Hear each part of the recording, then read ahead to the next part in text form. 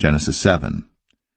And the Lord said unto Noah, Come thou and all thy house into the ark, for thee have I seen righteous before me in this generation. Of every clean beast thou shalt take to thee by sevens, the male and his female, and of beasts that are not clean by two, the male and his female.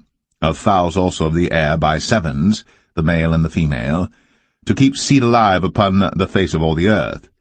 For yet 7 days, and I will cause it to rain upon the earth 40 days and 14 nights.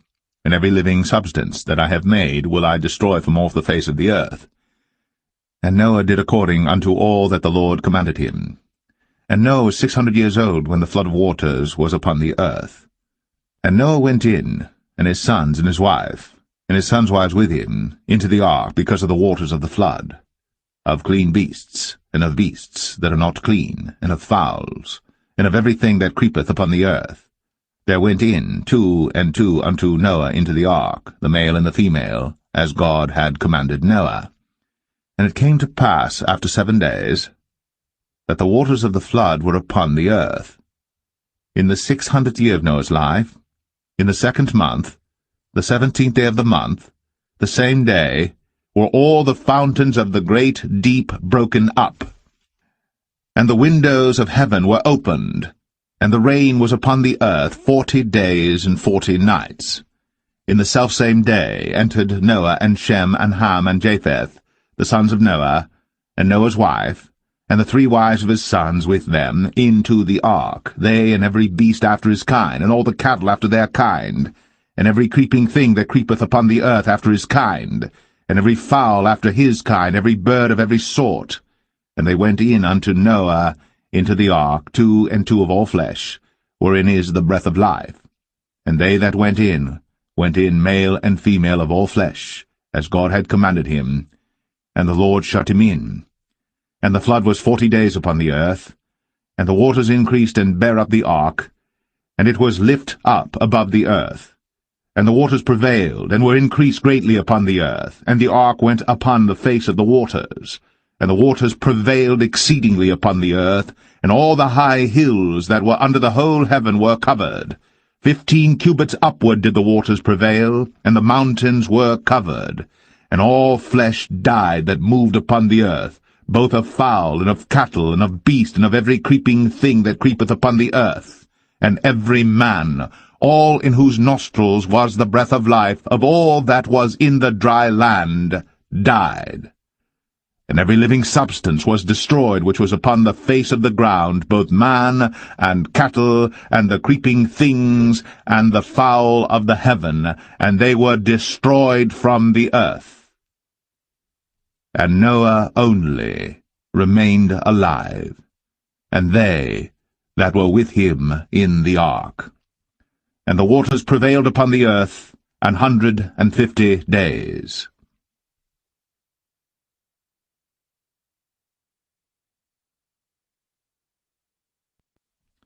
Genesis 8. And God remembered Noah, and every living thing, and all the cattle that was with him in the ark. And God made a wind to pass over the earth, and the waters assuaged.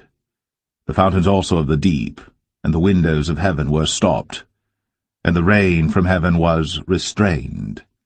And the waters returned from off the earth continually.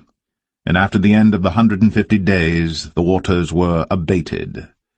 And the ark rested in the 7th month, on the 17th day of the month, upon the mountains of Ararat.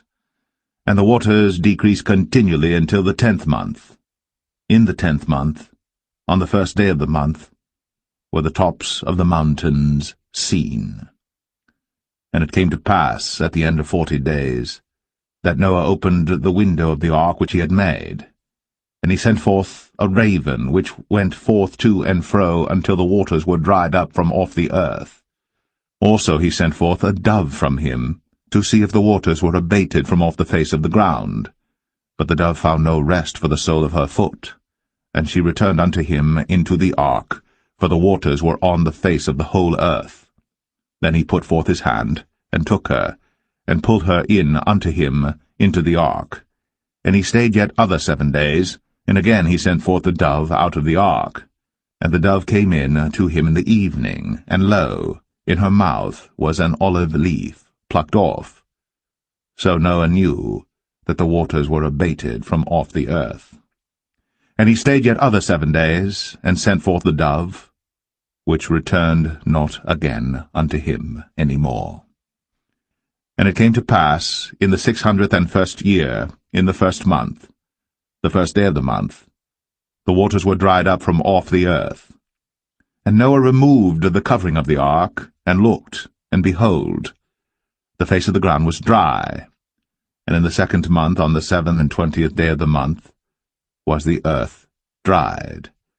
And God spake unto Noah, saying, Go forth of the ark, thou, and thy wife, and thy sons wives with thee.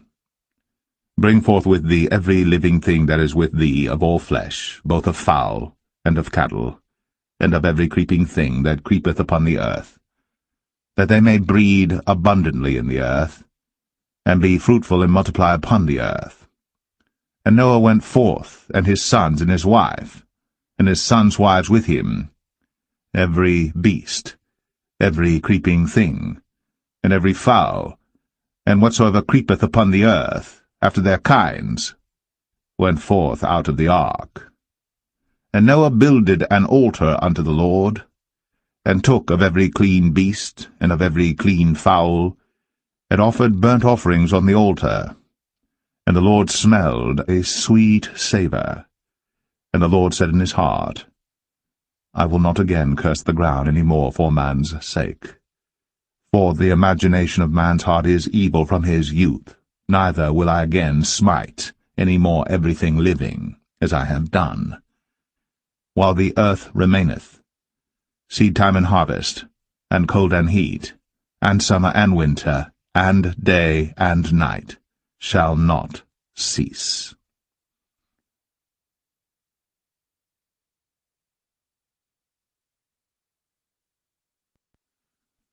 Genesis 9. And God blessed Noah and his sons, and said unto them, Be fruitful, and multiply, and replenish the earth. And the fear of you, and the dread of you shall be upon every beast of the earth, and upon every fowl of the air, upon all that moveth upon the earth, and upon all the fishes of the sea. Into your hand are they delivered. Every moving thing that liveth shall be meat for you, even as the green herb have I given you all things. But flesh, with the life thereof, which is the blood thereof, shall ye not eat. And surely your blood of your lives will I require. At the hand of every beast will I require it, and at the hand of man, at the hand of every man's brother will I require the life of man. Whoso sheddeth man's blood, by man shall his blood be shed. For in the image of God made he man. And you, be ye fruitful, and multiply, bring forth abundantly in the earth, and multiply therein.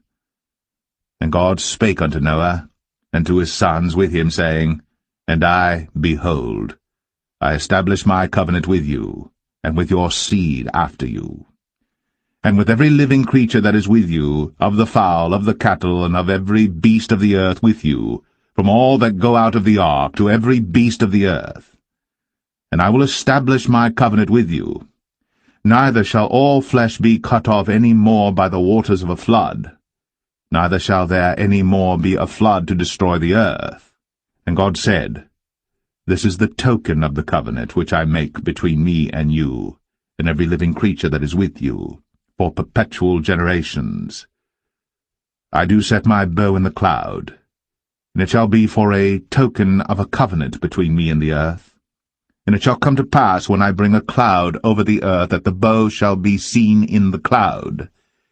And I will remember my covenant, which is between me and you and every living creature of all flesh.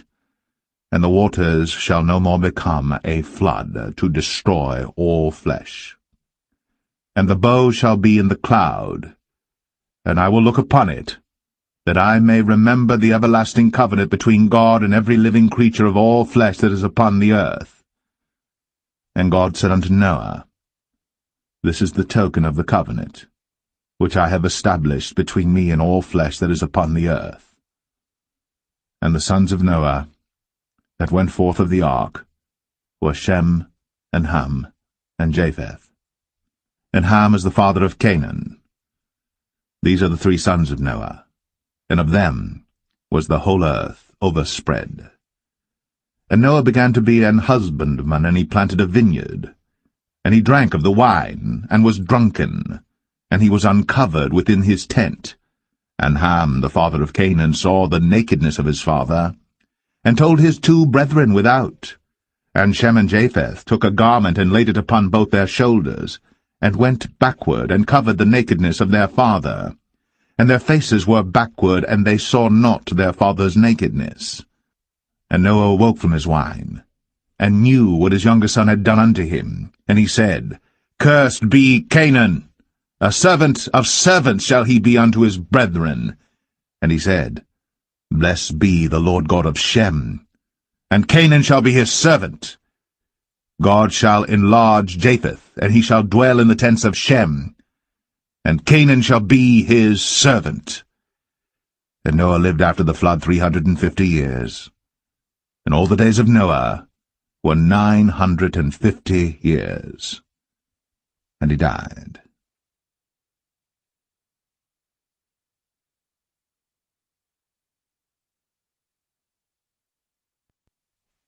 Genesis 10. Now these are the generations of the sons of Noah, Shem, Ham, and Japheth. And unto them were sons born after the flood. The sons of Japheth, Gomer, and Magog, and Madai, and Javan, and Tubal, and Meshech, and Taras. And the sons of Gomer, Ashkenaz, and Riphath, and Togarmah. And the sons of Javan, Elisha, and Tarshish, Kittim, and Dodanim. But these were the isles of the Gentiles divided in their lands, every one after his tongue, after their families, in their nations. And the sons of Ham, Cush, and Mizraim, and Phut, and Canaan. And the sons of Cush, Seba, and Havilah, and Sabta, and Ramah, and Sabteca. And the sons of Ramah, Sheba, and Dedan. And Cush begat Nimrod. He began to be a mighty one in the earth. He was a mighty hunter before the Lord. Wherefore it is said, even as Nimrod the mighty hunter before the Lord. And the beginning of his kingdom was Babel, and Erech, and Akkad, and Calneh in the land of Shinar. Out of that land went forth Ashur, and builded Nineveh, and the city Rehoboth, and Calah. And Rezin between Nineveh and Calah, the same is a great city. And Mizraim begat Ludim, and Anamim, and Lehabim, and Naphtuhim, and Pathrozim, and Casluhim, out of whom came Philistim, and Caphtorim.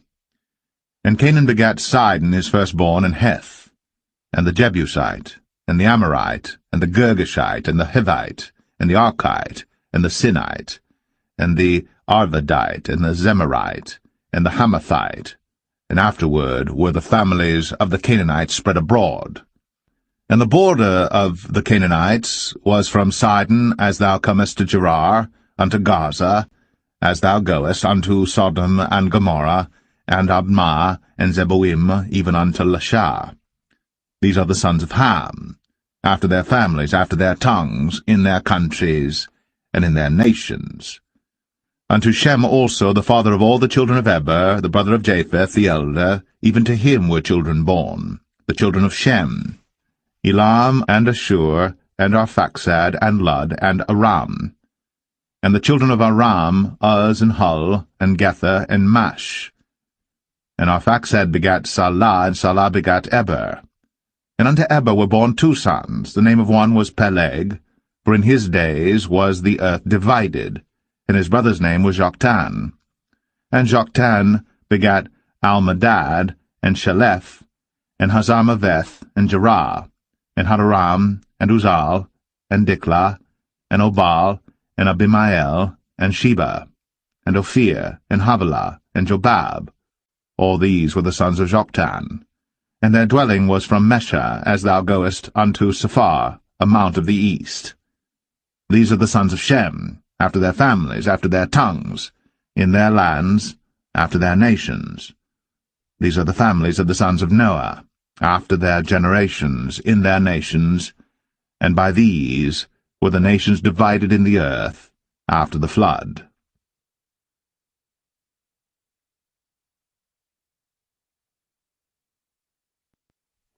Genesis 11. And the whole earth was of one language, and of one speech. And it came to pass, as they journeyed from the east, that they found a plain in the land of Shinar, and they dwelt there. And they said one to another, Go to, let us make brick, and burn them thoroughly. And they had brick for stone, and slime had they for mortar. And they said, Go to, let us build us a city and a tower, whose top may reach unto heaven. And let us make us a name, lest we be scattered abroad upon the face of the whole earth. And the Lord came down to see the city and the tower, which the children of men builded. And the Lord said, Behold, the people is one, and they have all one language, and this they begin to do? And now nothing will be restrained from them, which they have imagined to do. Go to, let us go down, and there confound their language, that they may not understand one another's speech. So the Lord scattered them abroad from thence upon the face of all the earth, and they left off to build the city. Therefore is the name of it called Babel, because the Lord did there confound the language of all the earth, and from thence did the Lord scatter them abroad upon the face of all the earth. These are the generations of Shem. Shem was 100 years old, and begat Arphaxad 2 years after the flood. And Shem lived after he begat Arphaxad 500 years, and begat sons and daughters. And Arphaxad lived 35 years, and begat Salah. And Arphaxad lived after he begat Salah 403 years, and begat sons and daughters. And Salah lived 30 years, and begat Eber. And Salah lived after he begat Eber 403 years, and begat sons and daughters. And Eber lived 34 years, and begat Peleg. And Eber lived after he begat Peleg 430 years, and begat sons and daughters. And Peleg lived 30 years, and begat Reu. And Peleg lived after he begat Reu 209 years, and begat sons and daughters. And Reu lived 32 years, and begat Serug. And Reu lived after he begat Serug 207 years, and begat sons and daughters. And Serug lived 30 years, and begat Nahor. And Serug lived after he begat Nahor 200 years, and begat sons and daughters. And Nahor lived 29 years, and begat Terah. And Nahor lived after he begat Terah 119 years, and begat sons and daughters. And Terah lived 70 years, and begat Abram, Nahor, and Haran. Now these are the generations of Terah. Terah begat Abram, Nahor, and Haran begat Lot. And Haran died before his father Terah in the land of his nativity, in Ur of the Chaldees. And Abram and Nahor took them wives. The name of Abram's wife was Sarai, and the name of Nahor's wife, Milcah, the daughter of Haran, the father of Milcah, and the father of Iscah. But Sarai was barren, she had no child. And Terah took Abram his son, and Lot the son of Haran his son's son, and Sarai his daughter-in-law his son Abram's wife. And they went forth with them from Ur of the Chaldees, to go into the land of Canaan. And they came unto Haran, and dwelt there. And the days of Terah were 205 years, and Terah died in Haran.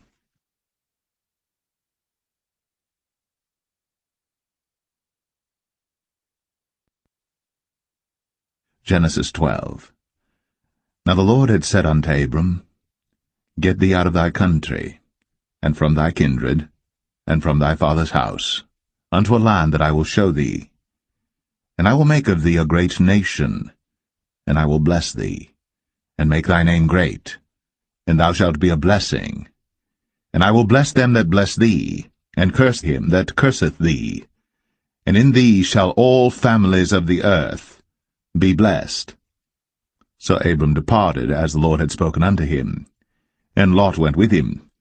And Abram was 75 years old, when he departed out of Haran. And Abram took Sarai his wife, and Lot his brother's son, and all their substance that they had gathered, and the souls that they had gotten in Haran. And they went forth to go into the land of Canaan, and into the land of Canaan they came. And Abram passed through the land unto the place of Sichem, unto the plain of Moreh, and the Canaanite was then in the land. And the Lord appeared unto Abram, and said, unto thy seed will I give this land. And there builded he an altar unto the Lord, who appeared unto him. And he removed from thence unto a mountain on the east of Bethel, and pitched his tent, having Bethel on the west, and Ai on the east. And there he builded an altar unto the Lord, and called upon the name of the Lord. And Abram journeyed, going on still toward the south. And there was a famine in the land, and Abram went down into Egypt to sojourn there, for the famine was grievous in the land. And it came to pass, when he was come near to enter into Egypt, that he said unto Sarai his wife, Behold now, I know that thou art a fair woman to look upon. Therefore it shall come to pass, when the Egyptians shall see thee, that they shall say, This is his wife, and they will kill me, but they will save thee alive. Say, I pray thee, Thou art my sister, that it may be well with me for thy sake, and my soul shall live because of thee. And it came to pass, that when Abram was come into Egypt, the Egyptians beheld the woman that she was very fair. The princes also of Pharaoh saw her, and commended her before Pharaoh. And the woman was taken into Pharaoh's house. And he entreated Abram well for her sake. And he had sheep, and oxen, and he-asses, and men-servants, and maidservants, and she-asses, and camels. And the Lord plagued Pharaoh, and his house with great plagues because of Sarai, Abram's wife. And Pharaoh called Abram, and said, What is this that thou hast done unto me? Why didst thou not tell me that she was thy wife? Why saidst thou, She is my sister, so I might have taken her to be my wife? Now therefore behold thy wife, take her, and go thy way. And Pharaoh commanded his men concerning him, and they sent him away, and his wife, and all that he had.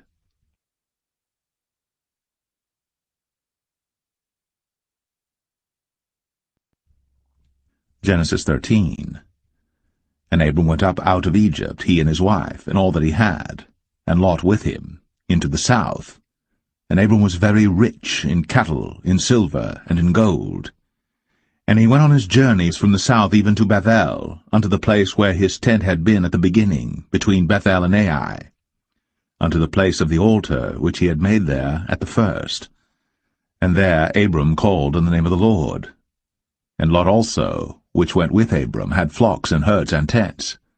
And the land was not able to bear them, that they might dwell together, for their substance was great, so that they could not dwell together. And there was a strife between the herdmen of Abram's cattle and the herdmen of Lot's cattle. And the Canaanite and the Perizzite dwelled then in the land. And Abram said unto Lot, Let there be no strife, I pray thee, between me and thee, and between my herdmen and thy herdmen, for we be brethren. Is not the whole land before thee? Separate thyself, I pray thee, from me. If thou wilt take the left hand, then I will go to the right, or if thou depart to the right hand, then I will go to the left. And Lot lifted up his eyes, and beheld all the plain of Jordan, that it was well watered everywhere, before the Lord destroyed Sodom and Gomorrah, even as the garden of the Lord, like the land of Egypt, as thou comest unto Zoar. Then Lot chose him all the plain of Jordan, and Lot journeyed east. And they separated themselves the one from the other. Abram dwelled in the land of Canaan, and Lot dwelled in the cities of the plain, and pitched his tent toward Sodom. But the men of Sodom were wicked and sinners before the Lord exceedingly. And the Lord said unto Abram after that Lot was separated from him, Lift up now thine eyes, and look from the place where thou art, northward and southward, and eastward and westward. For all the land which thou seest, to thee will I give it, and to thy seed for ever. And I will make thy seed as the dust of the earth, so that if a man can number the dust of the earth, then shall thy seed also be numbered. Arise, walk through the land in the length of it, and in the breadth of it, for I will give it unto thee. Then Abram removed his tent, and came and dwelt in the plain of Mamre, which is in Hebron, and built there an altar unto the Lord.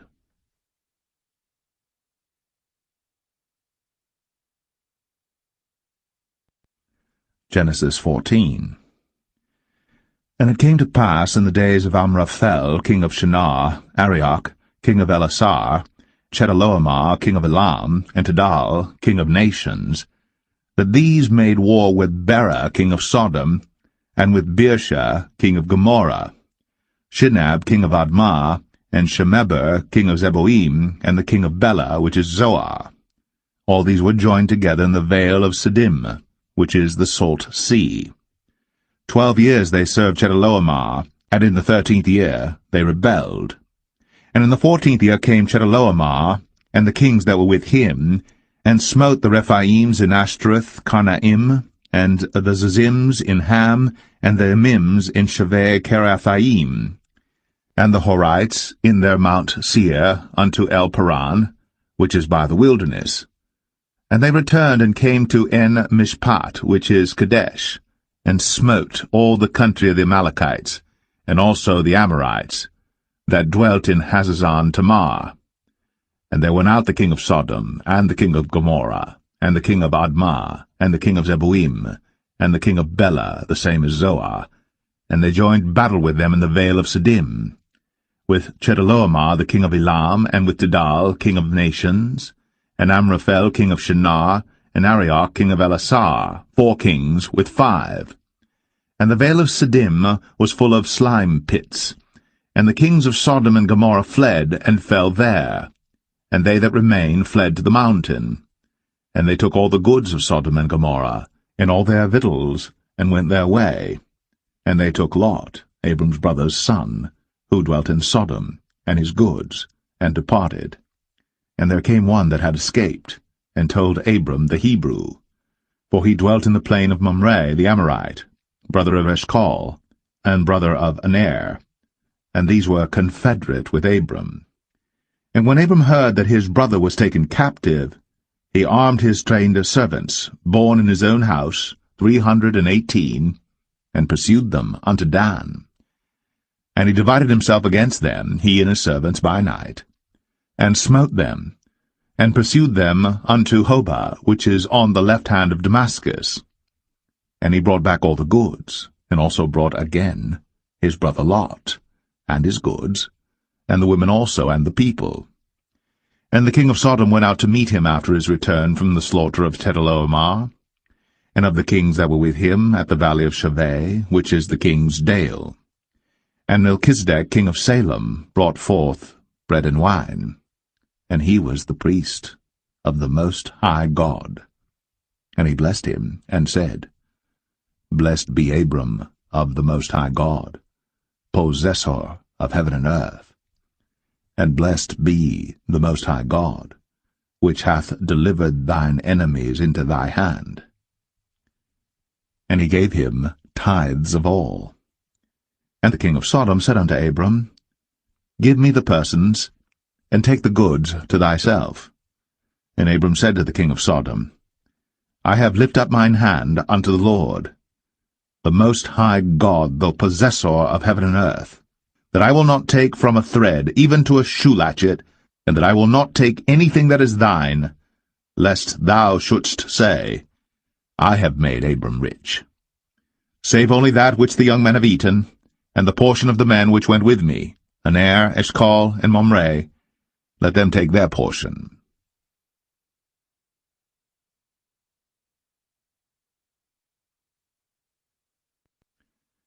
Genesis 15. After these things, the word of the Lord came unto Abram in a vision, saying, Fear not, Abram, I am thy shield, and thy exceeding great reward. And Abram said, Lord God, what wilt thou give me, seeing I go childless? And the steward of my house is this Eliezer of Damascus. And Abram said, Behold, to me thou hast given no seed, and lo, one born in my house is mine heir. And behold, the word of the Lord came unto him, saying, This shall not be thine heir, but he that shall come forth out of thine own bowels shall be thine heir. And he brought him forth abroad, and said, Look now toward heaven, and tell the stars, if thou be able to number them. And he said unto him, So shall thy seed be.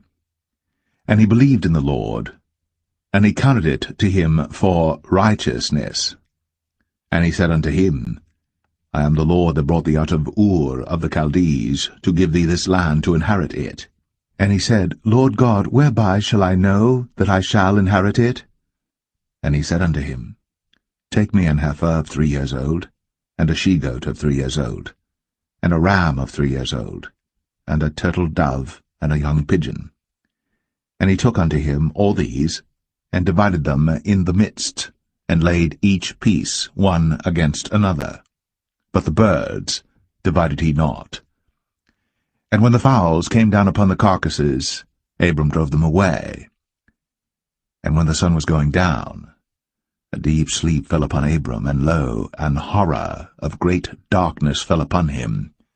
And he said unto Abram, Know of a surety that thy seed shall be a stranger in a land that is not theirs, and shall serve them, and they shall afflict them 400 years.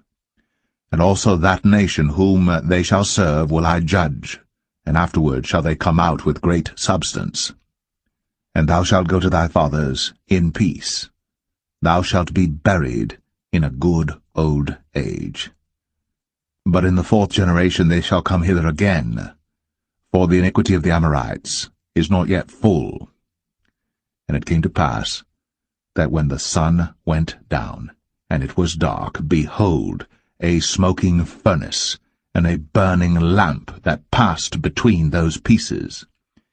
In the same day the Lord made a covenant with Abram, saying, Unto thy seed have I given this land, from the river of Egypt unto the great river, the river Euphrates, the Kenites, and the Kenizzites, and the Cadmonites, and the Hittites, and the Perizzites, and the Rephaims, and the Amorites, and the Canaanites, and the Girgashites, and the Jebusites.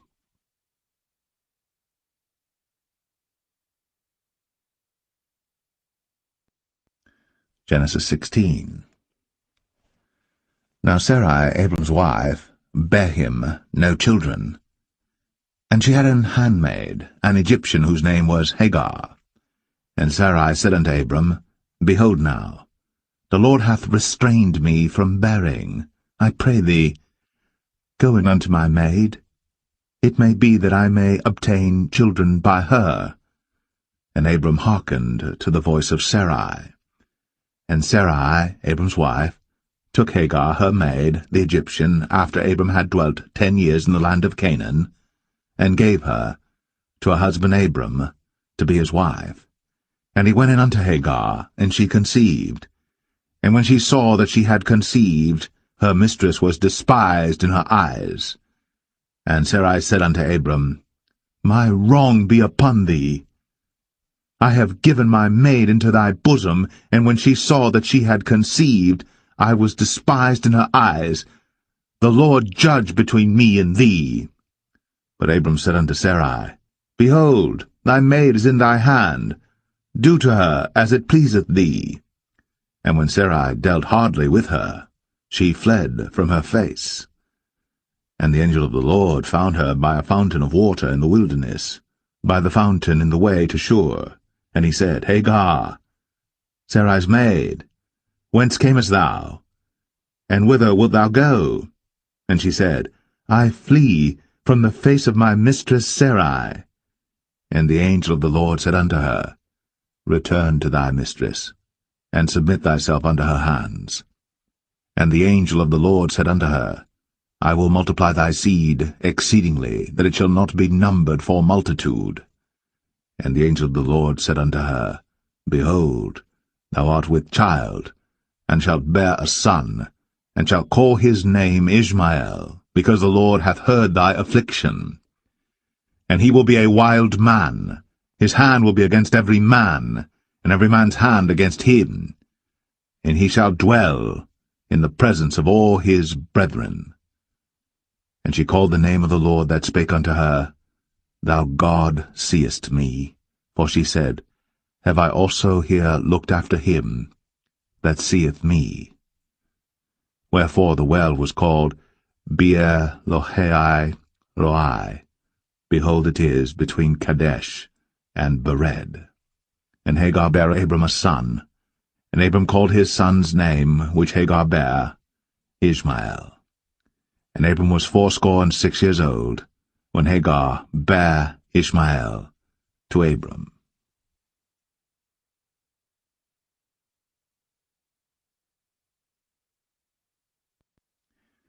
Genesis 17. And when Abram was 90 years old and 9, the Lord appeared to Abram and said unto him, I am the Almighty God. Walk before me, and be thou perfect. And I will make my covenant between me and thee, and will multiply thee exceedingly. And Abram fell on his face. And God talked with him, saying, As for me, behold, my covenant is with thee, and thou shalt be a father of many nations. Neither shall thy name any more be called Abram, but thy name shall be Abraham. For a father of many nations have I made thee. And I will make thee exceeding fruitful, and I will make nations of thee, and kings shall come out of thee. And I will establish my covenant between me and thee and thy seed after thee in their generations for an everlasting covenant, to be a God unto thee, and to thy seed after thee. And I will give unto thee, and to thy seed after thee, the land wherein thou art a stranger, all the land of Canaan, for an everlasting possession, and I will be their God. And God said unto Abraham, Thou shalt keep my covenant therefore, thou and thy seed after thee in their generations. This is my covenant, which ye shall keep, between me and you and thy seed after thee. Every man-child among you shall be circumcised, and ye shall circumcise the flesh of your foreskin, and it shall be a token of the covenant betwixt me and you. And he that is 8 days old shall be circumcised among you. Every man-child in your generations, he that is born in the house, or bought with money of any stranger, which is not of thy seed. He that is born in thy house, and he that is bought with thy money, must needs be circumcised. And my covenant shall be in your flesh, for an everlasting covenant. And the uncircumcised man-child, whose flesh of his foreskin is not circumcised, that soul shall be cut off from his people. He hath broken my covenant. And God said unto Abraham, As for Sarai thy wife, thou shalt not call her name Sarai, but Sarah shall her name be.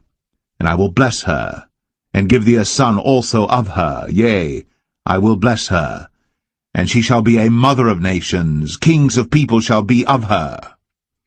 Then Abram fell upon his face, and laughed, and said in his heart, Shall a child be born unto him that is 100 years old? And shall Sarah, that is 90 years old, bear? And Abraham said unto God, O that Ishmael might live before thee. And God said, Sarah thy wife shall bear thee a son indeed, and thou shalt call his name Isaac. And I will establish my covenant with him for an everlasting covenant, and with his seed after him. And as for Ishmael, I have heard thee. Behold, I have blessed him, and will make him fruitful, and will multiply him exceedingly. 12 princes shall he beget, and I will make him a great nation. But my covenant will I establish with Isaac, which Sarah shall bear unto thee, at this set time in the next year. And he left off talking with him, and God went up from Abraham. And Abraham took Ishmael his son, and all that were born in his house, and all that were bought with his money, every male among the men of Abraham's house, and circumcised the flesh of their foreskin in the selfsame day, as God had said unto him. And Abraham was 90 years old and 9, when he was circumcised in the flesh of his foreskin. And Ishmael his son was 13 years old, when he was circumcised in the flesh of his foreskin. In the selfsame day was Abraham circumcised, and Ishmael his son, and all the men of his house, born in the house, and bought with money of the stranger, were circumcised with him.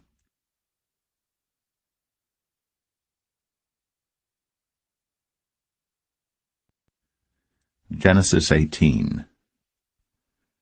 And the Lord appeared unto him in the plains of Mamre, and he sat in the tent door in the heat of the day.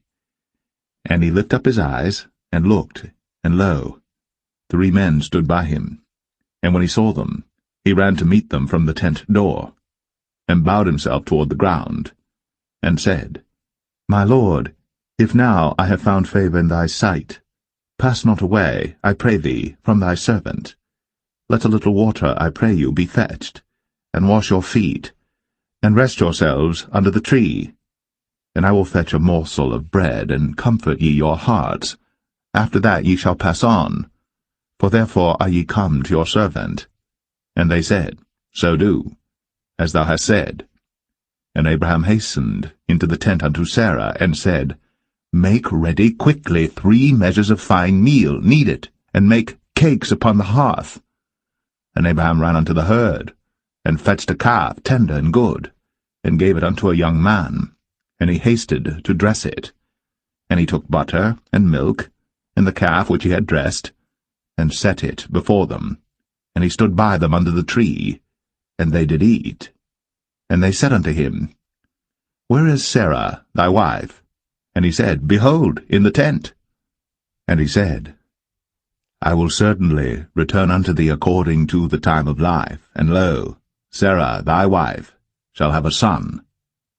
And Sarah heard it in the tent door, which was behind him. Now Abraham and Sarah were old, and well stricken in age, and it ceased to be with Sarah, after the manner of women. Therefore Sarah laughed within herself, saying, After I am waxed old shall I have pleasure, my Lord being old also? And the Lord said unto Abraham, Wherefore did Sarah laugh, saying, Shall I of a surety bear a child, which am old?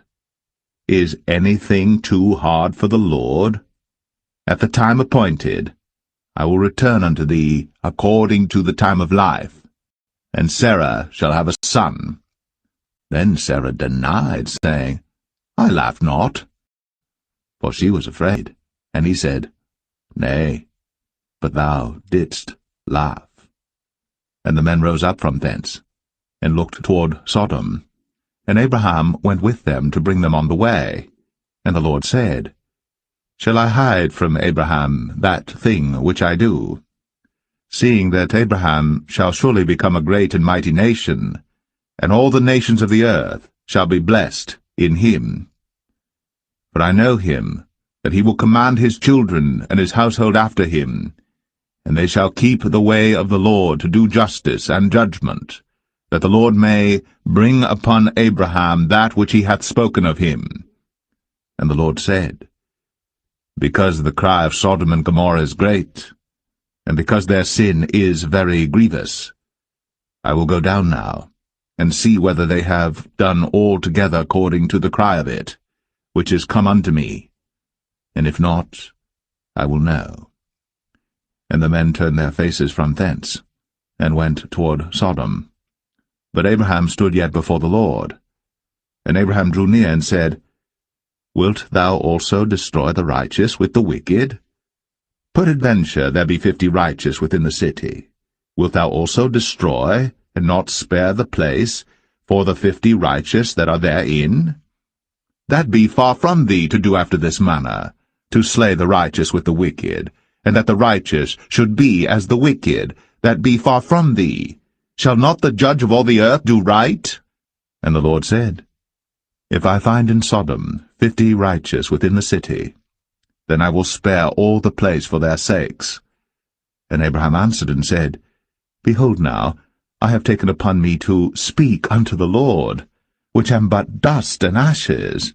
Peradventure, there shall lack 5 of the 50 righteous. Wilt thou destroy all the city for lack of 5? And he said, If I find there 40 and 5, I will not destroy it. And he spake unto him yet again, and said, Peradventure, there shall be 40 found there.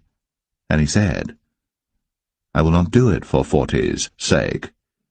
And he said unto him, O, let not the Lord be angry, and I will speak. Peradventure, there shall 30 be found there. And he said, I will not do it, if I find 30 there. And he said, Behold now, I have taken upon me to speak unto the Lord. Peradventure there shall be 20 found there. And he said, I will not destroy it for 20's sake. And he said, Oh, let not the Lord be angry, and I will speak yet but this once. Peradventure 10 shall be found there. And he said, I will not destroy it for 10's sake. And the Lord went his way, as soon as he had left communing with Abraham. And Abraham returned unto his place.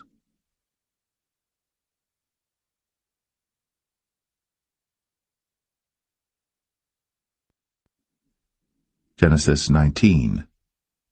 And there came 2 angels to Sodom at even, and Lot sat in the gate of Sodom. And Lot, seeing them, rose up to meet them, and he bowed himself with his face toward the ground. And he said, Behold now, my lords, turn in, I pray you, into your servant's house, and tarry all night, and wash your feet, and ye shall rise up early and go on your ways. And they said, Nay, but we will abide in the street all night.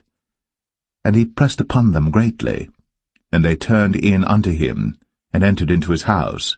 And he made them a feast, and did bake unleavened bread, and they did eat.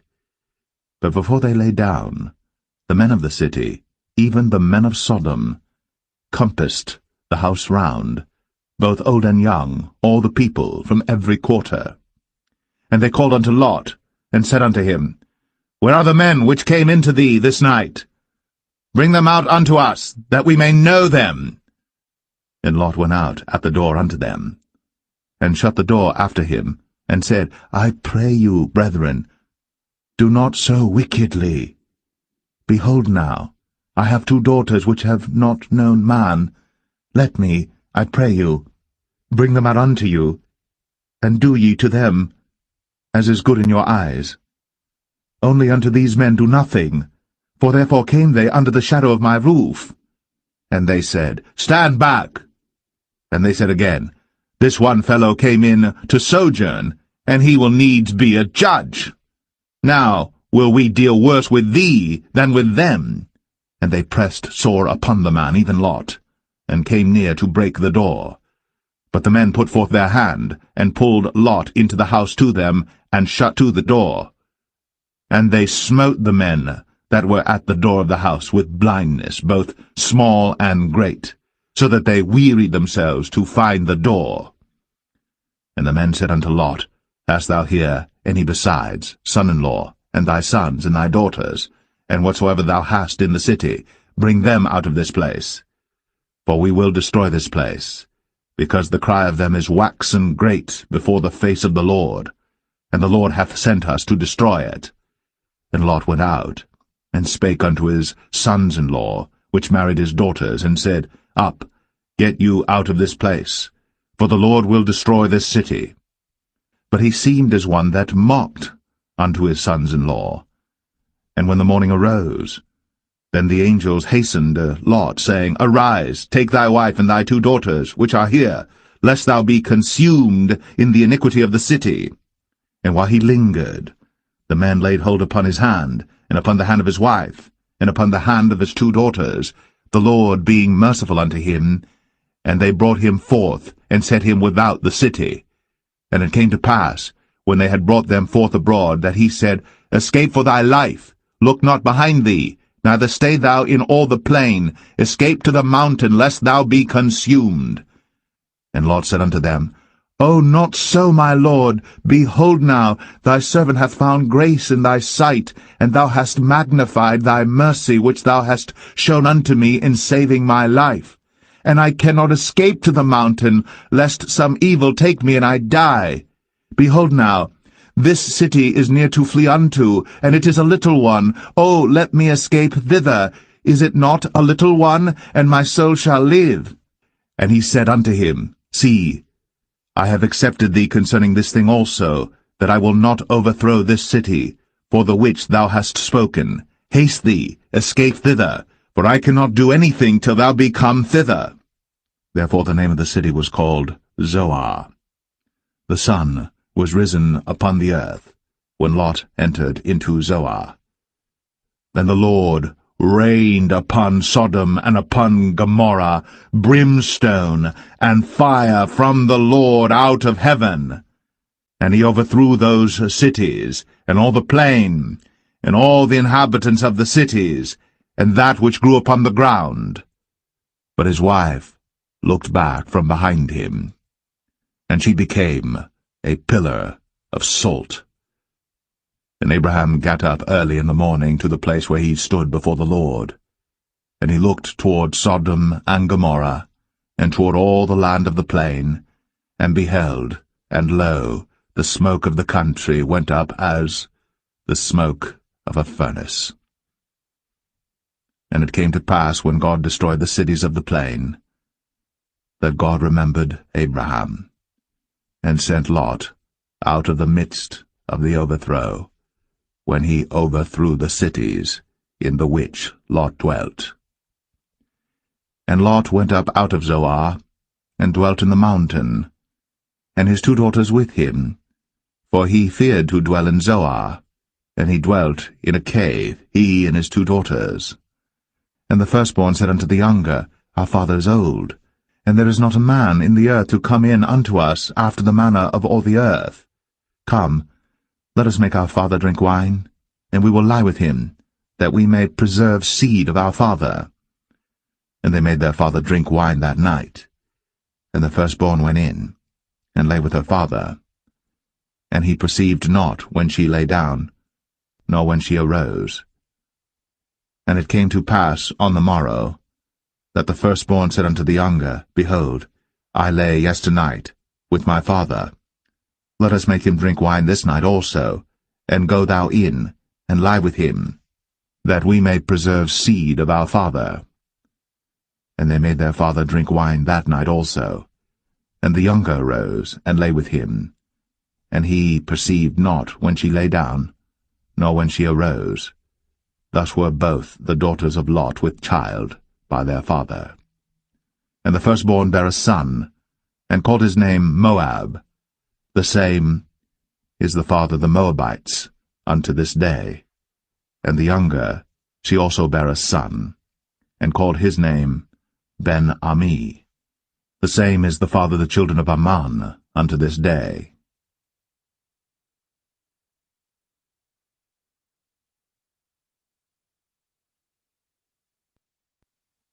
Genesis 20. And Abraham journeyed from thence toward the south country, and dwelled between Kadesh and Shur, and sojourned in Gerar. And Abraham said of Sarah his wife, She is my sister. And Abimelech king of Gerar sent and took Sarah. But God came to Abimelech in a dream by night, and said to him, Behold, thou art but a dead man, for the woman which thou hast taken, for she is a man's wife. But Abimelech had not come near her, and he said, Lord, wilt thou slay also a righteous nation? Said he not unto me, She is my sister? And she, even she herself, said, He is my brother? In the integrity of my heart, and innocency of my hands, have I done this. And God said unto him in a dream, Yea, I know that thou didst this in the integrity of thy heart. For I also withheld thee from sinning against me. Therefore suffered I thee not to touch her. Now therefore restore the man his wife, for he is a prophet, and he shall pray for thee, and thou shalt live. And if thou restore her not, know thou that thou shalt surely die, thou and all that are thine. Therefore Abimelech rose early in the morning, and called all his servants, and told all these things in their ears. And the men were sore afraid. Then Abimelech called Abraham, and said unto him, What hast thou done unto us? And what have I offended thee, that thou hast brought on me and on my kingdom a great sin? Thou hast done deeds unto me that ought not to be done. And Abimelech said unto Abraham, What sawest thou, that thou hast done this thing? And Abraham said, Because I thought, surely the fear of God is not in this place, and they will slay me for my wife's sake. And yet indeed she is my sister. She is the daughter of my father, but not the daughter of my mother, and she became my wife. And it came to pass, when God caused me to wander from my father's house, that I said unto her, This is thy kindness which thou shalt show unto me. At every place whither we shall come, say of me, He is my brother.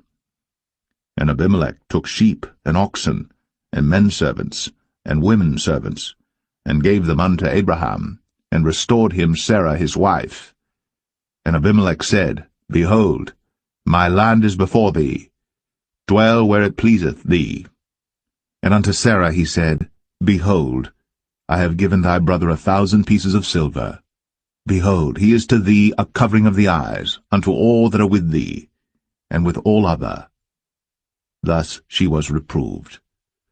So Abraham prayed unto God, and God healed Abimelech and his wife and his maidservants, and they bare children. For the Lord had fast closed up all the wombs of the house of Abimelech, because of Sarah, Abraham's wife.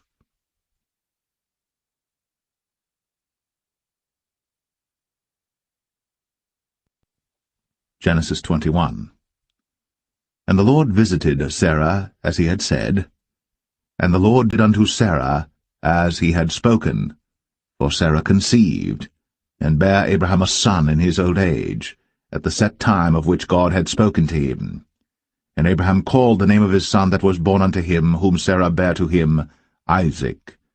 And Abraham circumcised his son Isaac, being 8 days old, as God had commanded him. And Abraham was 100 years old when his son Isaac was born unto him. And Sarah said, God hath made me to laugh, so that all that hear will laugh with me. And she said, Who would have said unto Abraham, that Sarah should have given children suck? For I have borne him a son in his old age. And the child grew, and was weaned. And Abraham made a great feast, the same day that Isaac was weaned. And Sarah saw the son of Hagar the Egyptian, which she had borne unto Abraham, mocking. Wherefore she said unto Abraham, Cast out this bondwoman and her son, for the son of this bondwoman shall not be heir with my son, even with Isaac. And the thing was very grievous in Abraham's sight because of his son. And God said unto Abraham, Let it not be grievous in thy sight, because of the lad, and because of thy bondwoman. In all that Sarah hath said unto thee, hearken unto her voice, for in Isaac shall thy seed be called. And also of the son of the bondwoman will I make a nation, because he is thy seed. And Abraham rose up early in the morning, and took bread and a bottle of water, and gave it unto Hagar, putting it on her shoulder, and the child, and sent her away, and she departed and wandered in the wilderness of Beersheba.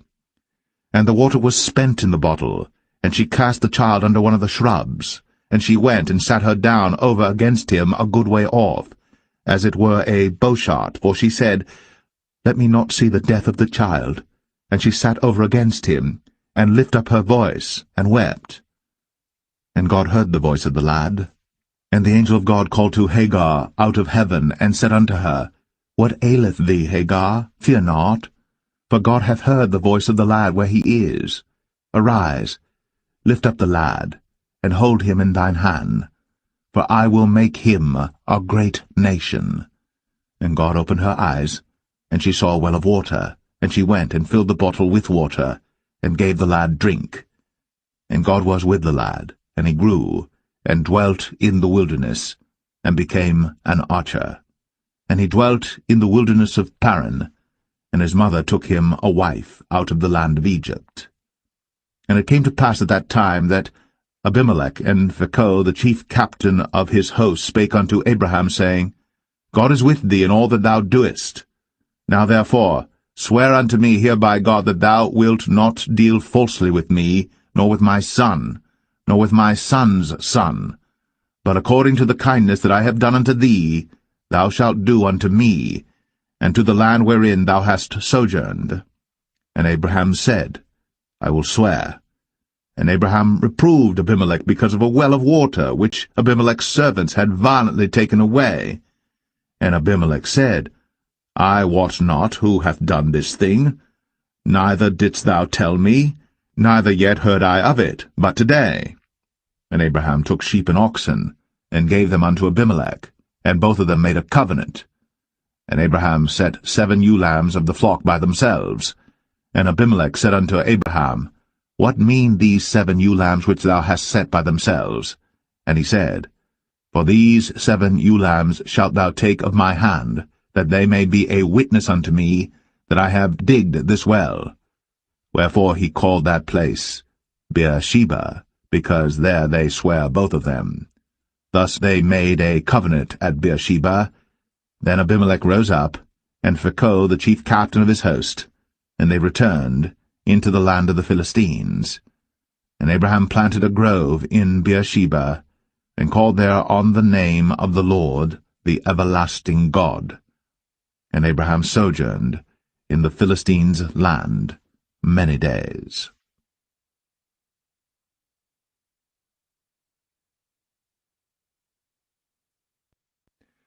Genesis 22. And it came to pass, after these things, that God did tempt Abraham, and said unto him, Abraham. And he said, Behold, here I am. And he said, Take now thy son, thine only son Isaac, whom thou lovest, and get thee into the land of Moriah, and offer him there for a burnt offering, upon one of the mountains which I will tell thee of. And Abraham rose up early in the morning, and saddled his ass, and took 2 of his young men with him, and Isaac his son, and clave the wood for the burnt offering, and rose up, and went unto the place of which God had told him. Then on the 3rd day Abraham lifted up his eyes, and saw the place afar off. And Abraham said unto his young men, Abide ye here with the ass, and I and the lad will go yonder, and worship, and come again to you. And Abraham took the wood of the burnt offering, and laid it upon Isaac his son. And he took the fire in his hand, and a knife, and they went both of them together. And Isaac spake unto Abraham his father, and said, My father? And he said, Here am I, my son. And he said, Behold, the fire and the wood. But where is the lamb for a burnt offering? And Abraham said, My son, God will provide himself a lamb for a burnt offering. So they went both of them together. And they came to the place which God had told him of. And Abraham built an altar there, and laid the wood in order, and bound Isaac his son, and laid him on the altar upon the wood. And Abraham stretched forth his hand, and took the knife to slay his son. And the angel of the Lord called unto him out of heaven, and said, Abraham, Abraham! And he said, Here am I. And he said, Lay not thine hand upon the lad, neither do thou anything unto him. For now I know that thou fearest God, seeing thou hast not withheld thy son, thine only son, from me. And Abraham lifted up his eyes, and looked, and behold, behind him a ram caught in a thicket by his horns. And Abraham went, and took the ram, and offered him up for a burnt offering in the stead of his son. And Abraham called the name of that place Jehovah-Jireh, as it is said to this day, In the mount of the Lord it shall be seen. And the angel of the Lord called unto Abraham out of heaven the 2nd time, and said, By myself have I sworn, saith the Lord, for because thou hast done this thing, and hast not withheld thy son, thine only son, that in blessing I will bless thee, and in multiplying I will multiply thy seed as the stars of the heaven, and as the sand which is upon the seashore, and thy seed shall possess the gate of his enemies. And in thy seed shall all the nations of the earth be blessed, because thou hast obeyed my voice. So Abraham returned unto his young men, and they rose up, and went together to Beersheba. And Abraham dwelt at Beersheba. And it came to pass after these things, that it was told Abraham, saying, Behold, Milcah, she hath also borne children unto thy brother Nahor, Huz his firstborn, and Buz his brother, and Kemuel the father of Aram, and Chesed, and Hazo, and Pildash, and Jidlaph, and Bethuel. And Bethuel begat Rebekah. These 8 Milcah did bear to Nahor, Abraham's brother. And his concubine, whose name was Rumah, she bare also Tebah, and Gaham, and Thahash, and Maacah.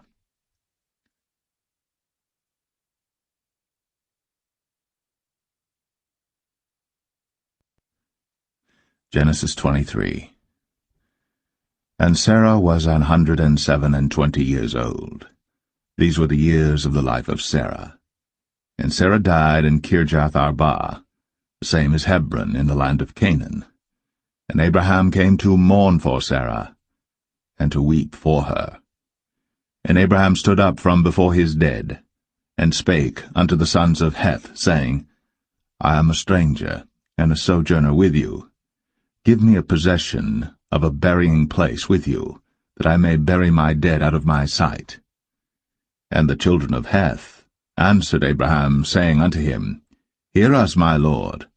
Thou art a mighty prince among us. In the choice of our sepulchres bury thy dead. None of us shall withhold from thee his sepulchre, but that thou mayest bury thy dead. And Abraham stood up, and bowed himself to the people of the land, even to the children of Heth. And he communed with them, saying, If it be your mind that I should bury my dead out of my sight, hear me, and entreat for me to Ephron the son of Zoar, that he may give me the cave of Machpelah, which he hath, which is in the end of his field. For as much money as it is worth, he shall give it me, for a possession of a burying place amongst you. And Ephron dwelt among the children of Heth. And Ephron the Hittite answered Abraham in the audience of the children of Heth, even of all that went in at the gate of his city, saying, Nay, my lord, hear me. The field give I thee, and the cave that is therein I give it thee. In the presence of the sons of my people give I it thee. Bury thy dead. And Abraham bowed down himself before the people of the land. And he spake unto Ephron in the audience of the people of the land, saying, But if thou wilt give it, I pray thee, hear me. I will give thee money for the field. Take it of me, and I will bury my dead there. And Ephron answered Abraham, saying unto him, My lord, hearken unto me. The land is worth 400 shekels of silver. What is that betwixt me and thee? Bury therefore thy dead. And Abraham hearkened unto Ephron, and Abraham weighed to Ephron the silver, which he had named in the audience of the sons of Heth, 400 shekels of silver, current money, with the merchant. And the field of Ephron, which was in Machpelah, which was before Mamre, the field and the cave which was therein, and all the trees that were in the field, that were in all the borders round about, were made sure unto Abraham for a possession in the presence of the children of Heth, before all that went in at the gate of his city. And after this Abraham buried Sarah his wife, in the cave of the field of Machpelah before Mamre, the same is Hebron in the land of Canaan, and the field, and the cave that is therein, were made sure unto Abraham for a possession of a burying place by the sons of Heth.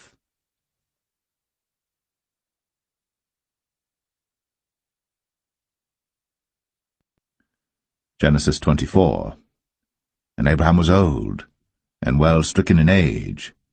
And the Lord had blessed Abraham in all things. And Abraham said unto his eldest servant of his house, that ruled over all that he had, Put, I pray thee, thy hand unto my thigh, and I will make thee swear by the Lord, the God of heaven, and the God of the earth, that thou shalt not take a wife unto my son of the daughters of the Canaanites, among whom I dwell. But thou shalt go unto my country, and to my kindred, and take a wife unto my son Isaac. And the servant said unto him, Peradventure the woman will not be willing to follow me unto this land. Must I needs bring thy son again unto the land from whence thou camest? And Abraham said unto him, Beware thou that thou bring not my son thither again. The Lord God of heaven, which took me from my father's house, and from the land of my kindred, and which spake unto me, and that sware unto me, saying, Unto thy seed will I give this land. He shall send his angel before thee, and thou shalt take a wife unto my son from thence. And if the woman will not be willing to follow thee, then thou shalt be clear from this my oath. Only bring not my son thither again.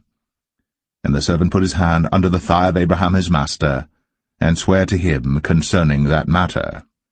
And the servant took 10 camels of the camels of his master, and departed, for all the goods of his master were in his hand. And he arose, and went to Mesopotamia, unto the city of Nahor.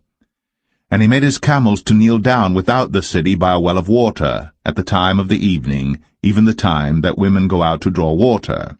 And he said, O Lord God of my master Abraham, I pray thee, send me good speed this day, and show kindness unto my master Abraham.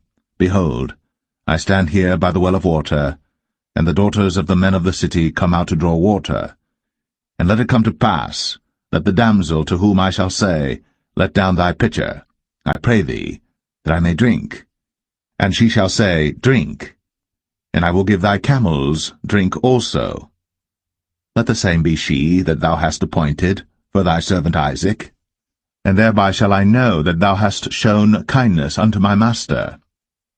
And it came to pass, before he had done speaking, that, behold, Rebekah came out, who was born to Bethuel, son of Milcah, the wife of Nahor, Abraham's brother, with her pitcher upon her shoulder.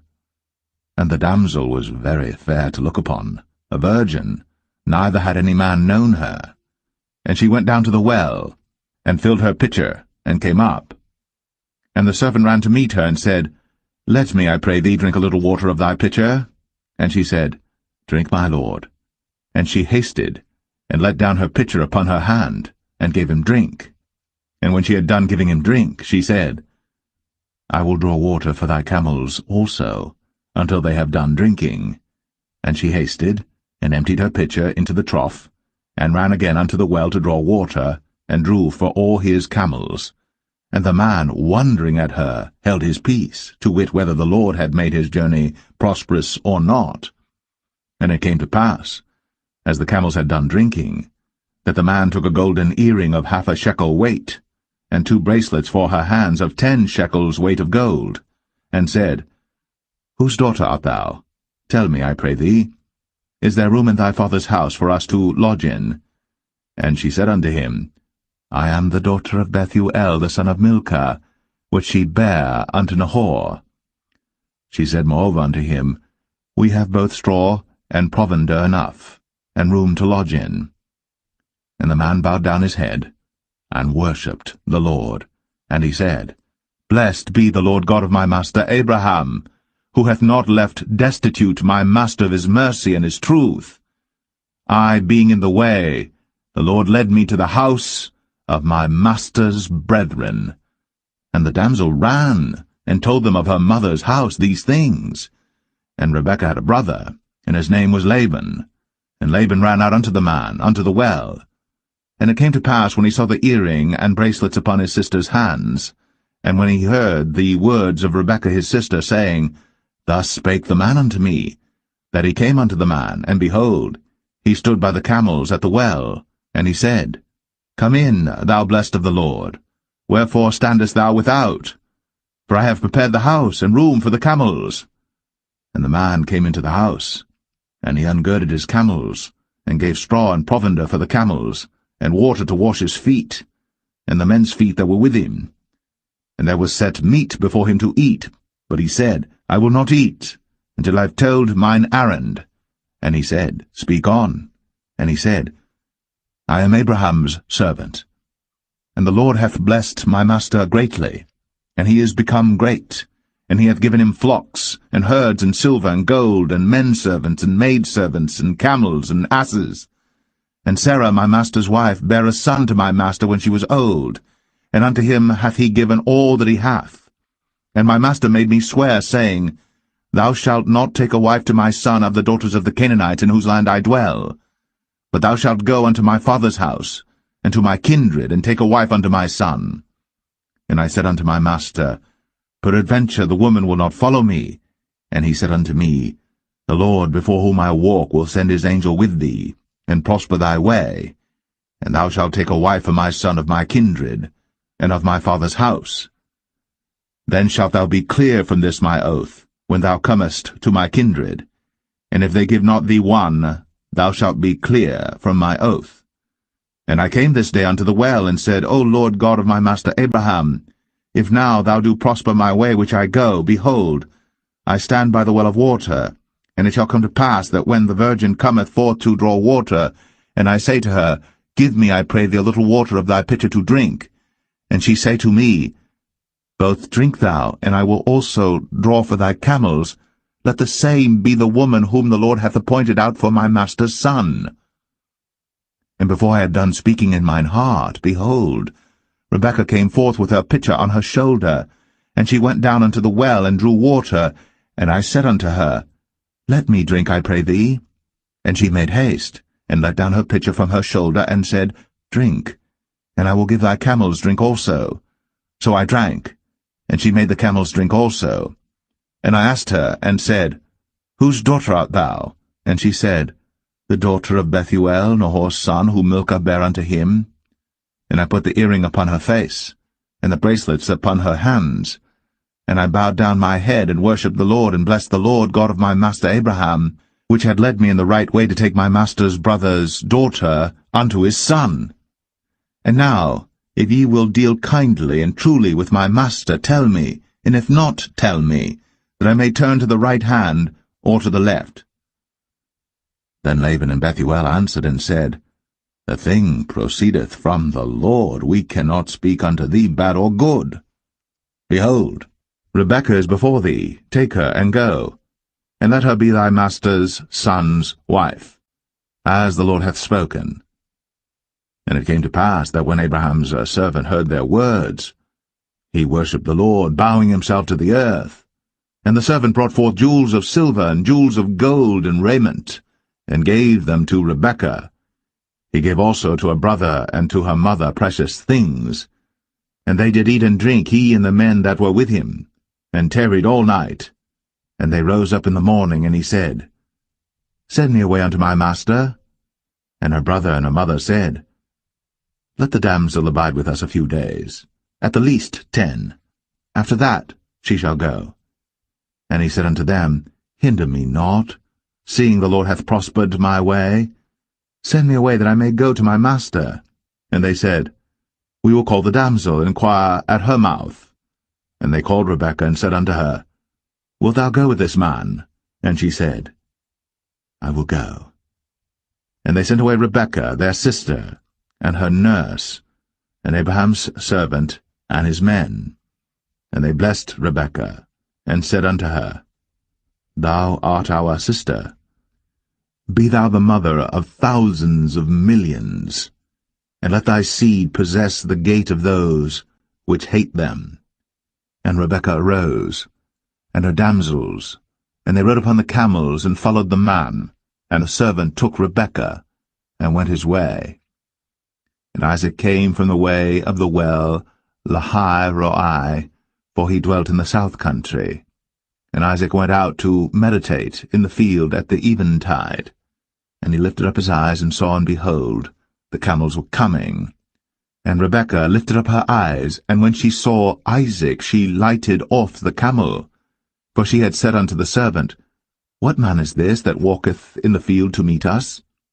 And the servant had said, It is my master. Therefore she took a veil, and covered herself. And the servant told Isaac all things that he had done. And Isaac brought her into his mother Sarah's tent, and took Rebekah, and she became his wife, and he loved her. And Isaac was comforted after his mother's death.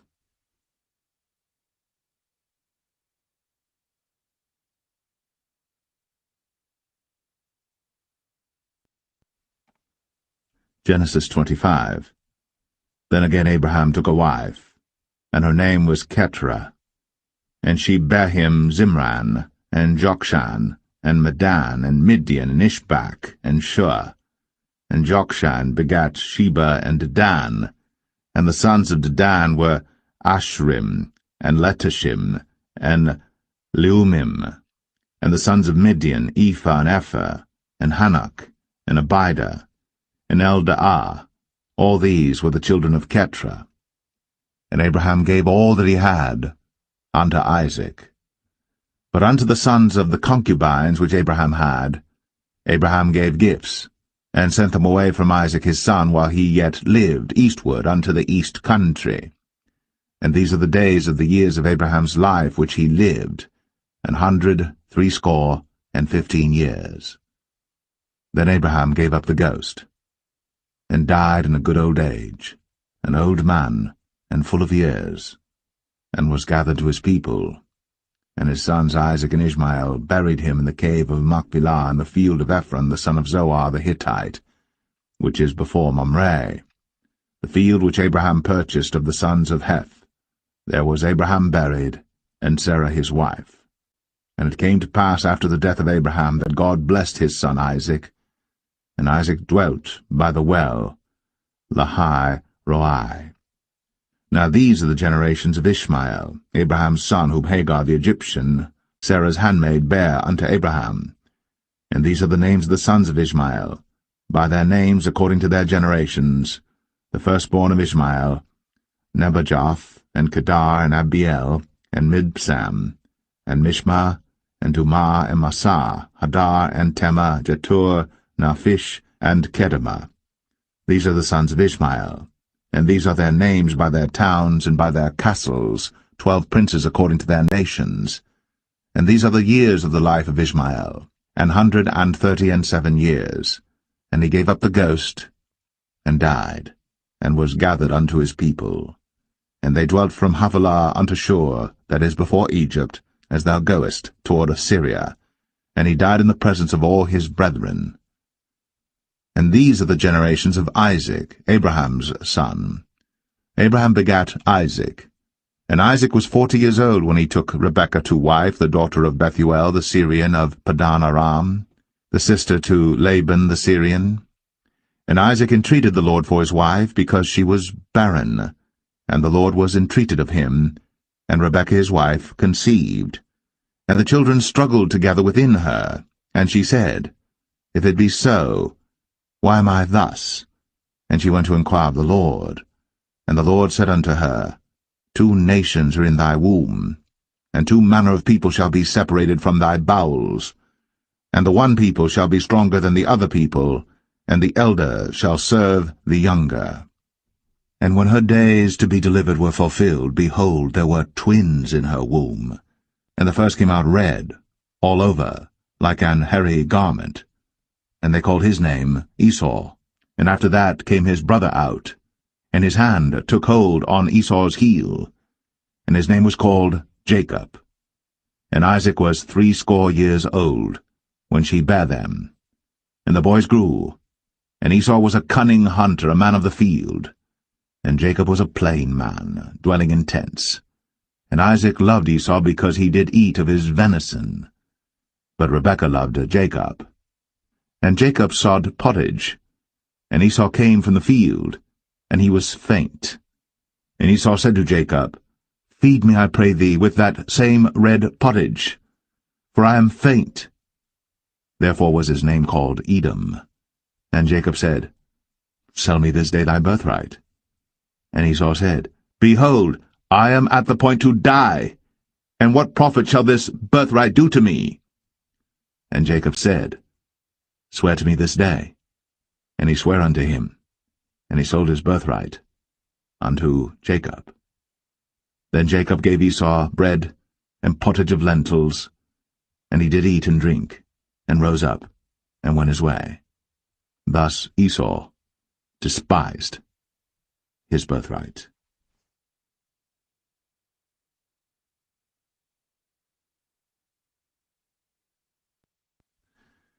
Genesis 26. And there was a famine in the land beside the first famine that was in the days of Abraham. And Isaac went unto Abimelech king of the Philistines unto Gerar. And the Lord appeared unto him, and said, Go not down into Egypt. Dwell in the land which I shall tell thee of. Sojourn in this land, and I will be with thee, and will bless thee. For unto thee and unto thy seed I will give all these countries, and I will perform the oath which I swear unto Abraham thy father. And I will make thy seed to multiply as the stars of heaven, and will give unto thy seed all these countries, and in thy seed shall all the nations of the earth be blessed, because that Abraham obeyed my voice, and kept my charge, my commandments, my statutes, and my laws. And Isaac dwelt in Gerar. And the men of the place asked him of his wife, and he said, She is my sister. For he feared to say, She is my wife, lest, said he, the men of the place should kill me for Rebekah, because she was fair to look upon. And it came to pass, when he had been there a long time, that Abimelech king of the Philistines looked out at a window, and saw, and behold, Isaac was sporting with Rebekah his wife. And Abimelech called Isaac, and said, Behold, of a surety she is thy wife. And how saidst thou, She is my sister? And Isaac said unto him, Because I said, Lest I die for her. And Abimelech said, What is this thou hast done unto us? One of the people might lightly have lain with thy wife, and thou shouldest have brought guiltiness upon us. And Abimelech charged all his people, saying, He that toucheth this man or his wife shall surely be put to death. Then Isaac sowed in that land, and received in the same year 100-fold, and the Lord blessed him. And the man waxed great, and went forward, and grew until he became very great.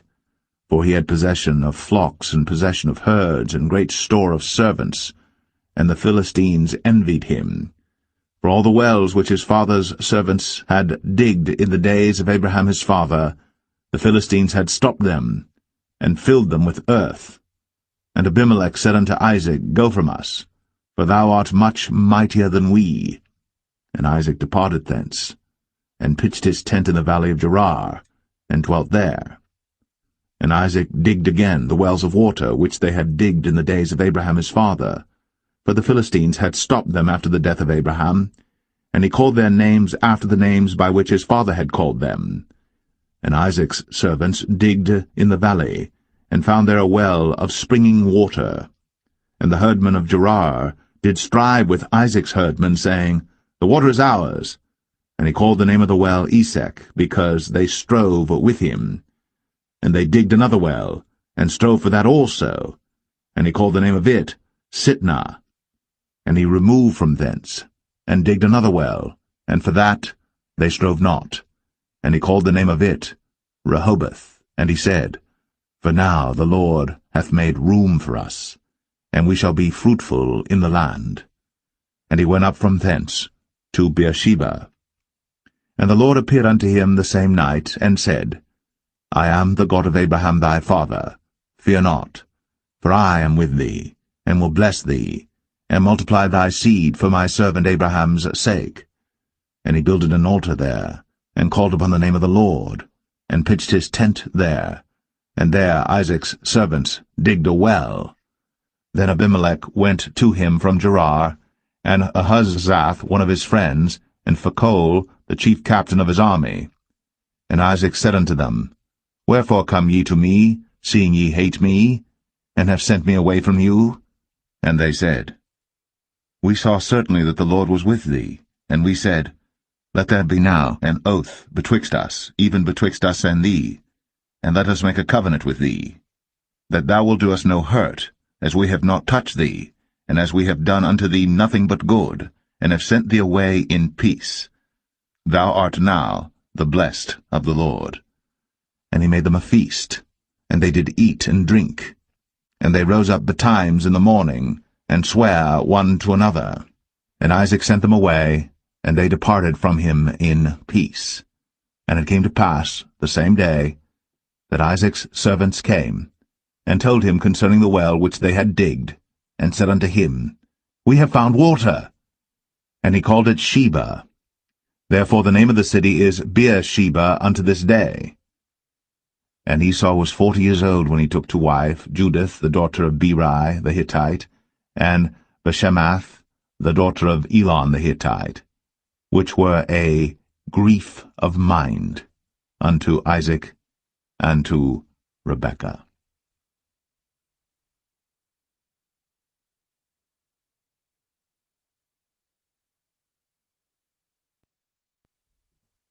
Genesis 27.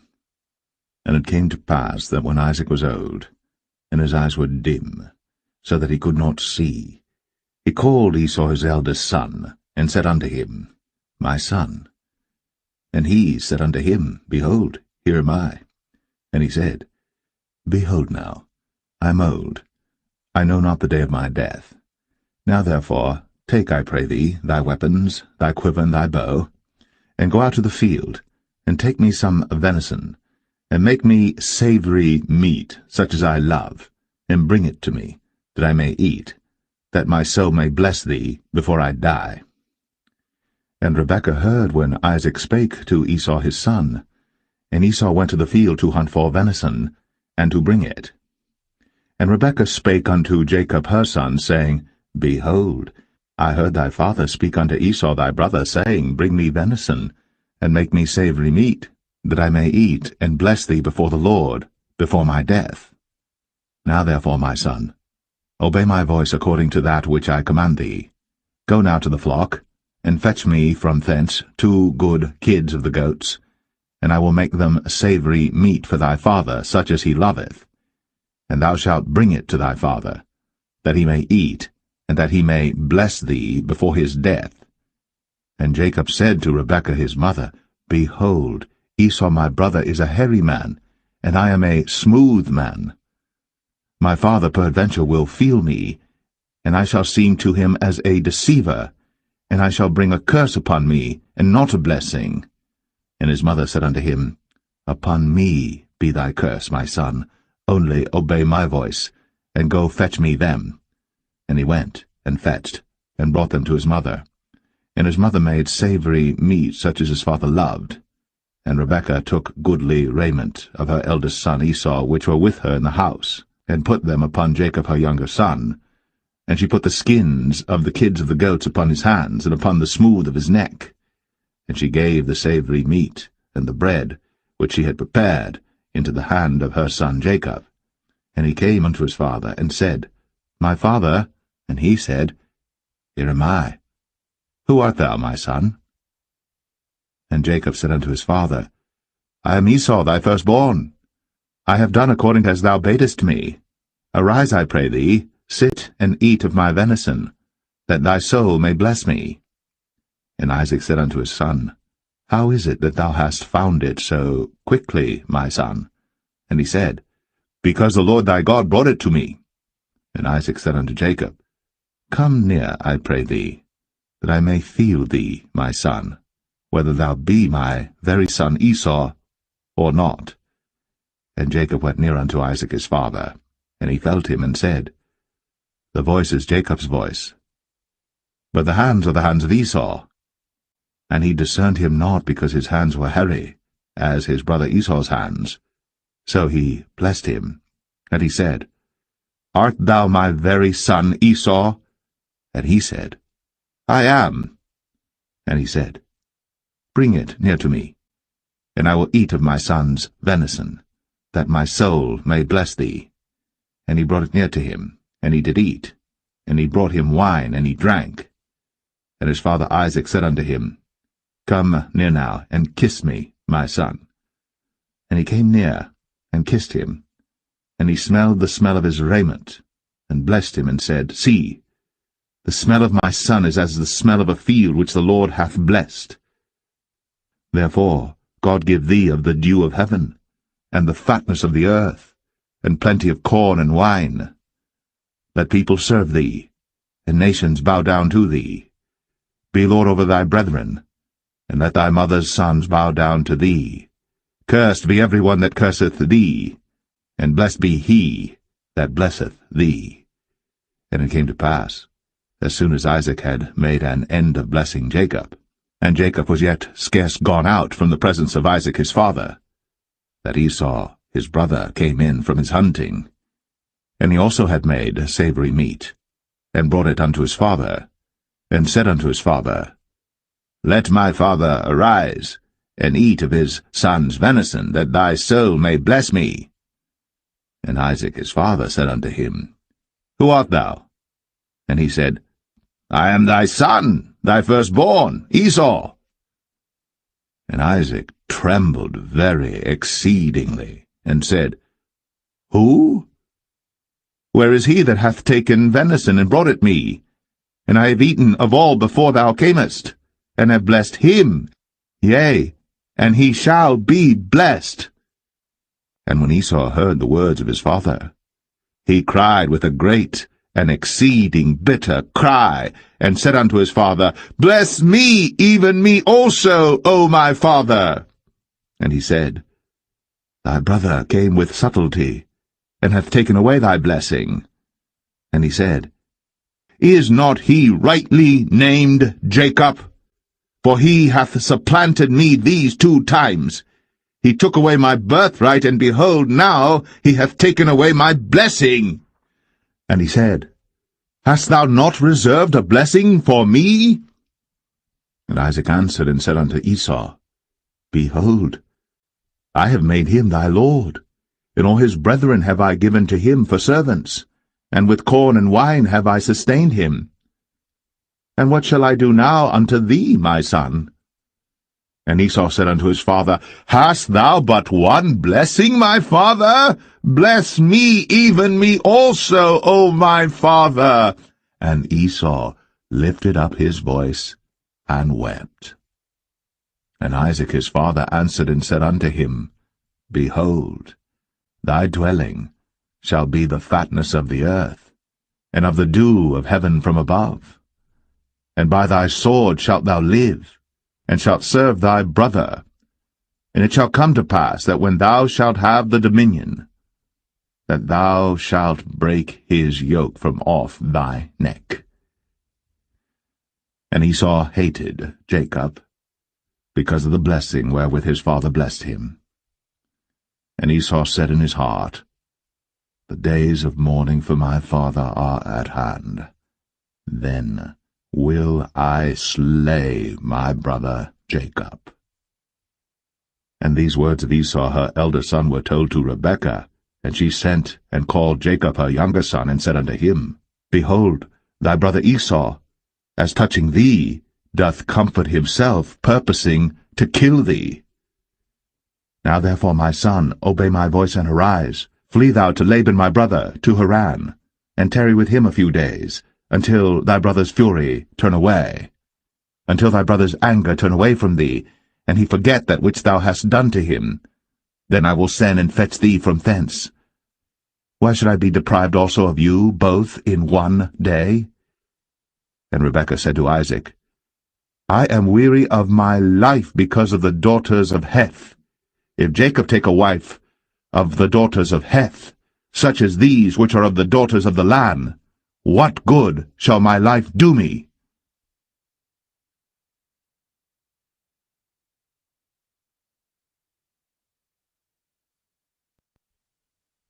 Genesis 28. And Isaac called Jacob, and blessed him, and charged him, and said unto him, Thou shalt not take a wife of the daughters of Canaan. Arise, go to Padan Aram, to the house of Bethuel thy mother's father, and take thee a wife from thence of the daughters of Laban thy mother's brother. And God Almighty bless thee, and make thee fruitful, and multiply thee, that thou mayest be a multitude of people, and give thee the blessing of Abraham to thee, and to thy seed with thee, that thou mayest inherit the land wherein thou art a stranger, which God gave unto Abraham. And Isaac sent away Jacob, and he went to Padan Aram unto Laban, son of Bethuel the Syrian, the brother of Rebekah, Jacob's and Esau's mother. When Esau saw that Isaac had blessed Jacob, and sent him away to Padan Aram, to take him a wife from thence, and that as he blessed him he gave him a charge, saying, Thou shalt not take a wife of the daughters of Canaan, and that Jacob obeyed his father and his mother, and was gone to Padan Aram. And Esau, seeing that the daughters of Canaan pleased not Isaac his father, then went Esau unto Ishmael, and took unto the wives which he had Mahalath, the daughter of Ishmael, Abraham's son, the sister of Nebajoth, to be his wife. And Jacob went out from Beersheba, and went toward Haran. And he lighted upon a certain place, and tarried there all night, because the sun was set. And he took of the stones of that place, and put them for his pillows, and lay down in that place to sleep. And he dreamed, and behold, a ladder set up on the earth, and the top of it reached to heaven, and behold, the angels of God ascending and descending on it. And behold, the Lord stood above it, and said, I am the Lord God of Abraham thy father, and the God of Isaac. The land whereon thou liest, to thee will I give it, and to thy seed. And thy seed shall be as the dust of the earth, and thou shalt spread abroad to the west, and to the east, and to the north, and to the south. And in thee and in thy seed shall all the families of the earth be blessed. And behold, I am with thee, and will keep thee in all places whither thou goest, and will bring thee again to this land. For I will not leave thee, until I have done that which I have spoken to thee of. And Jacob awaked out of his sleep, and he said, Surely the Lord is in this place, and I knew it not. And he was afraid, and said, How dreadful is this place! This is none other but the house of God, and this is the gate of heaven. And Jacob rose up early in the morning, and took the stone that he had put for his pillows, and set it up for a pillar, and poured oil upon the top of it. And he called the name of that place Bethel, but the name of that city was called Luz at the first. And Jacob vowed a vow, saying, If God will be with me, and will keep me in this way that I go, and will give me bread to eat, and raiment to put on, so that I come again to my father's house in peace, then shall the Lord be my God, and this stone which I have set up for a pillar shall be God's house, and of all that thou shalt give me, I will surely give the 10th unto thee.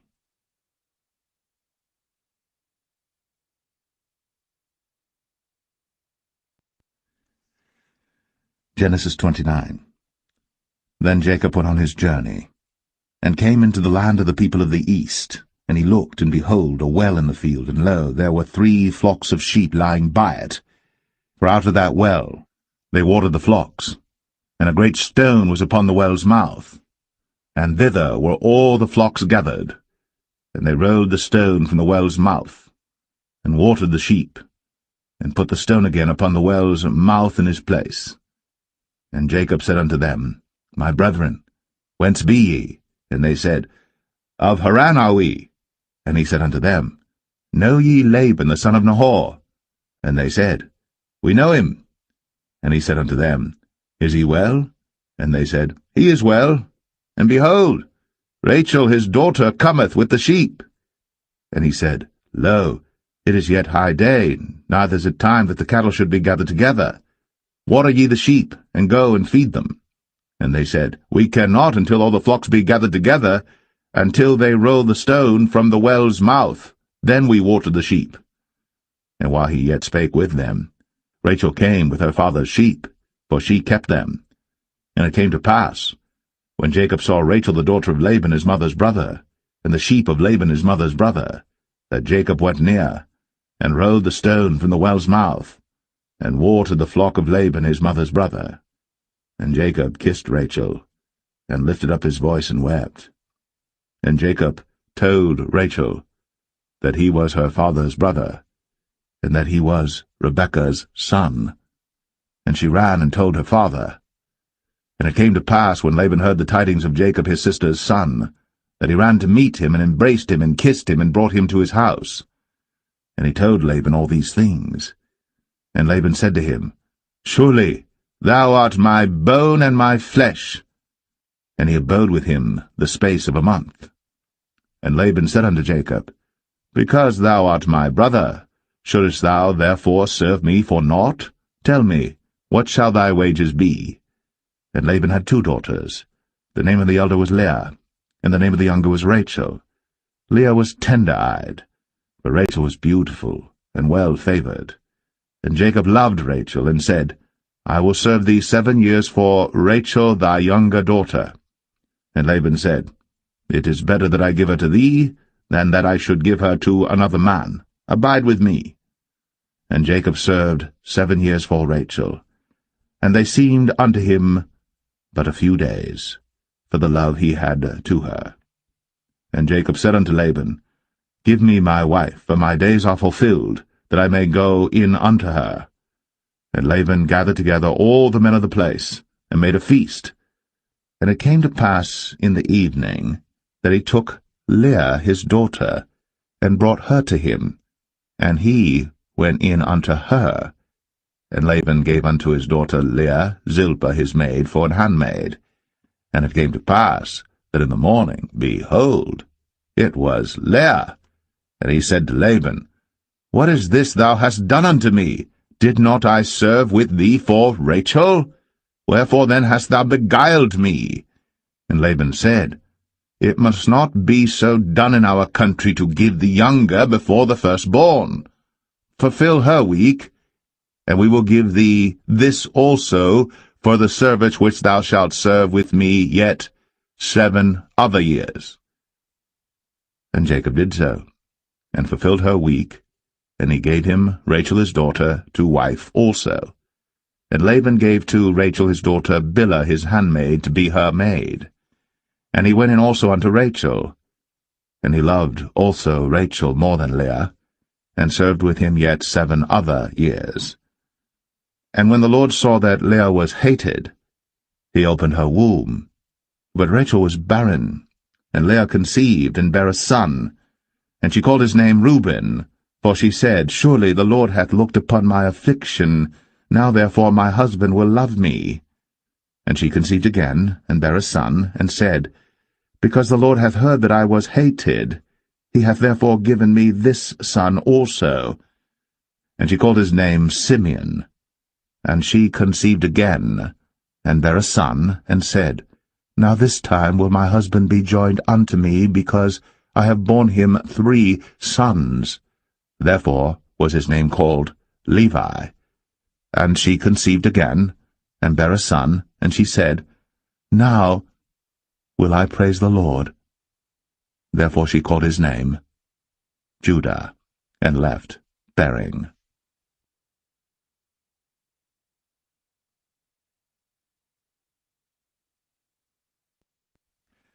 Genesis 30. And when Rachel saw that she bare Jacob no children, Rachel envied her sister, and said unto Jacob, Give me children, or else I die. And Jacob's anger was kindled against Rachel, and he said, Am I in God's stead, who hath withheld from thee the fruit of the womb? And she said, Behold my maid Bilhah, go in unto her, and she shall bear upon my knees, that I may also have children by her. And she gave him Bilhah her handmaid to wife, and Jacob went in unto her. And Bilhah conceived, and bare Jacob a son. And Rachel said, God hath judged me, and hath also heard my voice, and hath given me a son. Therefore called she his name Dan. And Bilhah Rachel's maid conceived again, and bare Jacob a second son. And Rachel said, With great wrestlings have I wrestled with my sister, and I have prevailed. And she called his name Naphtali. When Leah saw that she had left bearing, she took Zilpah her maid, and gave her Jacob to wife. And Zilpah Leah's maid bare Jacob a son. And Leah said, A troop cometh. And she called his name Gad. And Zilpah Leah's maid bare Jacob a second son. And Leah said, Happy am I, for the daughters will call me blessed. And she called his name Asher. And Reuben went in the days of wheat harvest, and found mandrakes in the field, and brought them unto his mother Leah. Then Rachel said to Leah, Give me, I pray thee, of thy son's mandrakes. And she said unto her, Is it a small matter that thou hast taken my husband? And wouldst thou take away my son's mandrakes also? And Rachel said, Therefore he shall lie with thee tonight, for thy son's mandrakes. And Jacob came out of the field in the evening, and Leah went out to meet him, and said, Thou must come in unto me, for surely I have hired thee with my son's mandrakes. And he lay with her that night. And God hearkened unto Leah, and she conceived, and bare Jacob the 5th son. And Leah said, God hath given me my hire, because I have given my maiden to my husband. And she called his name Issachar. And Leah conceived again, and bare Jacob the 6th son. And Leah said, God hath endued me with a good dowry. Now will my husband dwell with me, because I have borne him 6 sons. And she called his name Zebulun.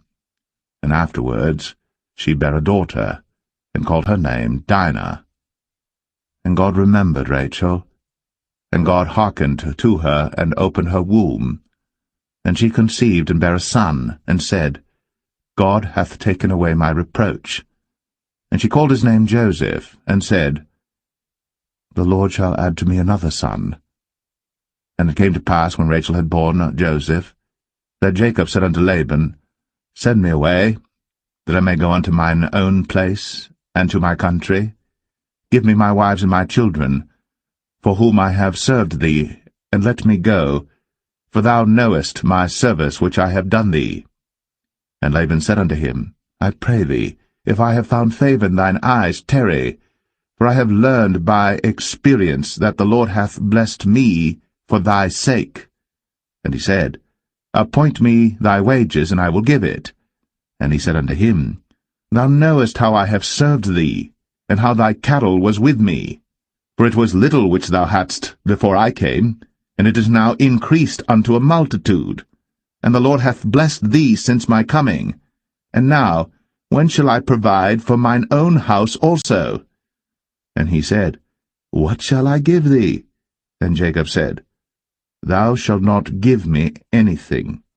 If thou wilt do this thing for me, I will again feed and keep thy flock.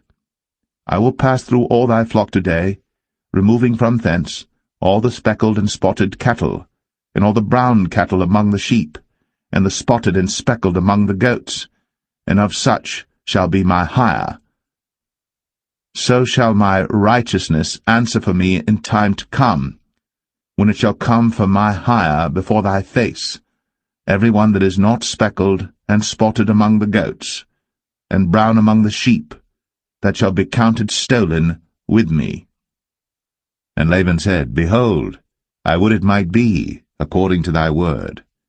And he removed that day the he-goats that were ring-straked and spotted, and all the she-goats that were speckled and spotted, and every one that had some white in it, and all the brown among the sheep, and gave them into the hand of his sons.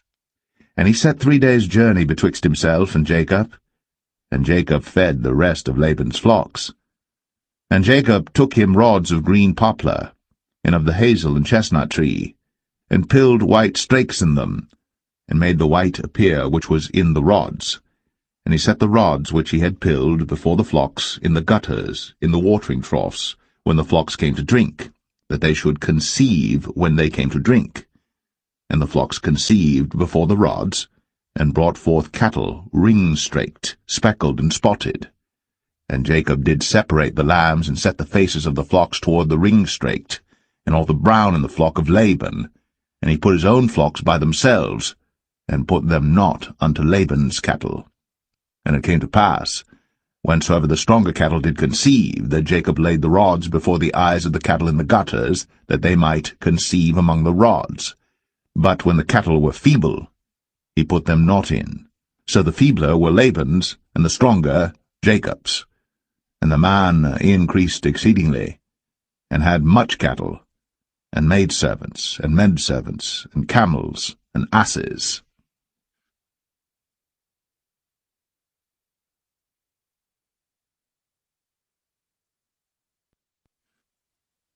Genesis 31. And he heard the words of Laban's sons, saying, Jacob hath taken away all that was our father's, and of that which was our father's hath he gotten all this glory. And Jacob beheld the countenance of Laban, and behold, it was not toward him as before.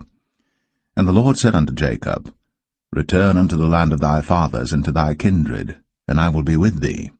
And Jacob sent and called Rachel and Leah to the field unto his flock, and said unto them, I see your father's countenance, that it is not toward me as before, but the God of my father hath been with me. And ye know that with all my power I have served your father. And your father hath deceived me, and changed my wages 10 times. But God suffered him not to hurt me. If he said thus, The speckled shall be thy wages, then all the cattle bear speckled. And if he said thus, The ring-straked shall be thy hire, then bear all the cattle ring-straked. Thus God hath taken away the cattle of your father, and given them to me. And it came to pass at the time that the cattle conceived, that I lifted up mine eyes, and saw in a dream, and behold, the rams which leaped upon the cattle were ring-straked, speckled, and grizzled. And the angel of God spake unto me in a dream, saying, Jacob. And I said, Here am I. And he said, Lift up now thine eyes, and see all the rams which leap upon the cattle are ring-straked, speckled, and grizzled. For I have seen all that Laban doeth unto thee. I am the God of Bethel, where thou anointest the pillar, and where thou vowest a vow unto me. Now arise, get thee out from this land, and return unto the land of thy kindred. And Rachel and Leah answered and said unto him, Is there yet any portion or inheritance for us in our father's house?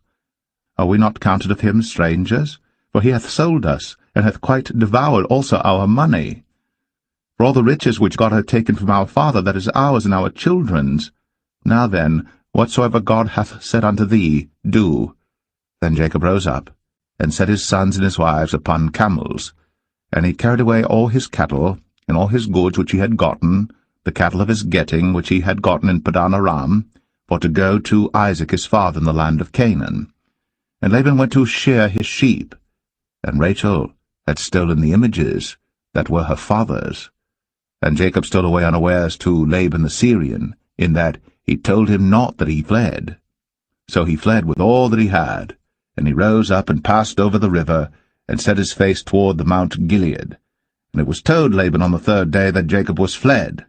And he took his brethren with him, and pursued after him 7 days' journey. And they overtook him in the Mount Gilead. And God came to Laban the Syrian in a dream by night, and said unto him, Take heed that thou speak not to Jacob either good or bad. Then Laban overtook Jacob. Now Jacob had pitched his tent in the mount, and Laban with his brethren pitched in the mount of Gilead. And Laban said to Jacob, What hast thou done, that thou hast stolen away unawares to me, and carried away my daughters as captives taken with the sword? Wherefore didst thou flee away secretly, and steal away from me, and didst not tell me, that I might have sent thee away with mirth, and with songs, with tabret, and with harp, and hast not suffered me to kiss my sons and my daughters? Thou hast now done foolishly in so doing.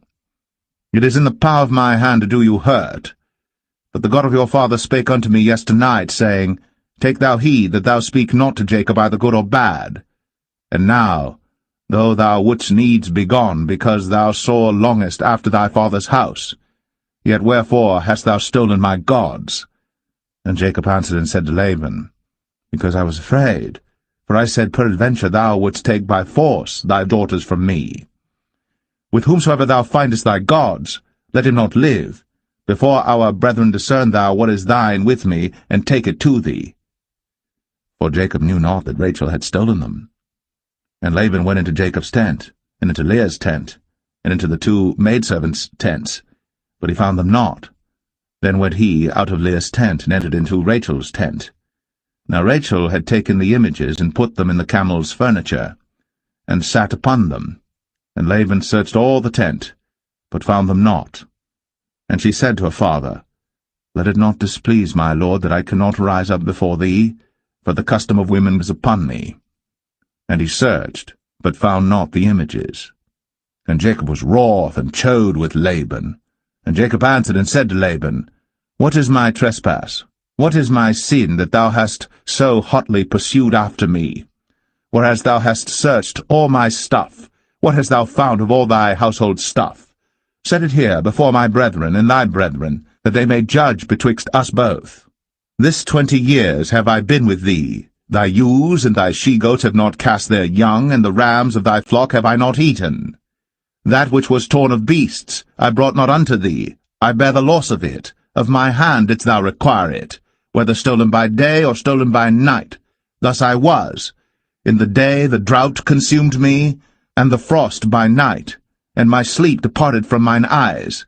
Thus have I been 20 years in thy house. I served thee 14 years for thy 2 daughters, and 6 years for thy cattle, and thou hast changed my wages 10 times. Except the God of my father, the God of Abraham, and the fear of Isaac had been with me, surely thou hadst sent me away now empty. God hath seen my affliction, and the labor of my hands, and rebuked thee yesternight. And Laban answered and said unto Jacob, These daughters are my daughters, and these children are my children, and these cattle are my cattle, and all that thou seest is mine. And what can I do this day unto these my daughters, or unto their children which they have borne? Now therefore come thou, let us make a covenant, I and thou, and let it be for a witness between me and thee. And Jacob took a stone, and set it up for a pillar. And Jacob said unto his brethren, Gather stones. And they took stones, and made an heap, and they did eat thereupon the heap. And Laban called it Jegar-sahadathah, but Jacob called it Galeed. And Laban said, This heap is a witness between me and thee this day. Therefore was the name of it called Galeed. And Mizpah, for he said, The Lord watch between me and thee, when we are absent one from another. If thou shalt afflict my daughters, or if thou shalt take other wives beside my daughters, no man is with us. See, God is witness betwixt me and thee. And Laban said to Jacob, Behold this heap, and behold this pillar, which I have cast betwixt me and thee. This heap be witness, and this pillar be witness, that I will not pass over this heap to thee, and that thou shalt not pass over this heap and this pillar unto me for harm. The God of Abraham and the God of Nahor, the God of their father, judge betwixt us. And Jacob sware by the fear of his father Isaac. Then Jacob offered sacrifice upon the mount, and called his brethren to eat bread. And they did eat bread, and tarried all night in the mount. And early in the morning Laban rose up, and kissed his sons and his daughters, and blessed them. And Laban departed, and returned unto his place.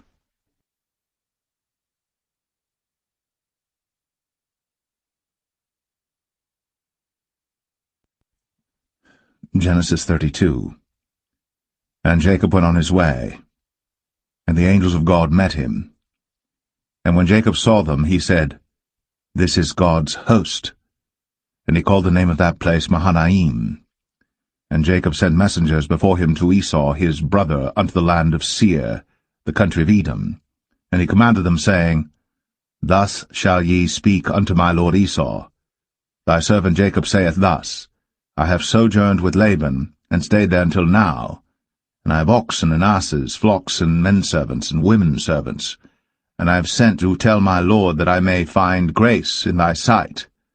And the messengers returned to Jacob, saying, We came to thy brother Esau, and also he cometh to meet thee, and 400 men with him. Then Jacob was greatly afraid and distressed.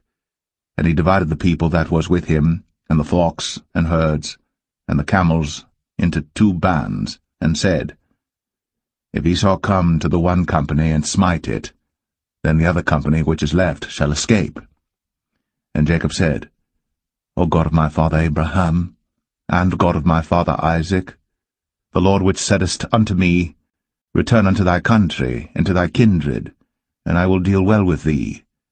I am not worthy of the least of all the mercies, and of all the truth which thou hast shown unto thy servant. For with my staff I passed over this Jordan, and now I am become 2 bands. Deliver me, I pray thee, from the hand of my brother, from the hand of Esau, for I fear him, lest he will come and smite me, and the mother with the children. And thou saidest, I will surely do thee good, and make thy seed as the sand of the sea, which cannot be numbered for multitude. And he lodged there that same night, and took of that which came to his hand a present for Esau his brother, 200 she-goats, and 20 he-goats, 200 ewes, and 20 rams, 30 milch camels with their coats, 40 kine, and 10 bulls, 20 she-asses, and 10 foals. And he delivered them into the hand of his servants, every drove by themselves, and said unto his servants, Pass over before me, and put a space betwixt drove and drove. And he commanded the foremost, saying, When Esau my brother meeteth thee, and asketh thee, saying, Whose art thou? And whither goest thou? And whose are these before thee? Then thou shalt say, They be thy servant Jacob's. It is a present sent unto my lord Esau, and behold, also he is behind us. And so commanded he the second and the third, and all that followed the drove, saying, On this manner shall ye speak unto Esau, when ye find him. And say ye moreover, Behold, thy servant Jacob is behind us. For he said, I will appease him with the present that goeth before me, and afterward I will see his face. Peradventure he will accept of me. So went the present over before him, and himself lodged that night in the company. And he rose up that night, and took his 2 wives, and his 2 women servants, and his 11 sons, and passed over the ford Jabbok. And he took them, and sent them over the brook, and sent over that he had. And Jacob was left alone. And there wrestled a man with him until the breaking of the day. And when he saw that he prevailed not against him, he touched the hollow of his thigh, and the hollow of Jacob's thigh was out of joint as he wrestled with him. And he said, Let me go, for the day breaketh. And he said, I will not let thee go, except thou bless me. And he said unto him, What is thy name? And he said, Jacob. And he said, Thy name shall be called no more Jacob, but Israel. For as a prince hast thou power with God and with men, and hast prevailed. And Jacob asked him, and said, Tell me, I pray thee, thy name. And he said, Wherefore is it that thou dost ask after my name? And he blessed him there. And Jacob called the name of the place Peniel, for I have seen God face to face, and my life is preserved. And as he passed over Penuel, the sun rose upon him, and he halted upon his thigh. Therefore the children of Israel eat not of the sinew which shrank, which is upon the hollow of the thigh, unto this day, because he touched the hollow of Jacob's thigh in the sinew that shrank.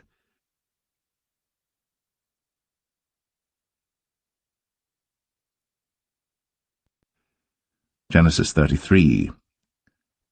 And Jacob lifted up his eyes, and looked, and behold, Esau came, and with him 400 men. And he divided the children unto Leah, and unto Rachel, and unto the 2 handmaids. And he put the handmaids and their children foremost, and Leah and her children after, and Rachel and Joseph hindermost. And he passed over before them, and bowed himself to the ground 7 times, until he came near to his brother. And Esau ran to meet him, and embraced him, and fell on his neck, and kissed him, and they wept. And he lifted up his eyes, and saw the women and the children, and said, Who are those with thee? And he said, The children which God hath graciously given thy servant. Then the handmaidens came near, they and their children, and they bowed themselves. And Leah also with her children came near, and bowed themselves. And after came Joseph near, and Rachel, and they bowed themselves. And he said, What meanest thou by all this drove which I met? And he said, These are to find grace in the sight of my Lord. And Esau said, I have enough, my brother, keep that thou hast unto thyself. And Jacob said, Nay, I pray thee, if now I have found grace in thy sight, then receive my present at my hand, for therefore I have seen thy face as though I had seen the face of God, and thou wast pleased with me. Take, I pray thee, my blessing that is brought to thee, because God hath dealt graciously with me, and because I have enough. And he urged him, and he took it. And he said, Let us take our journey, and let us go, and I will go before thee. And he said unto him, My Lord knoweth that the children are tender, and the flocks and herds with young are with me. And if men should overdrive them one day, all the flock will die.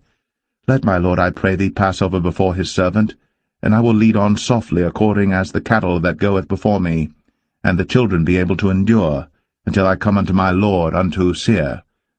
And Esau said, Let me now leave with thee some of the folk that are with me, And he said, What needeth it? Let me find grace in the sight of my Lord. So Esau returned that day on his way unto Seir. And Jacob journeyed to Succoth, and built him an house, and made booths for his cattle. Therefore the name of the place is called Succoth. And Jacob came to Shalem, a city of Shechem, which is in the land of Canaan, when he came from Padan Aram, and pitched his tent before the city.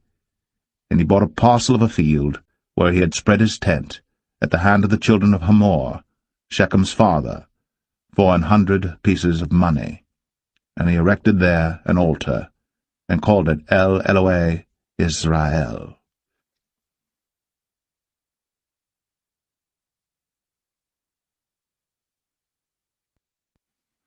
Genesis 34.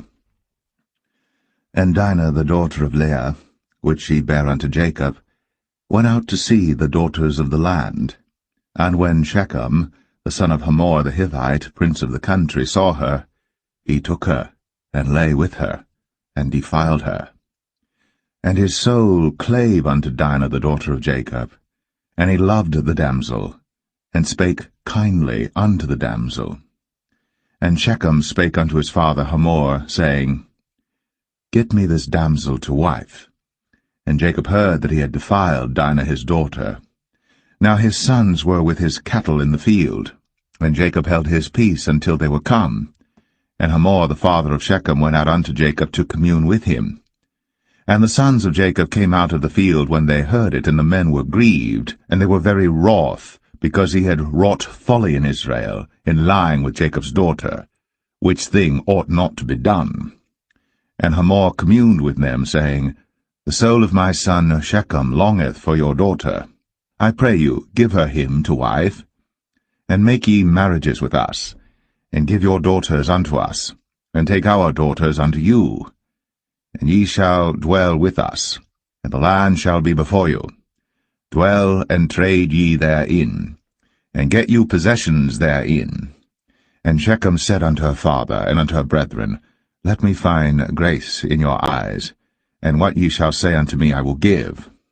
Ask me never so much dowry and gift, and I will give according as ye shall say unto me. But give me the damsel to wife. And the sons of Jacob answered Shechem and Hamor his father deceitfully, and said, because he had defiled Dinah their sister, and they said unto them, We cannot do this thing to give our sister to one that is uncircumcised, for that were a reproach unto us. But in this will we consent unto you. If ye will be as we be, that every male of you be circumcised, then will we give our daughters unto you, and we will take your daughters to us, and we will dwell with you, and we will become one people. But if ye will not hearken unto us to be circumcised, then we will take our daughter, and we will be gone. And their words pleased Hamor and Shechem, Hamor's son. And the young man deferred not to do the thing, because he had delight in Jacob's daughter, and he was more honorable than all the house of his father.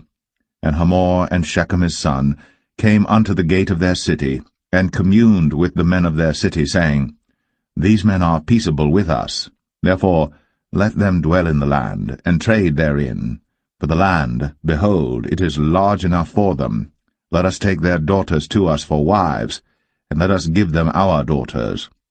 Only herein will the men consent unto us, for to dwell with us, to be one people, if every male among us be circumcised, as they are circumcised. Shall not their cattle and their substance and every beast of theirs be ours? Only let us consent unto them, and they will dwell with us. And unto Hamor and unto Shechem his son hearkened all that went out of the gate of his city, and every male was circumcised, all that went out of the gate of his city. And it came to pass on the third day, when they were sore, that two of the sons of Jacob, Simeon and Levi, Dinah's brethren, took each man his sword, and came upon the city boldly, and slew all the males. And they slew Hamor and Shechem his son with the edge of the sword, and took Dinah out of Shechem's house, and went out. The sons of Jacob came upon the slain, and spoiled the city, because they had defiled their sister. They took their sheep and their oxen, and their asses, and that which was in the city, and that which was in the field, and all their wealth, and all their little ones, and their wives took they captive, and spoiled even all that was in the house. And Jacob said to Simeon and Levi, Ye have troubled me to make me to stink among the inhabitants of the land, among the Canaanites and the Perizzites. And I, being few in number, they shall gather themselves together against me, and slay me, and I shall be destroyed, I and my house. And they said, Should he deal with our sister as with an harlot?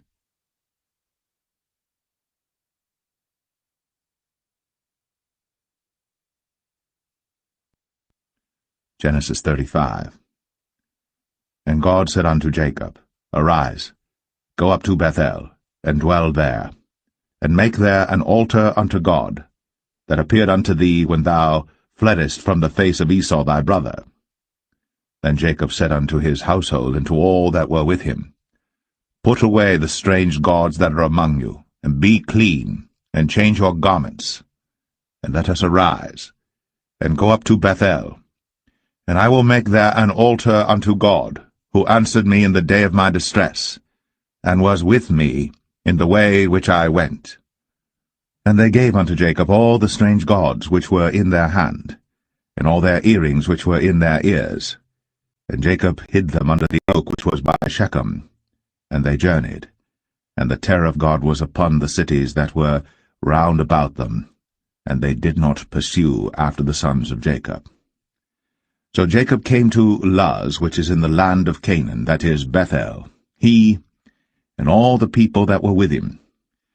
And he built there an altar, and called the place El-Bethel, because there God appeared unto him, when he fled from the face of his brother. But Deborah, Rebekah's nurse, died, and she was buried beneath Bethel, under an oak. And the name of it was called Allon-Bachuth. And God appeared unto Jacob again when he came out of Padan Aram, and blessed him. And God said unto him, Thy name is Jacob. Thy name shall not be called any more Jacob, but Israel shall be thy name. And he called his name Israel. And God said unto him, I am God Almighty. Be fruitful and multiply. A nation and a company of nations shall be of thee, and kings shall come out of thy loins. And the land which I gave Abraham and Isaac, to thee I will give it, and to thy seed after thee will I give the land. And God went up from him in the place where he talked with him. And Jacob set up a pillar in the place where he talked with him, even a pillar of stone. And he poured a drink offering thereon, and he poured oil thereon. And Jacob called the name of the place where God spake with him, Bethel. And they journeyed from Bethel. And there was but a little way to come to Ephrath. And Rachel travailed, and she had hard labor. And it came to pass, when she was in hard labor, that the midwife said unto her, Fear not, thou shalt have this son also. And it came to pass, as her soul was in departing, for she died, that she called his name Ben-Oni, but his father called him Benjamin. And Rachel died, and was buried, in the way to Ephrath, which is Bethlehem. And Jacob set a pillar upon her grave, that is, the pillar of Rachel's grave, unto this day. And Israel journeyed, and spread his tent beyond the tower of Adar. And it came to pass, when Israel dwelt in that land, that Reuben went and lay with Bilhah his father's concubine, and Israel heard it. Now the sons of Jacob were 12, the sons of Leah, Reuben, Jacob's firstborn, and Simeon, and Levi, and Judah, and Issachar, and Zebulun. The sons of Rachel, Joseph and Benjamin. And the sons of Bilhah, Rachel's handmaid, Dan and Naphtali. And the sons of Zilpah, Leah's handmaid, Gad and Asher. These are the sons of Jacob, which were born to him in Padan Aram. And Jacob came unto Isaac his father unto Mamre, unto the city of Arba, which is Hebron, where Abraham and Isaac sojourned. And the days of Isaac were 180 years. And Isaac gave up the ghost, and died, and was gathered unto his people, being old and full of days. And his sons Esau and Jacob buried him.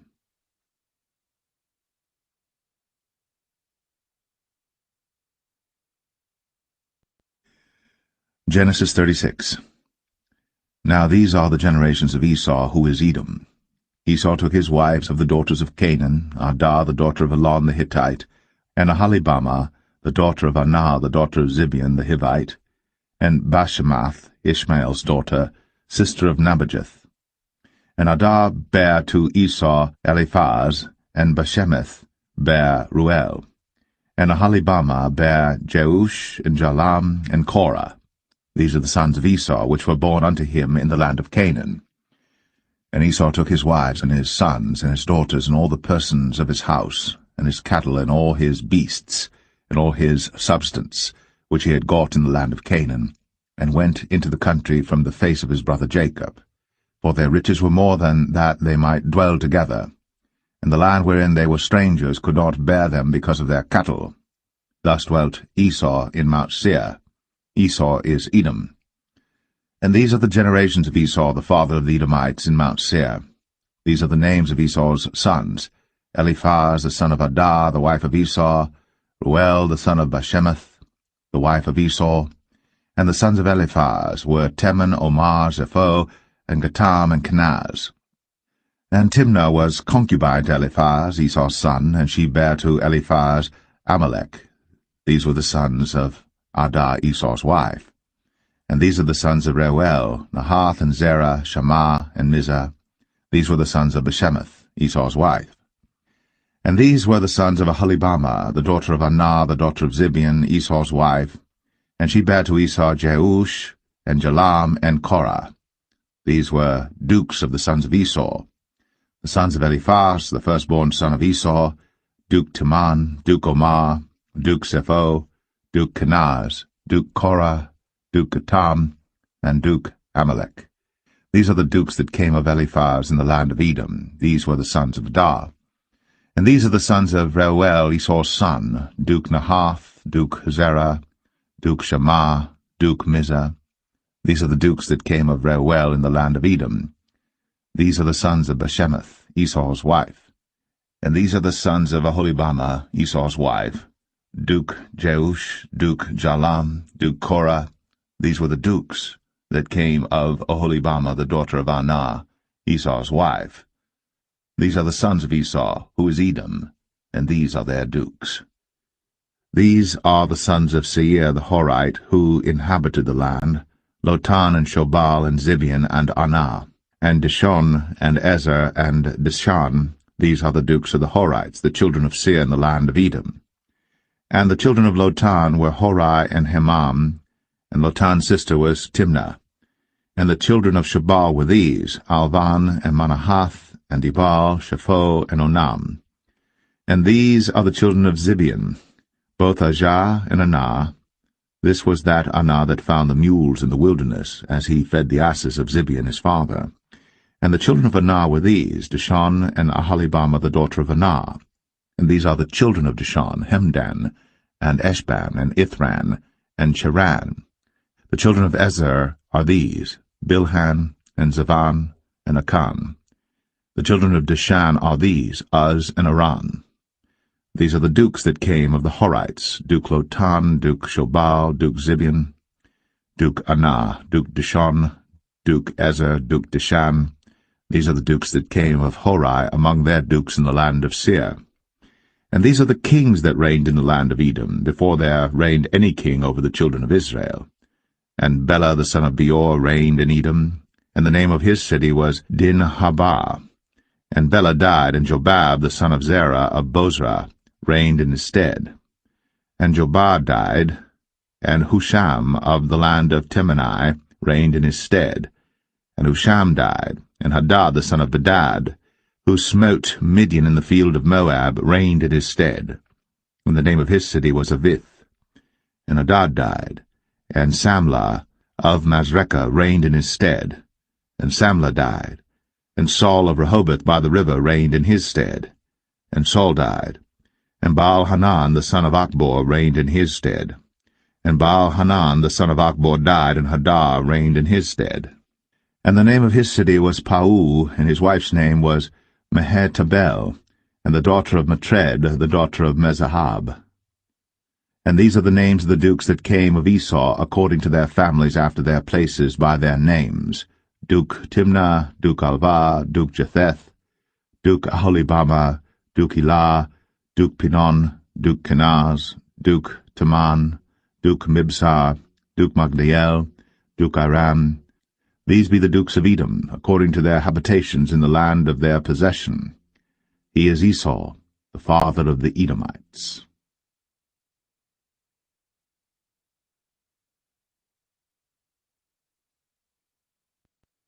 Genesis 37. And Jacob dwelt in the land wherein his father was a stranger, in the land of Canaan. These are the generations of Jacob. Joseph, being 17 years old, was feeding the flock with his brethren, and the lad was with the sons of Bilhah, and with the sons of Zilpah, his father's wives. And Joseph brought unto his father their evil report. Now Israel loved Joseph more than all his children, because he was the son of his old age, and he made him a coat of many colors. And when his brethren saw that their father loved him more than all his brethren, they hated him, and could not speak peaceably unto him. And Joseph dreamed a dream, and he told it his brethren, and they hated him yet the more. And he said unto them, Hear, I pray you, this dream which I have dreamed. For behold, we were binding sheaves in the field, and lo, my sheaf arose, and also stood upright, and behold, your sheaves stood round about, and made obeisance to my sheaf. And his brethren said to him, Shalt thou indeed reign over us? Or shalt thou indeed have dominion over us? And they hated him yet the more for his dreams, and for his words. And he dreamed yet another dream, and told it his brethren, and said, Behold, I have dreamed a dream more, and behold, the sun, and the moon, and the 11 stars made obeisance to me. And he told it to his father, and to his brethren, and his father rebuked him, and said unto him, What is this dream that thou hast dreamed? Shall I and thy mother, and thy brethren indeed come to bow down ourselves to thee to the earth? And his brethren envied him. But his father observed the saying. And his brethren went to feed their father's flock in Shechem. And Israel said unto Joseph, Do not thy brethren feed the flock in Shechem? Come, and I will send thee unto them. And he said to him, Here am I. And he said to him, Go, I pray thee, see whether it be well with thy brethren, and well with the flocks, and bring me word again. So he sent him out of the vale of Hebron, and he came to Shechem. And a certain man found him, and behold, he was wandering in the field. And the man asked him, saying, What seekest thou? And he said, I seek my brethren. Tell me, I pray thee, where they feed their flocks. And the man said, They are departed hence, for I heard them say, Let us go to Dothan. And Joseph went after his brethren, and found them in Dothan. And when they saw him afar off, even before he came near unto them, they conspired against him to slay him. And they said one to another, Behold, this dreamer cometh. Come now, therefore, and let us slay him, and cast him into some pit. And we will say, Some evil beast hath devoured him, and we shall see what will become of his dreams. And Reuben heard it, and he delivered him out of their hands, and said, Let us not kill him. And Reuben said unto them, Shed no blood, but cast him into this pit that is in the wilderness, and lay no hand upon him, that he might rid him out of their hands, to deliver him to his father again.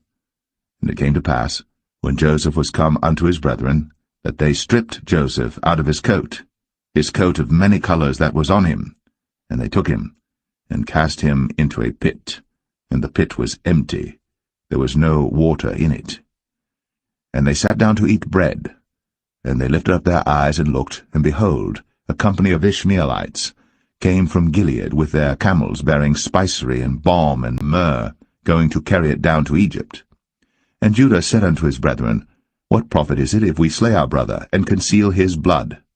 Come, and let us sell him to the Ishmaelites, and let not our hand be upon him, for he is our brother, and our flesh. And his brethren were content. Then there passed by Midianites, merchantmen, and they drew and lifted up Joseph out of the pit, and sold Joseph to the Ishmaelites for 20 pieces of silver, and they brought Joseph into Egypt. And Reuben returned unto the pit, and behold, Joseph was not in the pit. And he rent his clothes. And he returned unto his brethren, and said, The child is not, and I, whither shall I go? And they took Joseph's coat, and killed a kid of the goats, and dipped the coat in the blood. And they sent the coat of many colors, and they brought it to their father, and said, This have we found. Know now whether it be thy son's coat or no. And he knew it, and said, It is my son's coat. An evil beast hath devoured him. Joseph is without doubt rent in pieces. And Jacob rent his clothes, and put sackcloth upon his loins, and mourned for his son many days. And all his sons and all his daughters rose up to comfort him. But he refused to be comforted, and he said, For I will go down into the grave unto my son mourning. Thus his father wept for him. And the Midianites sold him into Egypt unto Potiphar, an officer of Pharaoh's, and captain of the guard.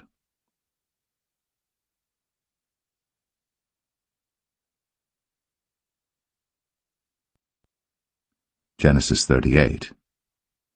And it came to pass at that time that Judah went down from his brethren, and turned in to a certain Adulamite, whose name was Hira. And Judah saw there a daughter of a certain Canaanite, whose name was Shua. And he took her, and went in unto her. And she conceived, and bare a son. And he called his name Er. And she conceived again, and bare a son. And she called his name Onan. And she yet again conceived, and bare a son. And called his name Shelah. And he was at Chezib, when she bare him. And Judah took a wife for Er his firstborn, whose name was Tamar. And Er, Judah's firstborn, was wicked in the sight of the Lord, and the Lord slew him. And Judah said unto Onan, Go in unto thy brother's wife, and marry her, and raise up seed to thy brother. And Onan knew that the seed should not be his. And it came to pass, when he went in unto his brother's wife, that he spilled it on the ground, lest that he should give seed to his brother.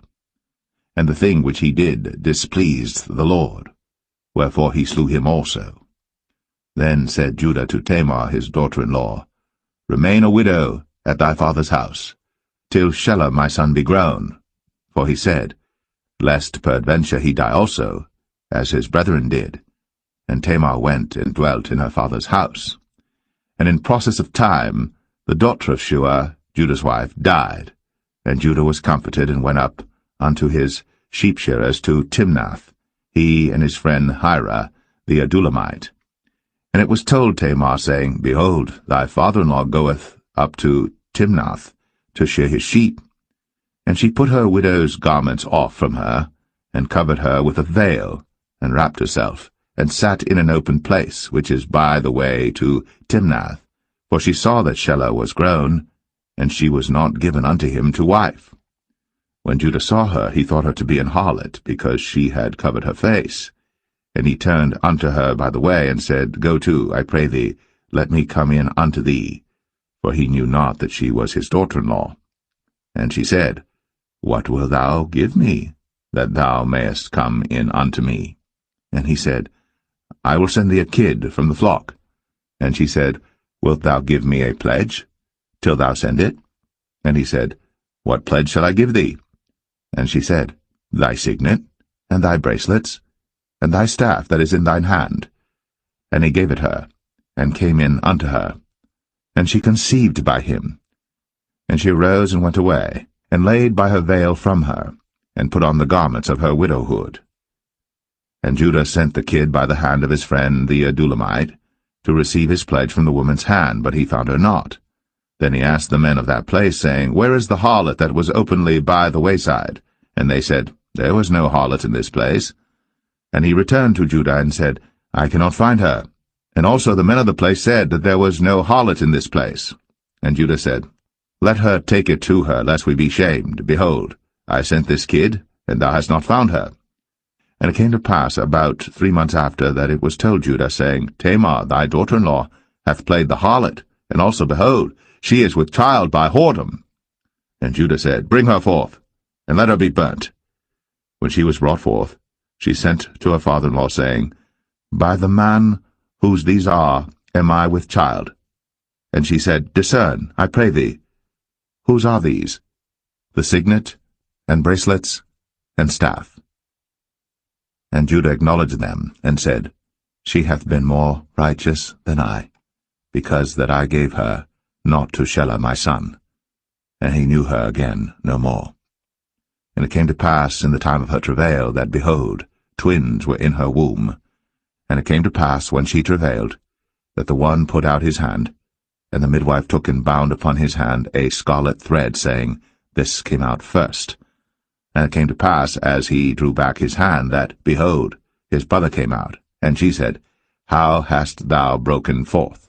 This breach be upon thee. Therefore his name was called Pharez. And afterward came out his brother, that had the scarlet thread upon his hand, and his name was called Zerah.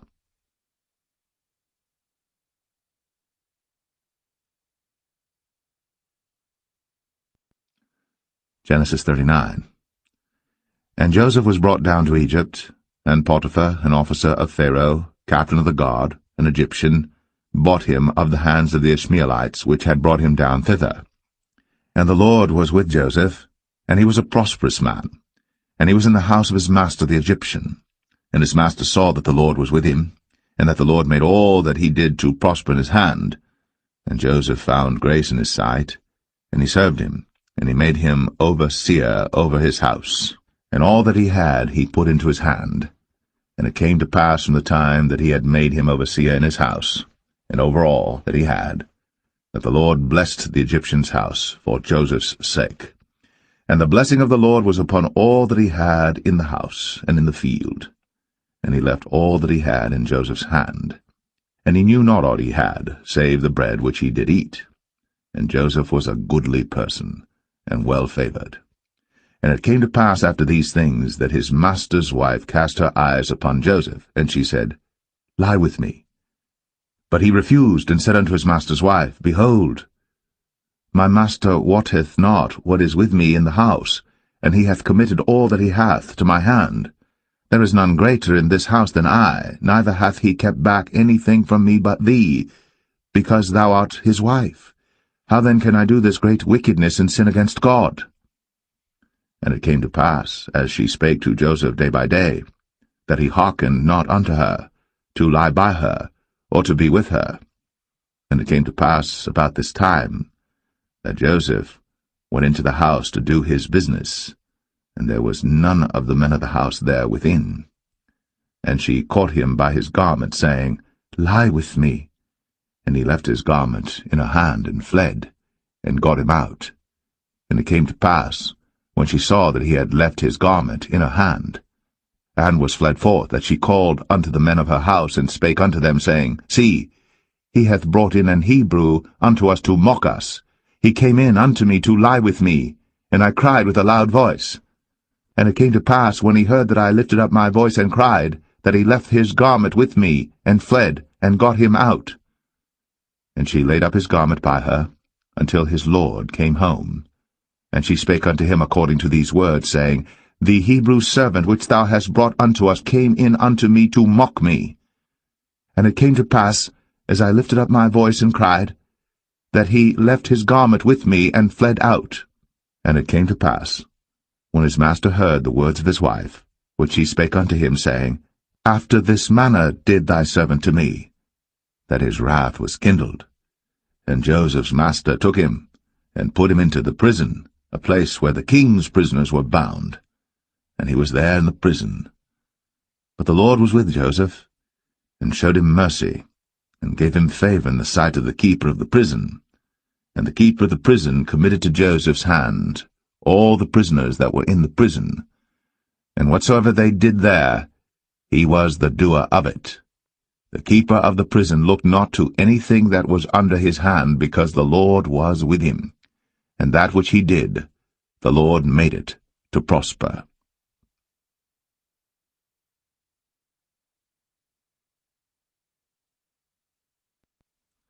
Genesis 40.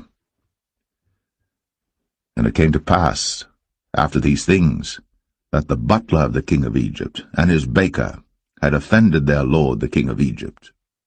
And Pharaoh was wroth against two of his officers, against the chief of the butlers and against the chief of the bakers. And he put them in ward in the house of the captain of the guard into the prison, the place where Joseph was bound. And the captain of the guard charged Joseph with them, and he served them. And they continued a season in ward.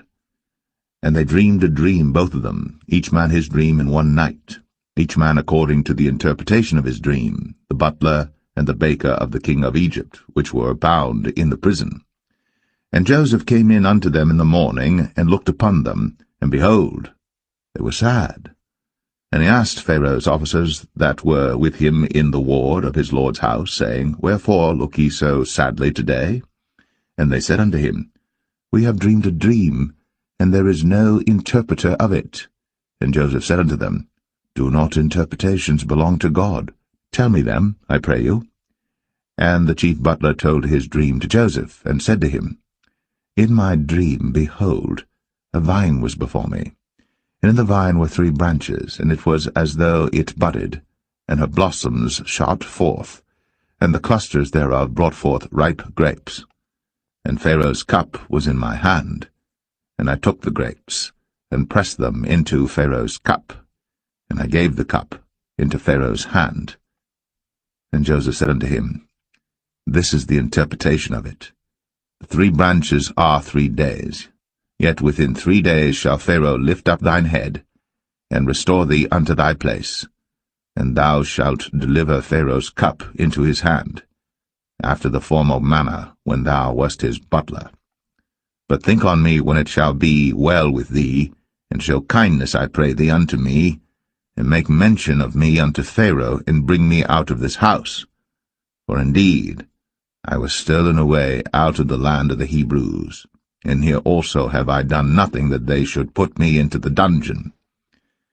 When the chief baker saw that the interpretation was good, he said unto Joseph, I also was in my dream, and behold, I had 3 white baskets on my head, and in the uppermost basket there was of all manner of baked meats for Pharaoh, and the birds did eat them out of the basket upon my head. And Joseph answered and said, This is the interpretation thereof. The 3 baskets are 3 days, yet within 3 days shall Pharaoh lift up thy head from off thee, and shall hang thee on a tree, and the birds shall eat thy flesh from off thee. And it came to pass, the 3rd day, which was Pharaoh's birthday, that he made a feast unto all his servants, and he lifted up the head of the chief butler and of the chief baker among his servants. And he restored the chief butler unto his butlership again, and he gave the cup into Pharaoh's hand. But he hanged the chief baker, as Joseph had interpreted to them. Yet did not the chief butler remember Joseph, but forgat him.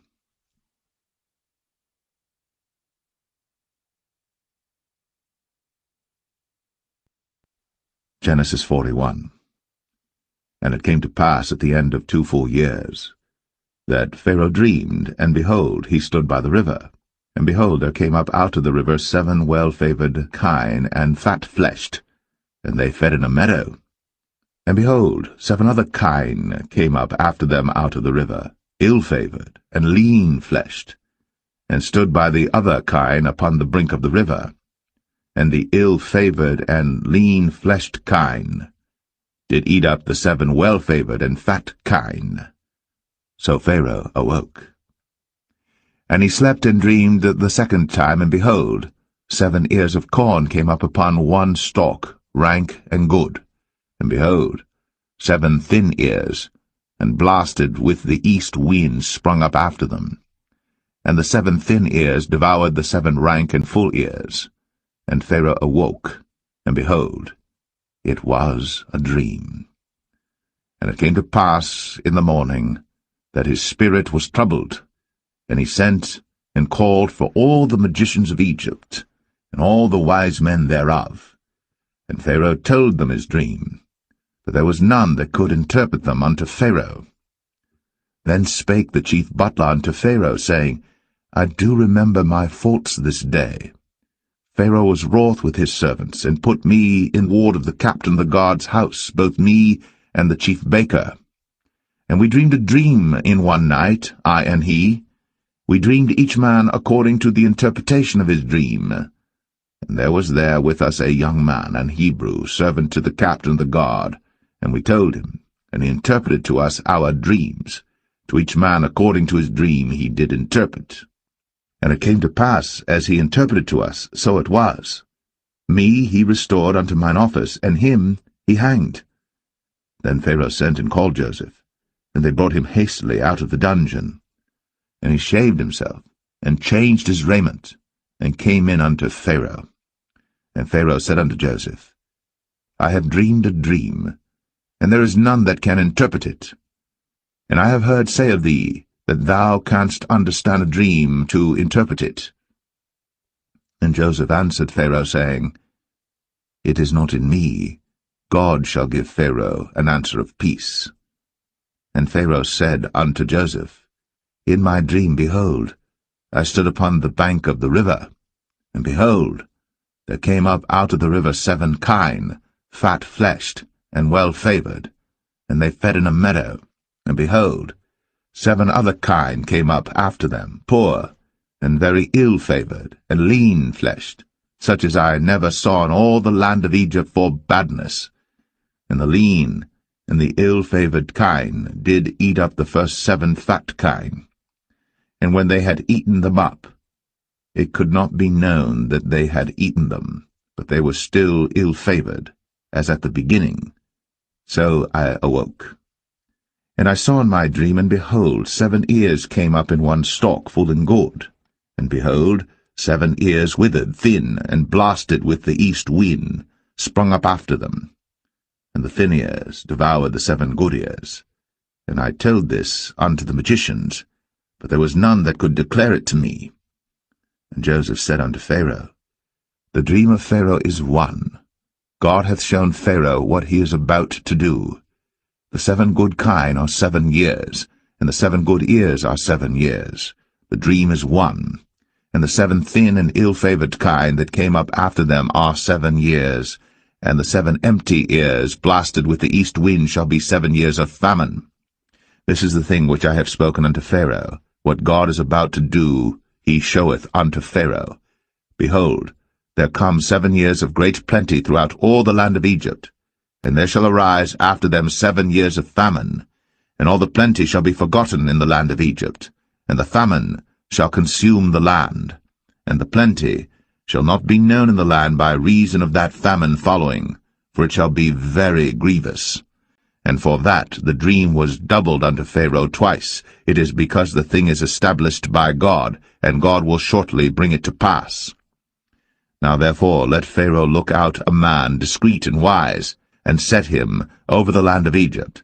Let Pharaoh do this, and let him appoint officers over the land, and take up the 5th part of the land of Egypt in the 7 plenteous years, and let them gather all the food of those good years that come, and lay up corn under the hand of Pharaoh, and let them keep food in the cities. And that food shall be for store to the land against the 7 years of famine, which shall be in the land of Egypt, that the land perish not through the famine. And the thing was good in the eyes of Pharaoh, and in the eyes of all his servants. And Pharaoh said unto his servants, Can we find such a one as this is, a man in whom the Spirit of God is? And Pharaoh said unto Joseph, Forasmuch as God hath shown thee all this, there is none so discreet and wise as thou art.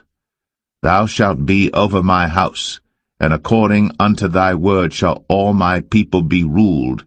Only in the throne will I be greater than thou. And Pharaoh said unto Joseph, See, I have set thee over all the land of Egypt. And Pharaoh took off his ring from his hand, and put it upon Joseph's hand, and arrayed him in vestures of fine linen, and put a gold chain about his neck. And he made him to ride in the 2nd chariot which he had. And they cried before him, Bow the knee. And he made him ruler over all the land of Egypt. And Pharaoh said unto Joseph, I am Pharaoh, and without thee shall no man lift up his hand or foot in all the land of Egypt. And Pharaoh called Joseph's name Zaphnath-Paneah, and he gave him to wife Asenath, the daughter of Potipharah, priest of On. And Joseph went out over all the land of Egypt. And Joseph was 30 years old when he stood before Pharaoh, king of Egypt. And Joseph went out from the presence of Pharaoh, and went throughout all the land of Egypt. And in the 7 plenteous years the earth brought forth by handfuls. And he gathered up all the food of the 7 years which were in the land of Egypt, and laid up the food in the cities, the food of the field, which was round about every city, laid he up in the same. And Joseph gathered corn, as the sand of the sea, very much, until he left numbering, for it was without number. And unto Joseph were born 2 sons before the years of famine came, which Asenath, the daughter of Potipharah, priest of On, bare unto him. And Joseph called the name of the firstborn Manasseh, for God, said he, hath made me forget all my toil, and all my father's house. And the name of the second called he Ephraim, for God hath caused me to be fruitful in the land of my affliction. And the 7 years of plenteousness that was in the land of Egypt were ended, and the 7 years of dearth began to come, according as Joseph had said. And the dearth was in all lands, but in all the land of Egypt there was bread. And when all the land of Egypt was famished, the people cried to Pharaoh for bread. And Pharaoh said unto all the Egyptians, Go unto Joseph, what he saith to you, do. And the famine was over all the face of the earth. And Joseph opened all the storehouses, and sold unto the Egyptians, and the famine waxed sore in the land of Egypt. And all countries came into Egypt to Joseph for to buy corn, because that the famine was so sore in all lands.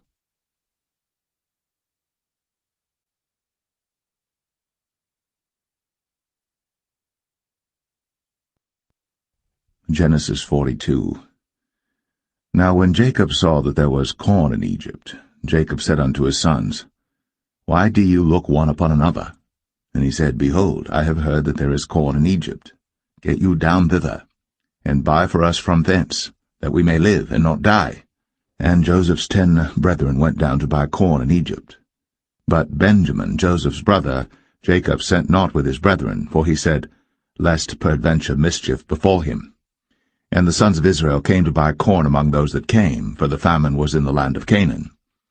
And Joseph was the governor over the land, and he it was that sold to all the people of the land. And Joseph's brethren came, and bowed down themselves before him with their faces to the earth. And Joseph saw his brethren, and he knew them, but made himself strange unto them, and spake roughly unto them. And he said unto them, Whence come ye? And they said, From the land of Canaan to buy food. And Joseph knew his brethren, but they knew not him. And Joseph remembered the dreams which he dreamed of them, and said unto them, Ye are spies, to see the nakedness of the land ye are come. And they said unto him, Nay, my lord, but to buy food are thy servants come. We are all one man's sons, we are true men, thy servants are no spies. And he said unto them, Nay, but to see the nakedness of the land ye are come. And they said, Thy servants are 12 brethren, the sons of one man in the land of Canaan. And behold, the youngest is this day with our father, and one is not. And Joseph said unto them, That is it that I spake unto you, saying, Ye are spies. Hereby ye shall be proved. By the life of Pharaoh ye shall not go forth hence, except your youngest brother come hither. Send one of you, and let him fetch your brother, and ye shall be kept in prison, that your words may be proved, whether there be any truth in you, or else by the life of Pharaoh surely ye are spies. And he put them all together into ward 3 days. And Joseph said unto them the 3rd day, This do and live, for I fear God. If ye be true men, let one of your brethren be bound in the house of your prison. Go ye, carry corn for the famine of your houses. But bring your youngest brother unto me, so shall your words be verified, and ye shall not die. And they did so. And they said one to another, We are verily guilty concerning our brother, in that we saw the anguish of his soul when he besought us, and we would not hear. Therefore is this distress come upon us. And Reuben answered them, saying, Spake I not unto you, saying, Do not sin against the child? And ye would not hear. Therefore, behold, also his blood is required. And they knew not that Joseph understood them, for he spake unto them by an interpreter.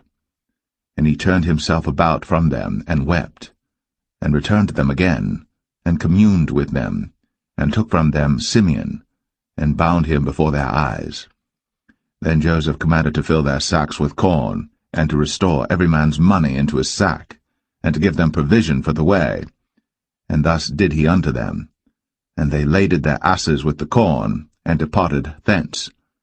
And as one of them opened his sack, to give his ass provender in the inn, he espied his money, for behold, it was in his sack's mouth. And he said unto his brethren, My money is restored, and lo, it is even in my sack. And their heart failed them, and they were afraid, saying one to another, What is this that God hath done unto us? And they came unto Jacob their father unto the land of Canaan, and told him all that befell unto them, saying, The man, who is the Lord of the land, spake roughly to us, and took us for spies of the country. And we said unto him, We are true men, we are no spies. We be 12 brethren, sons of our father, one is not, and the youngest is this day with our father in the land of Canaan. And the man, the Lord of the country, said unto us, Hereby shall I know that ye are true men. Leave one of your brethren here with me, and take food for the famine of your households, and be gone. And bring your youngest brother unto me. Then shall I know that ye are no spies, but that ye are true men. So will I deliver you your brother, and ye shall traffic in the land. And it came to pass, as they emptied their sacks, that, behold, every man's bundle of money was in his sack. And when both they and their father saw the bundles of money, they were afraid. And Jacob their father said unto them, Me have ye bereaved my children. Joseph is not, and Simeon is not, and ye will take Benjamin away? All these things are against me. And Reuben spake unto his father, saying, Slay my 2 sons, if I bring him not to thee. Deliver him into my hand, and I will bring him to thee again. And he said, My son shall not go down with you, for his brother is dead, and he is left alone. If mischief befall him by the way, in the which ye go, then shall ye bring down my grey hairs with sorrow to the grave.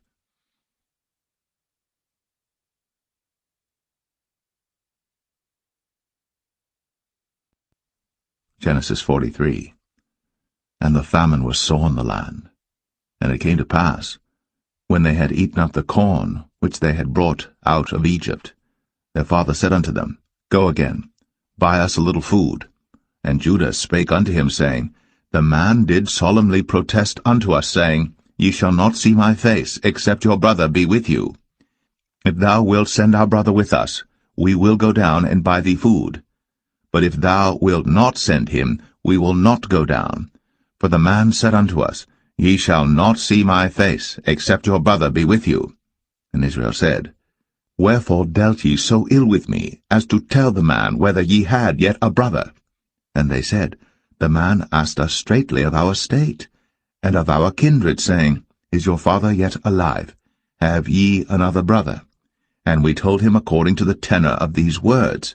Could we certainly know that he would say, Bring your brother down? And Judah said unto Israel his father, Send the lad with me, and we will arise and go, that we may live and not die, both we and thou, and also our little ones. I will be surety for him. Of my hand shalt thou require him. If I bring him not unto thee, and set him before thee, then let me bear the blame for ever. For except we had lingered, surely now we had returned this second time. And their father Israel said unto them, If it must be so now, do this. Take of the best fruits in the land in your vessels, and carry down the man a present, a little balm, and a little honey, spices, and myrrh, nuts, and almonds. and take double money in your hand, and the money that was brought again in the mouth of your sacks carry it again in your hand. Peradventure it was an oversight. Take also your brother, and arise, go again unto the man. And God Almighty give you mercy before the man, that he may send away your other brother and Benjamin. If I be bereaved of my children, I am bereaved. And the men took that present, and they took double money in their hand, and Benjamin, and rose up, and went down to Egypt, and stood before Joseph. And when Joseph saw Benjamin with them, he said to the ruler of his house, Bring these men home, and slay, and make ready, for these men shall dine with me at noon. And the man did as Joseph bade, and the man brought the men into Joseph's house. And the men were afraid, because they were brought into Joseph's house, and they said, Because of the money that was returned in our sacks at the first time are we brought in, that he may seek occasion against us, and fall upon us, and take us for bondmen and our asses. And they came near to the steward of Joseph's house, and they communed with him at the door of the house, and said, O sir, we came indeed down at the first time to buy food, and it came to pass, when we came to the inn, that we opened our sacks, and behold, every man's money was in the mouth of his sack, our money in full weight, and we have brought it again in our hand, and other money have we brought down in our hands to buy food. We cannot tell who put our money in our sacks.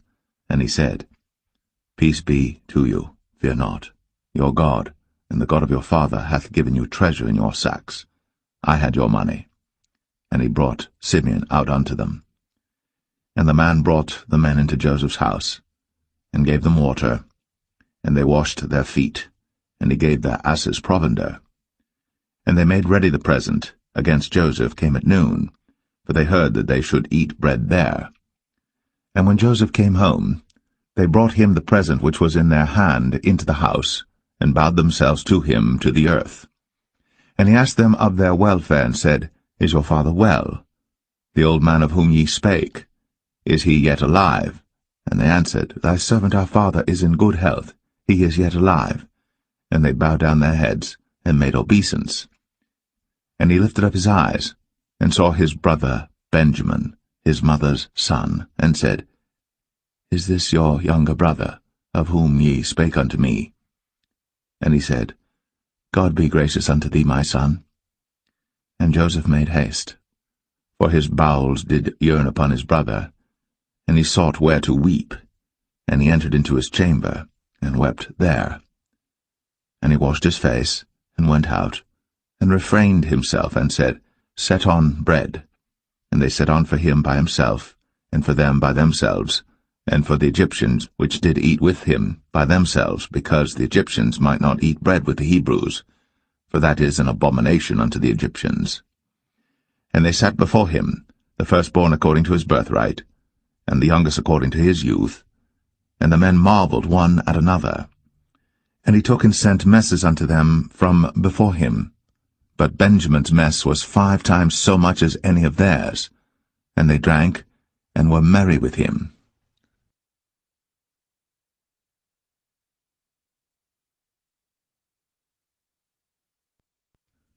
Genesis 44. And he commanded the steward of his house, saying, Fill the men's sacks with food, as much as they can carry, and put every man's money in his sack's mouth. And put my cup, the silver cup, in the sack's mouth of the youngest, and his corn money. And he did according to the word that Joseph had spoken. As soon as the morning was light, the men were sent away, they and their asses. And when they were gone out of the city, and not yet far off, Joseph said unto his steward, Up, follow after the men, and when thou dost overtake them, say unto them, Wherefore have ye rewarded evil for good? Is not this it in which my Lord drinketh, and whereby indeed he divineth? Ye have done evil in so doing. And he overtook them, and he spake unto them these same words. And they said unto him, Wherefore saith my Lord these words? God forbid that thy servants should do according to this thing. Behold, the money which we found in our sacks' mouths, we brought again unto thee out of the land of Canaan. How then should we steal out of thy Lord's house silver or gold? With whomsoever of thy servants it be found, both let him die, and we also will be my Lord's bondmen. And he said, Now also let it be according unto your words. He with whom it is found shall be my servant, and ye shall be blameless. Then they speedily took down every man his sack to the ground, and opened every man his sack. And he searched, and began at the eldest, and left at the youngest, and the cup was found in Benjamin's sack.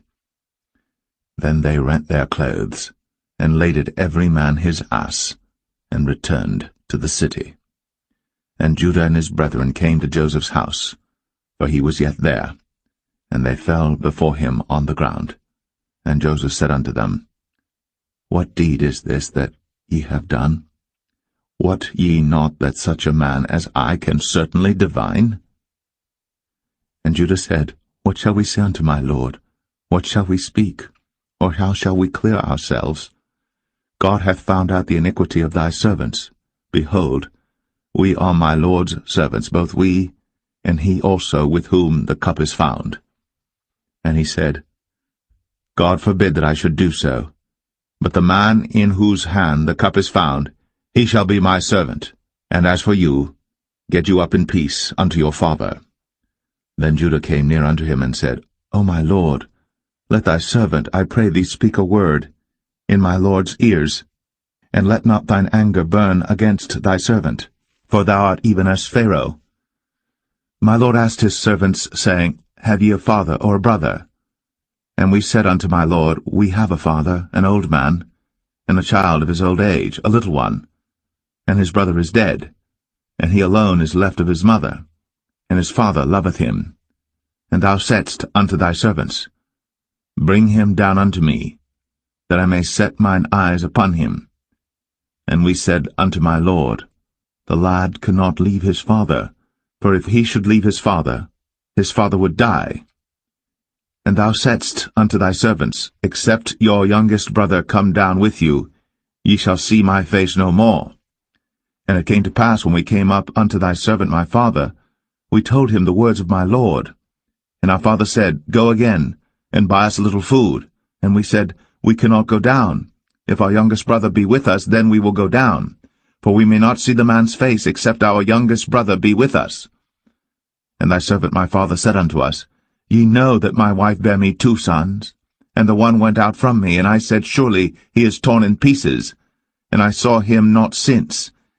And if ye take this also from me, and mischief before him, ye shall bring down my grey hairs with sorrow to the grave. Now therefore, when I come to thy servant my father, and the lad be not with us, seeing that his life is bound up in the lad's life, it shall come to pass, when he seeth that the lad is not with us, that he will die. And thy servants shall bring down the grey hairs of thy servant our father with sorrow to the grave. For thy servant became surety for the lad unto my father, saying, If I bring him not unto thee, then I shall bear the blame to my father for ever. Now therefore, I pray thee, let thy servant abide instead of the lad, a bondman to my lord, and let the lad go up with his brethren. For how shall I go up to my father, and the lad be not with me, lest peradventure I see the evil that shall come on my father?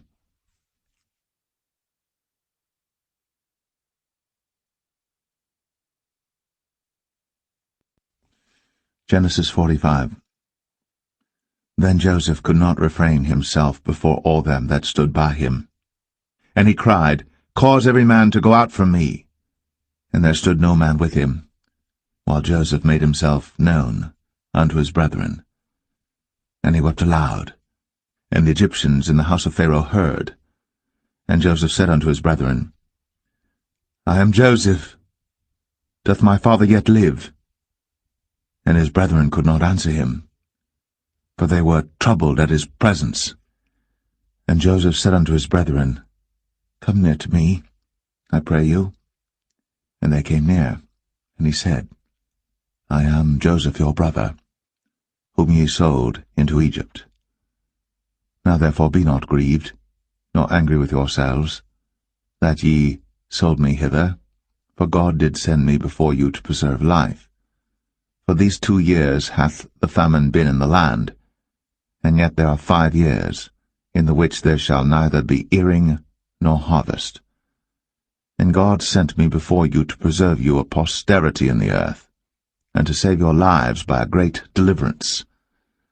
So now it was not you that sent me hither, but God.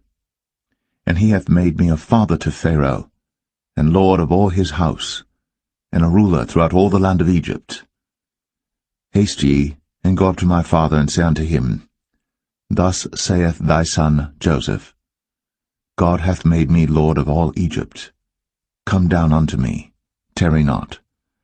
And thou shalt dwell in the land of Goshen, and thou shalt be near unto me, thou and thy children, and thy children's children, and thy flocks and thy herds, and all that thou hast, and there will I nourish thee. For yet there are 5 years of famine, lest thou and thy household, and all that thou hast, come to poverty. And behold, your eyes see, in the eyes of my brother Benjamin, that it is my mouth that speaketh unto you. And ye shall tell my father of all my glory in Egypt, and of all that ye have seen, and ye shall haste and bring down my father hither. And he fell upon his brother Benjamin's neck, and wept. And Benjamin wept upon his neck. Moreover he kissed all his brethren, and wept upon them, and after that his brethren talked with him. And the fame thereof was heard in Pharaoh's house, saying, Joseph's brethren are come. And it pleased Pharaoh well, and his servants. And Pharaoh said unto Joseph, Say unto thy brethren, This do ye, lade your beasts, and go, get you unto the land of Canaan. And take your father and your households, and come unto me, and I will give you the good of the land of Egypt, and ye shall eat the fat of the land. Now thou art commanded, this do ye, take you wagons out of the land of Egypt, for your little ones, and for your wives, and bring your father, and come. Also regard not your stuff, for the good of all the land of Egypt is yours. And the children of Israel did so. And Joseph gave them wagons according to the commandment of Pharaoh, and gave them provision for the way. To all of them he gave each man changes of raiment, but to Benjamin he gave 300 pieces of silver, and 5 changes of raiment. And to his father he sent after this manner, 10 asses laden with the good things of Egypt, and 10 she-asses laden with corn and bread and meat for his father by the way. So he sent his brethren away, and they departed. And he said unto them, See that ye fall not out by the way. And they went up out of Egypt, and came into the land of Canaan unto Jacob their father, and told him, saying, Joseph is yet alive, and he is governor over all the land of Egypt. And Jacob's heart fainted, for he believed them not. And they told him all the words of Joseph, which he had said unto them. And when he saw the wagons which Joseph had sent to carry him, the spirit of Jacob their father revived. And Israel said, It is enough. Joseph my son is yet alive. I will go and see him before I die.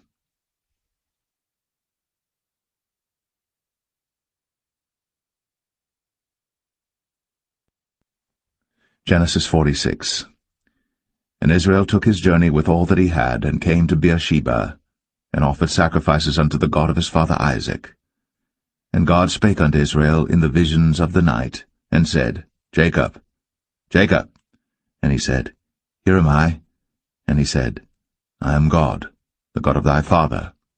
Fear not to go down into Egypt, for I will there make of thee a great nation.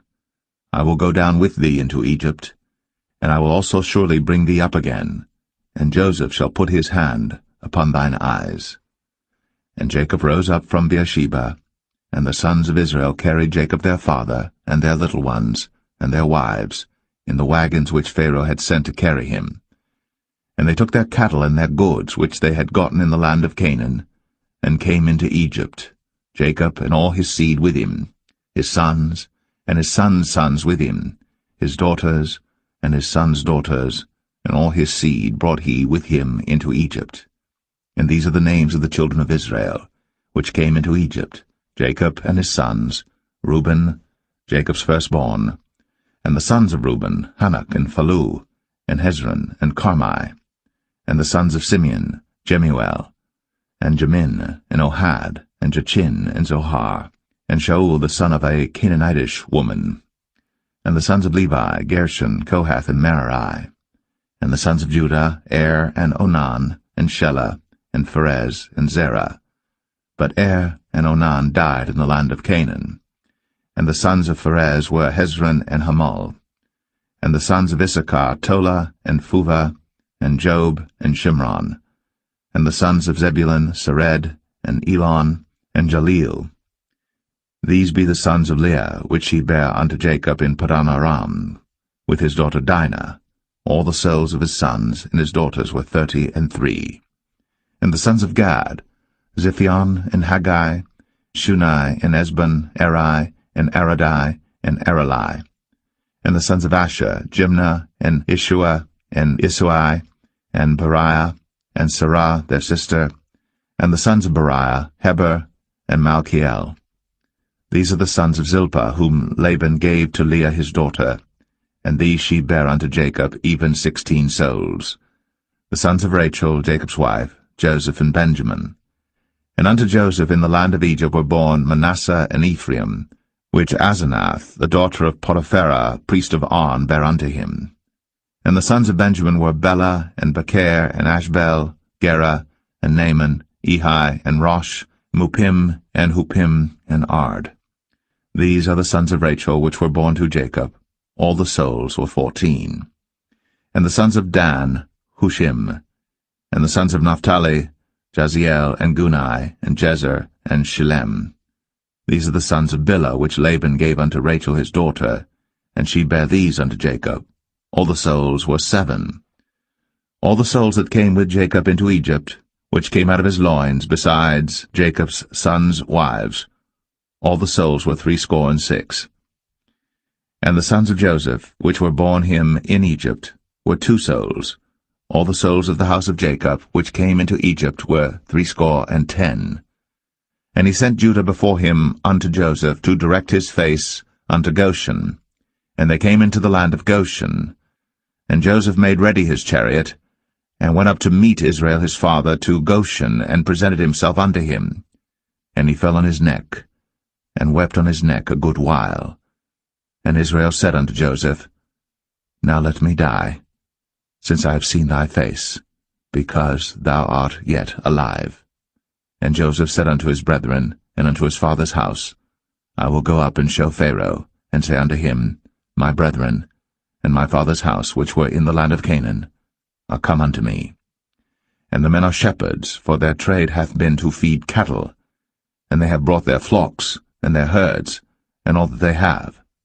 And it shall come to pass, when Pharaoh shall call you, and shall say, What is your occupation?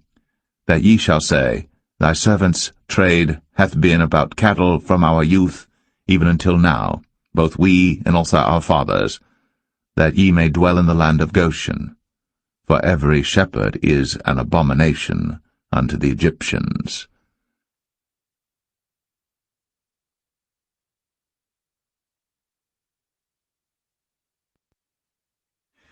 Genesis 47.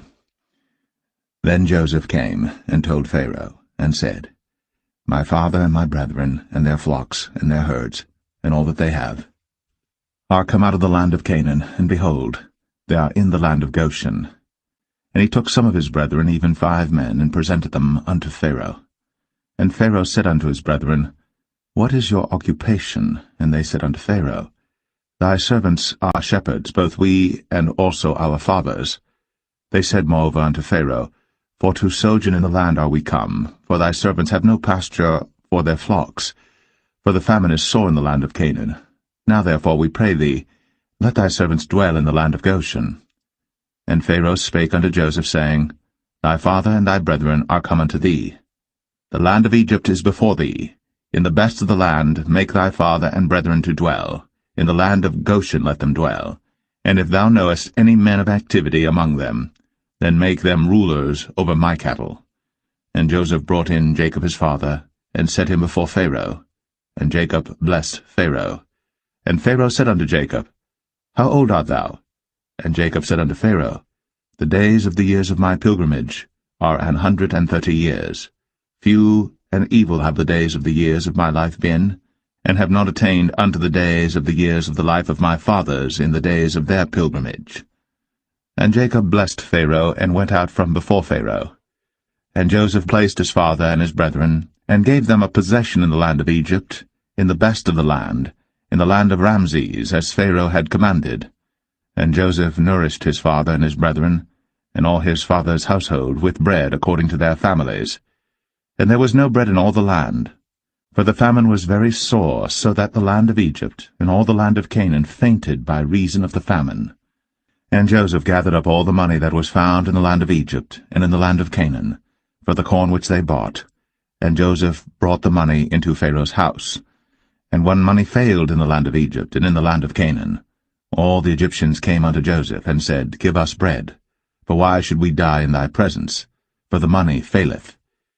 And Joseph said, Give your cattle, and I will give you for your cattle if money fail. And they brought their cattle unto Joseph, and Joseph gave them bread in exchange for horses, and for the flocks, and for the cattle of the herds, and for the asses, and he fed them with bread for all their cattle for that year. When that year was ended, they came unto him the second year, and said unto him, We will not hide it from my lord, how that our money is spent. My lord also hath our herds of cattle. There is not aught left in the sight of my lord, but our bodies and our lands. Wherefore shall we die before thine eyes, both we and our land? Buy us now land for bread, and we and our land will be servants unto Pharaoh, and give us seed, that we may live and not die, that the land be not desolate. And Joseph bought all the land of Egypt for Pharaoh. For the Egyptians sold every man his field, because the famine prevailed over them. So the land became Pharaoh's. And as for the people, he removed them to cities from one end of the borders of Egypt even to the other end thereof. Only the land of the priests bought he not, for the priests had a portion assigned them of Pharaoh, and did eat their portion which Pharaoh gave them, wherefore they sold not their lands. Then Joseph said unto the people, Behold, I have bought you this day, and your land for Pharaoh. Lo, here is seed for you, and ye shall sow the land. And it shall come to pass in the increase, that ye shall give the 5th part unto Pharaoh, and 4 parts shall be your own, for seed of the field, and for your food, and for them of your households, and for food for your little ones. And they said, Thou hast saved our lives. Let us find grace in the sight of my lord, and we will be Pharaoh's servants.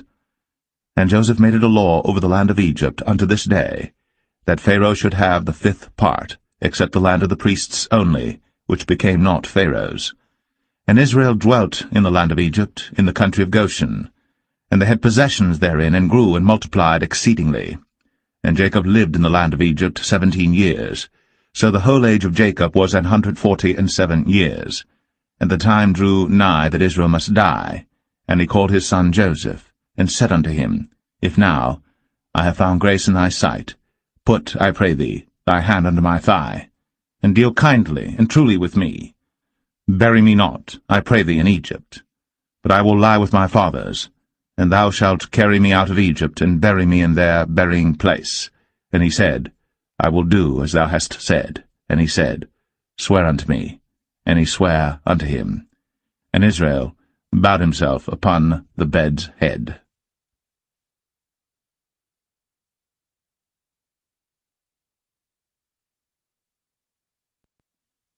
Genesis 48.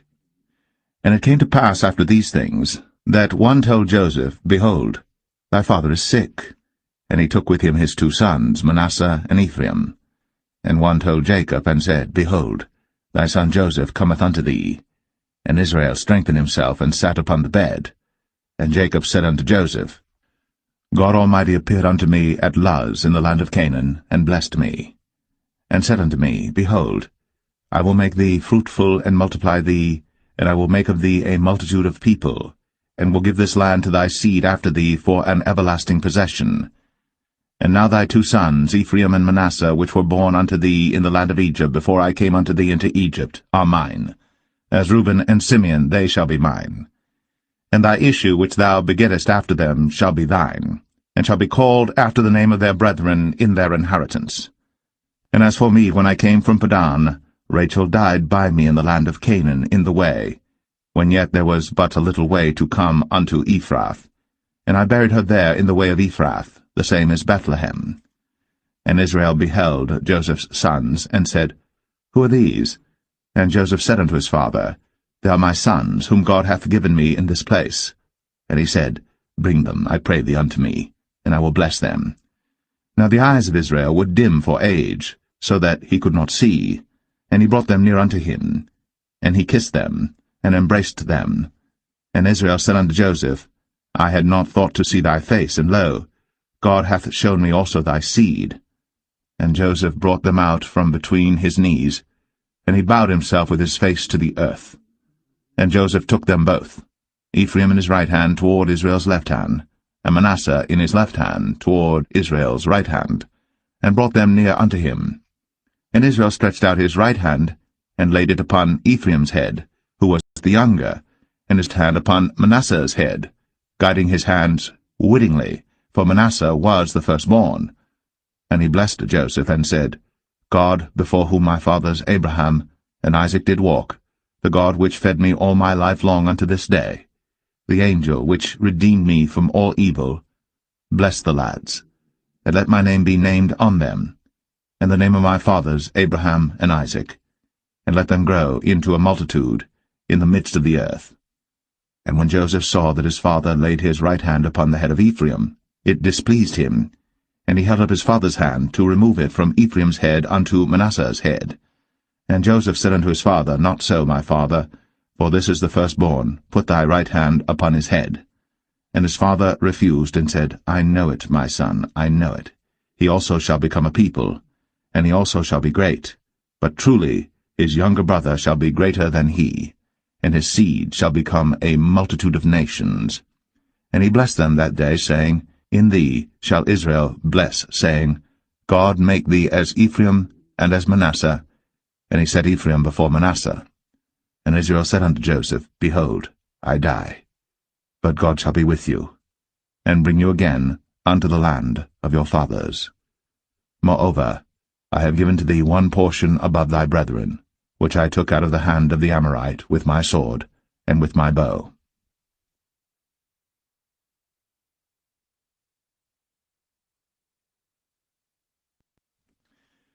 Genesis 49. And Jacob called unto his sons, and said, Gather yourselves together, that I may tell you that which shall befall you in the last days. Gather yourselves together, and hear, ye sons of Jacob, and hearken unto Israel your father. Reuben, thou art my firstborn, my might, and the beginning of my strength, the excellency of dignity, and the excellency of power. Unstable as water, thou shalt not excel, because thou wentest up to thy father's bed. Then devilest thou it. He went up to my couch. Simeon and Levi are brethren. Instruments of cruelty are in their habitations. O my soul, come not thou into their secret, unto their assembly. Mine honour, be not thou united. For in their anger they slew a man, and in their self-will they digged down a wall. Cursed be their anger, for it was fierce, and their wrath, for it was cruel. I will divide them in Jacob, and scatter them in Israel. Judah, thou art he whom thy brethren shall praise. Thy hand shall be in the neck of thine enemies. Thy father's children shall bow down before thee. Judah is a lion's whelp. From the prey, my son, thou art gone up. He stooped down. He couched as a lion, and as an old lion, who shall rouse him up? The scepter shall not depart from Judah, nor a lawgiver from between his feet, until Shiloh come, and unto him shall the gathering of the people be. Binding his foal unto the vine, and his ass's colt unto the choice vine, he washed his garments in wine, and his clothes in the blood of grapes. His eyes shall be red with wine, and his teeth white with milk. Zebulun shall dwell at the haven of the sea, and he shall be for an haven of ships, and his borders shall be unto Zidon. Issachar is a strong ass couching down between two burdens. And he saw that rest was good, and the land that it was pleasant, and bowed his shoulder to bear, and became a servant unto tribute. Dan shall judge his people, as one of the tribes of Israel. Dan shall be a serpent by the way, an adder in the path, that biteth the horse heels, so that his rider shall fall backward. I have waited for thy salvation, O Lord. Gad, a troop shall overcome him, but he shall overcome at the last. Out of Asher his bread shall be fat, and he shall yield royal dainties. Naphtali is a hind let loose, he giveth goodly words. Joseph is a fruitful bough, even a fruitful bough by a well, whose branches run over the wall. The archers have sorely grieved him, and shot at him, and hated him. But his bow abode in strength, and the arms of his hands were made strong by the hands of the mighty God of Jacob. From thence is the shepherd, the stone of Israel. Even by the God of thy father, who shall help thee, and by the Almighty, who shall bless thee with blessings of heaven above, blessings of the deep that lieth under, blessings of the breasts, and of the womb. The blessings of thy father have prevailed above the blessings of my progenitors, unto the utmost bound of the everlasting hills. They shall be on the head of Joseph, and on the crown of the head of him that was separate from his brethren. Benjamin shall raven as a wolf. In the morning he shall devour the prey, and at night he shall divide the spoil. All these are the 12 tribes of Israel.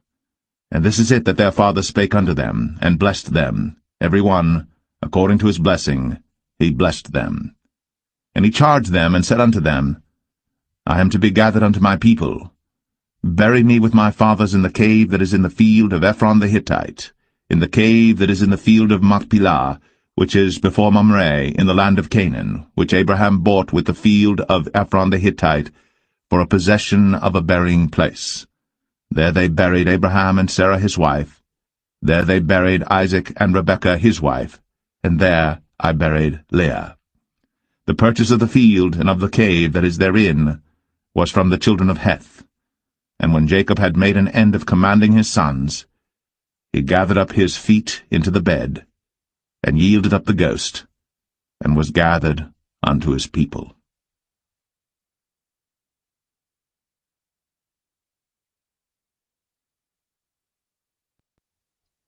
Genesis 50.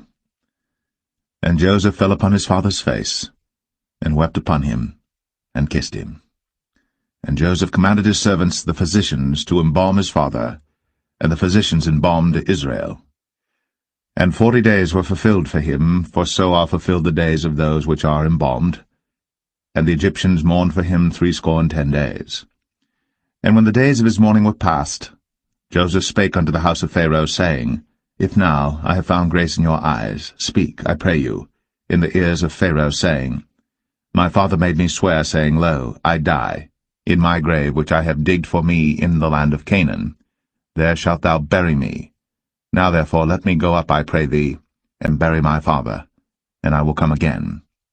And Pharaoh said, Go up, and bury thy father, according as he made thee swear. And Joseph went up to bury his father, and with him went up all the servants of Pharaoh, the elders of his house, and all the elders of the land of Egypt, and all the house of Joseph, and his brethren, and his father's house. Only their little ones, and their flocks, and their herds, they left in the land of Goshen. And there went up with him both chariots and horsemen, and it was a very great company. And they came to the threshing floor of Atad, which is beyond Jordan, and there they mourned with a great and very sore lamentation. And he made a mourning for his father 7 days. And when the inhabitants of the land, the Canaanites, saw the mourning in the floor of Atad, they said, This is a grievous mourning to the Egyptians. Wherefore the name of it was called Abel Mizraim, which is beyond Jordan. And his sons did unto him according as he commanded them. For his sons carried him into the land of Canaan, and buried him in the cave of the field of Machpelah, which Abraham bought with the field for possession of a burying place of Ephron the Hittite before Mamre. And Joseph returned into Egypt, he and his brethren, and all that went up with him to bury his father, after he had buried his father. And when Joseph's brethren saw that their father was dead, they said, Joseph will peradventure hate us, and will certainly requite us all the evil which we did unto him. And they sent a messenger unto Joseph, saying, Thy father did command before he died, saying, So shall ye say unto Joseph, Forgive, I pray thee now, the trespass of thy brethren, and their sin. For they did unto thee evil, and now, we pray thee, forgive the trespass of the servants of the God of thy father. And Joseph wept, when they spake unto him. And his brethren also went and fell down before his face, and they said, Behold, we be thy servants. And Joseph said unto them, Fear not, for am I in the place of God? But as for you, ye thought evil against me, but God meant it unto good, to bring to pass, as it is this day, to save much people alive. Now therefore fear ye not, I will nourish you, and your little ones. And he comforted them, and spake kindly unto them. And Joseph dwelt in Egypt, he and his father's house. And Joseph lived 110 years. And Joseph saw Ephraim's children of the third generation. The children also of Machir, the son of Manasseh, were brought up upon Joseph's knees. And Joseph said unto his brethren, I die, and God will surely visit you, and bring you out of this land unto the land which he sware to Abraham, to Isaac, and to Jacob. And Joseph took an oath of the children of Israel, saying, God will surely visit you, and ye shall carry up my bones from hence. So Joseph died, being 110 years old, and they embalmed him, and he was put in a coffin in Egypt.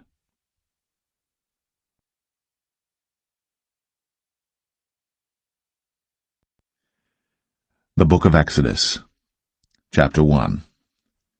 Now these are the names of the children of Israel, which came into Egypt. Every man in his household came with Jacob: Reuben, Simeon, Levi, and Judah, Issachar, Zebulun, and Benjamin, Dan and Naphtali, Gad and Asher. And all the souls that came out of the loins of Jacob were 70 souls, for Joseph was in Egypt already. And Joseph died, and all his brethren, and all that generation. And the children of Israel were fruitful, and increased abundantly, and multiplied, and waxed exceeding mighty, and the land was filled with them.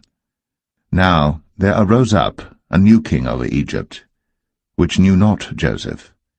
And he said unto his people, Behold, the people of the children of Israel are more and mightier than we.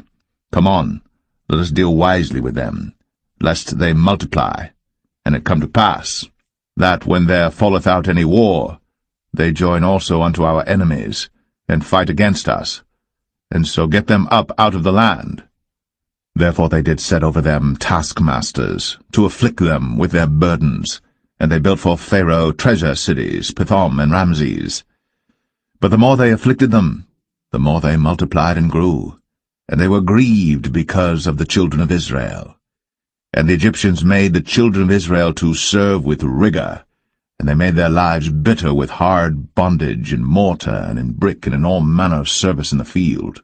All their service wherein they made them serve was with rigor.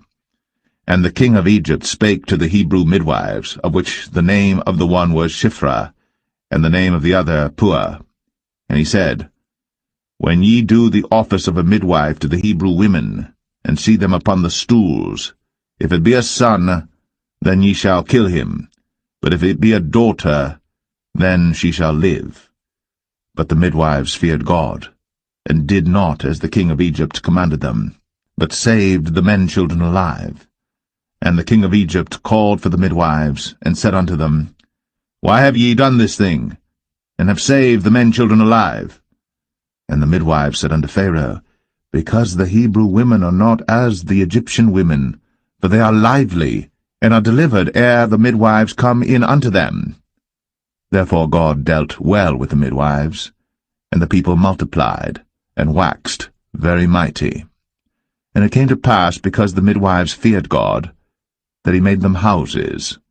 And Pharaoh charged all his people, saying, Every son that is born ye shall cast into the river, and every daughter ye shall save alive.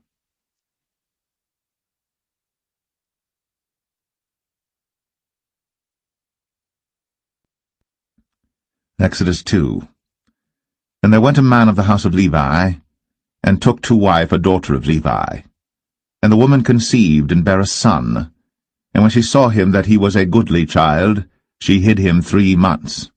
And when she could not longer hide him, she took for him an ark of bulrushes, and daubed it with slime and with pitch, and put the child therein, and she laid it in the flags by the river's brink. And his sister stood afar off to wit what would be done to him. And the daughter of Pharaoh came down to wash herself at the river, and her maidens walked along by the river's side. And when she saw the ark among the flags, she sent her maid to fetch it. And when she had opened it, she saw the child, and behold, the babe wept. And she had compassion on him, and said, This is one of the Hebrews' children. Then said his sister to Pharaoh's daughter, Shall I go and call to thee a nurse of the Hebrew women, that she may nurse the child for thee? And Pharaoh's daughter said to her, Go. And the maid went, and called the child's mother. And Pharaoh's daughter said unto her, Take this child away, and nurse it for me, and I will give thee thy wages. And the woman took the child, and nursed it. And the child grew, and she brought him unto Pharaoh's daughter, and he became her son. And she called his name Moses, and she said, Because I drew him out of the water. And it came to pass in those days, when Moses was grown, that he went out unto his brethren, and looked on their burdens, and he spied an Egyptian smiting an Hebrew, one of his brethren. And he looked this way and that way.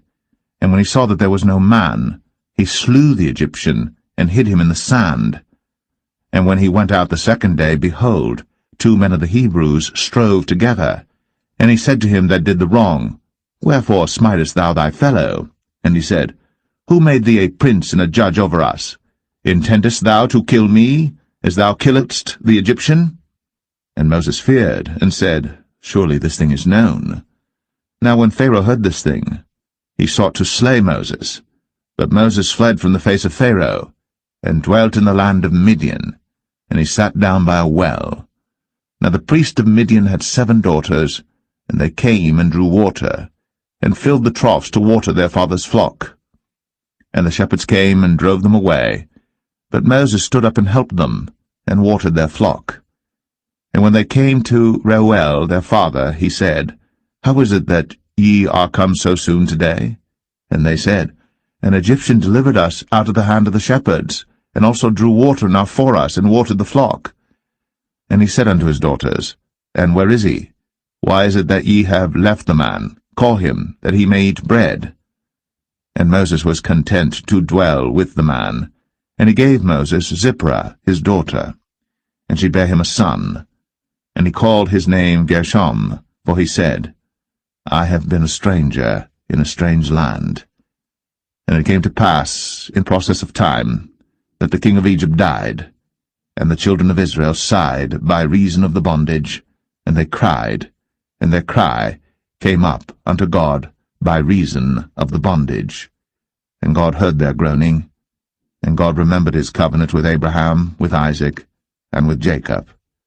And God looked upon the children of Israel, and God had respect unto them.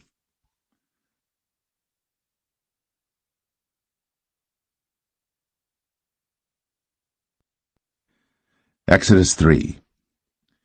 Now Moses kept the flock of Jethro, his father-in-law, the priest of Midian. And he led the flock to the backside of the desert, and came to the mountain of God, even to Horeb. And the angel of the Lord appeared unto him in a flame of fire out of the midst of a bush. And he looked, and behold, the bush burned with fire, and the bush was not consumed. And Moses said, I will now turn aside and see this great sight, why the bush is not burnt. And when the Lord saw that he turned aside to see, God called unto him out of the midst of the bush, and said, Moses, Moses. And he said, Here am I. And he said, Draw not nigh hither. Put off thy shoes from off thy feet, for the place whereon thou standest is holy ground. Moreover, he said, I am the God of thy father, the God of Abraham, the God of Isaac, and the God of Jacob.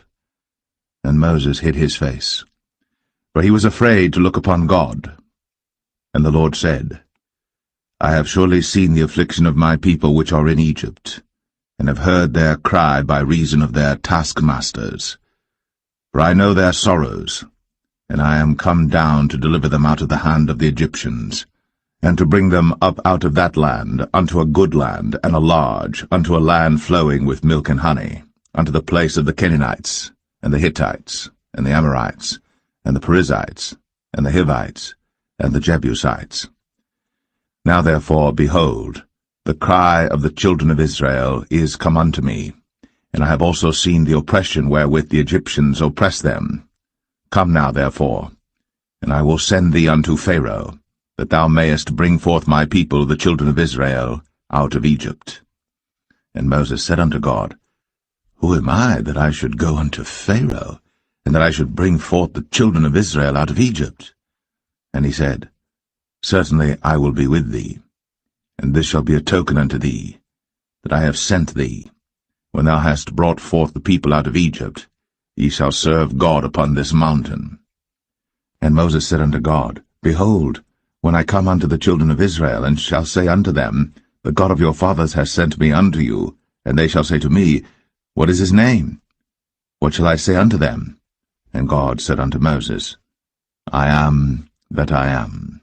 And he said, Thus shalt thou say unto the children of Israel, I am hath sent me unto you. And God said moreover unto Moses, Thus shalt thou say unto the children of Israel, The Lord God of your fathers, the God of Abraham, the God of Isaac, and the God of Jacob, hath sent me unto you. This is my name for ever, and this is my memorial unto all generations. Go and gather the elders of Israel together, and say unto them, The Lord God of your fathers, the God of Abraham, of Isaac, and of Jacob, appeared unto me, saying, I have surely visited you, and seen that which is done to you in Egypt. And I have said, I will bring you up out of the affliction of Egypt, unto the land of the Canaanites, and the Hittites, and the Amorites, and the Perizzites, and the Hivites, and the Jebusites, unto a land flowing with milk and honey. And they shall hearken to thy voice, and thou shalt come, thou and the elders of Israel, unto the king of Egypt, and ye shall say unto him, The Lord God of the Hebrews hath met with us. And now let us go, we beseech thee, 3 days' journey into the wilderness, that we may sacrifice to the Lord our God. And I am sure that the king of Egypt will not let you go, no, not by a mighty hand. And I will stretch out my hand, and smite Egypt with all my wonders which I will do in the midst thereof. And after that he will let you go. And I will give this people favor in the sight of the Egyptians, and it shall come to pass that, when ye go, ye shall not go empty. But every woman shall borrow of her neighbor, and of her that sojourneth in her house, jewels of silver, and jewels of gold, and raiment, and ye shall put them upon your sons, and upon your daughters, and ye shall spoil the Egyptians.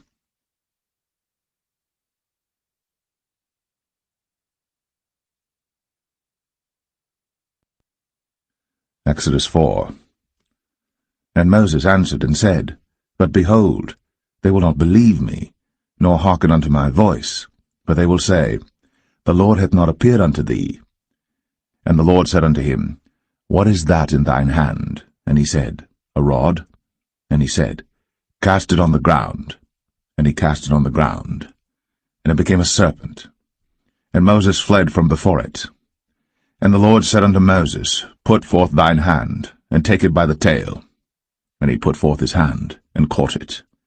And it became a rod in his hand, that they may believe that the Lord God of their fathers, the God of Abraham, the God of Isaac, and the God of Jacob, hath appeared unto thee. And the Lord said furthermore unto him, Put now thine hand into thy bosom. And he put his hand into his bosom, and when he took it out, behold, his hand was leprous as snow. And he said, Put thine hand into thy bosom again. And he put his hand into his bosom again, and plucked it out of his bosom. And behold, it was turned again as his other flesh.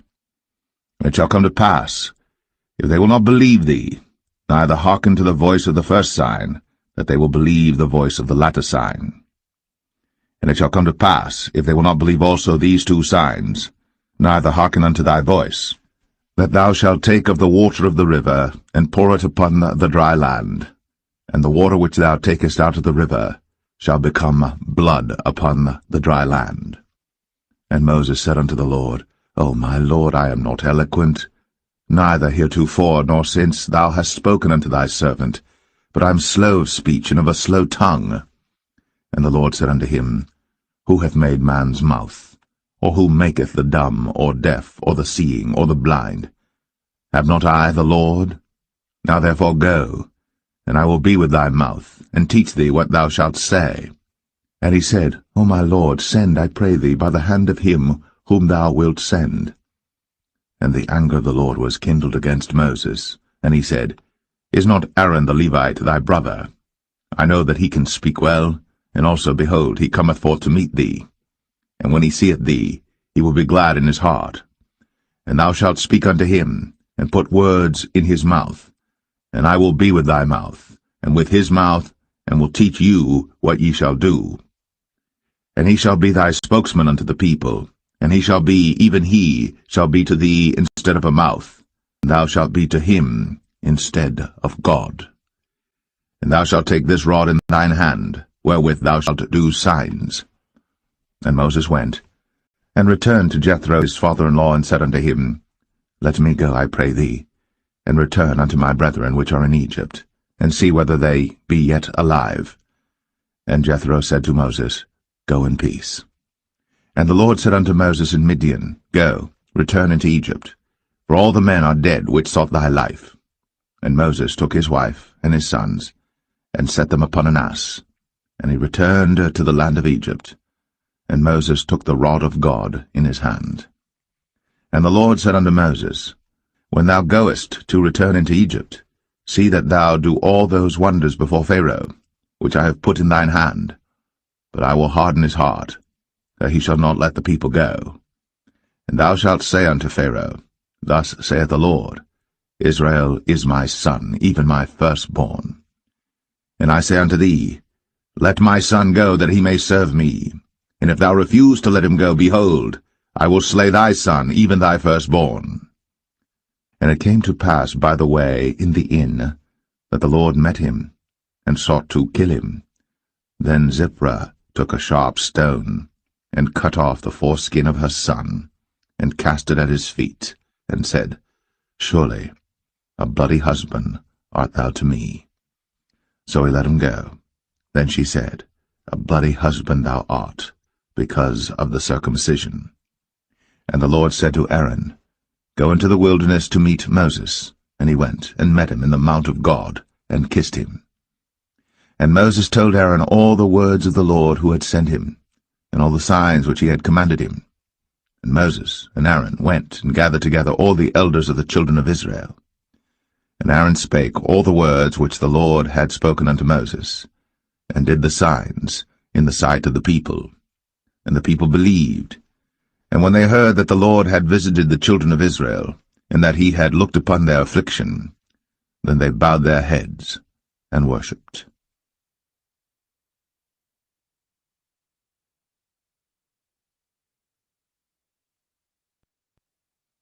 Exodus 5.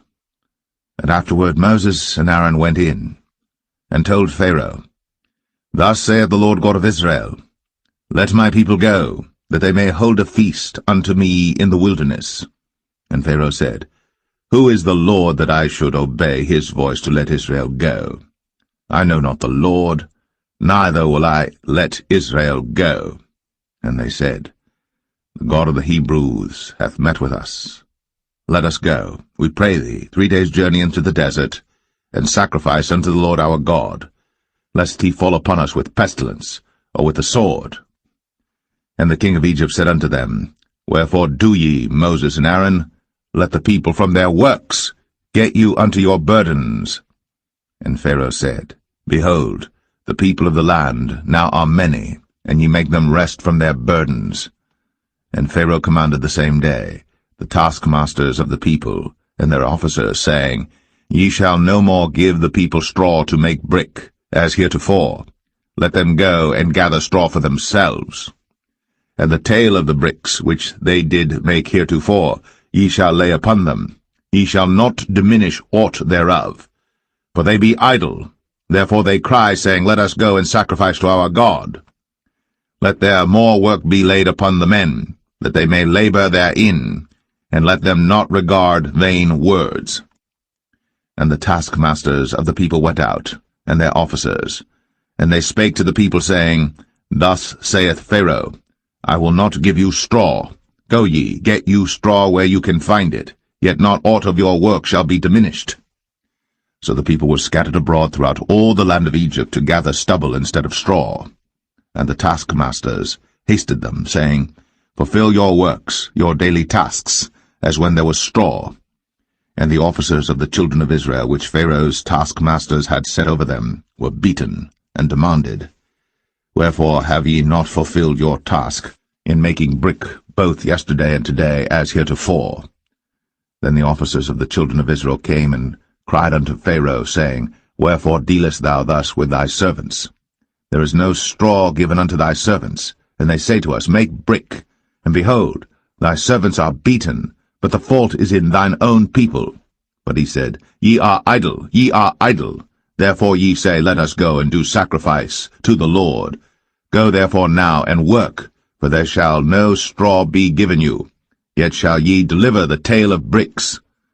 And the officers of the children of Israel did see that they were in evil case, after it was said, Ye shall not minish aught from your bricks of your daily task. And they met Moses and Aaron, who stood in the way, as they came forth from Pharaoh. And they said unto them, The Lord look upon you and judge, because ye have made our savour to be abhorred in the eyes of Pharaoh, and in the eyes of his servants, to put a sword in their hand to slay us. And Moses returned unto the Lord, and said, Lord, wherefore hast thou so evil entreated this people? Why is it that thou hast sent me? For since I came to Pharaoh to speak in thy name, he hath done evil to this people, neither hast thou delivered thy people at all.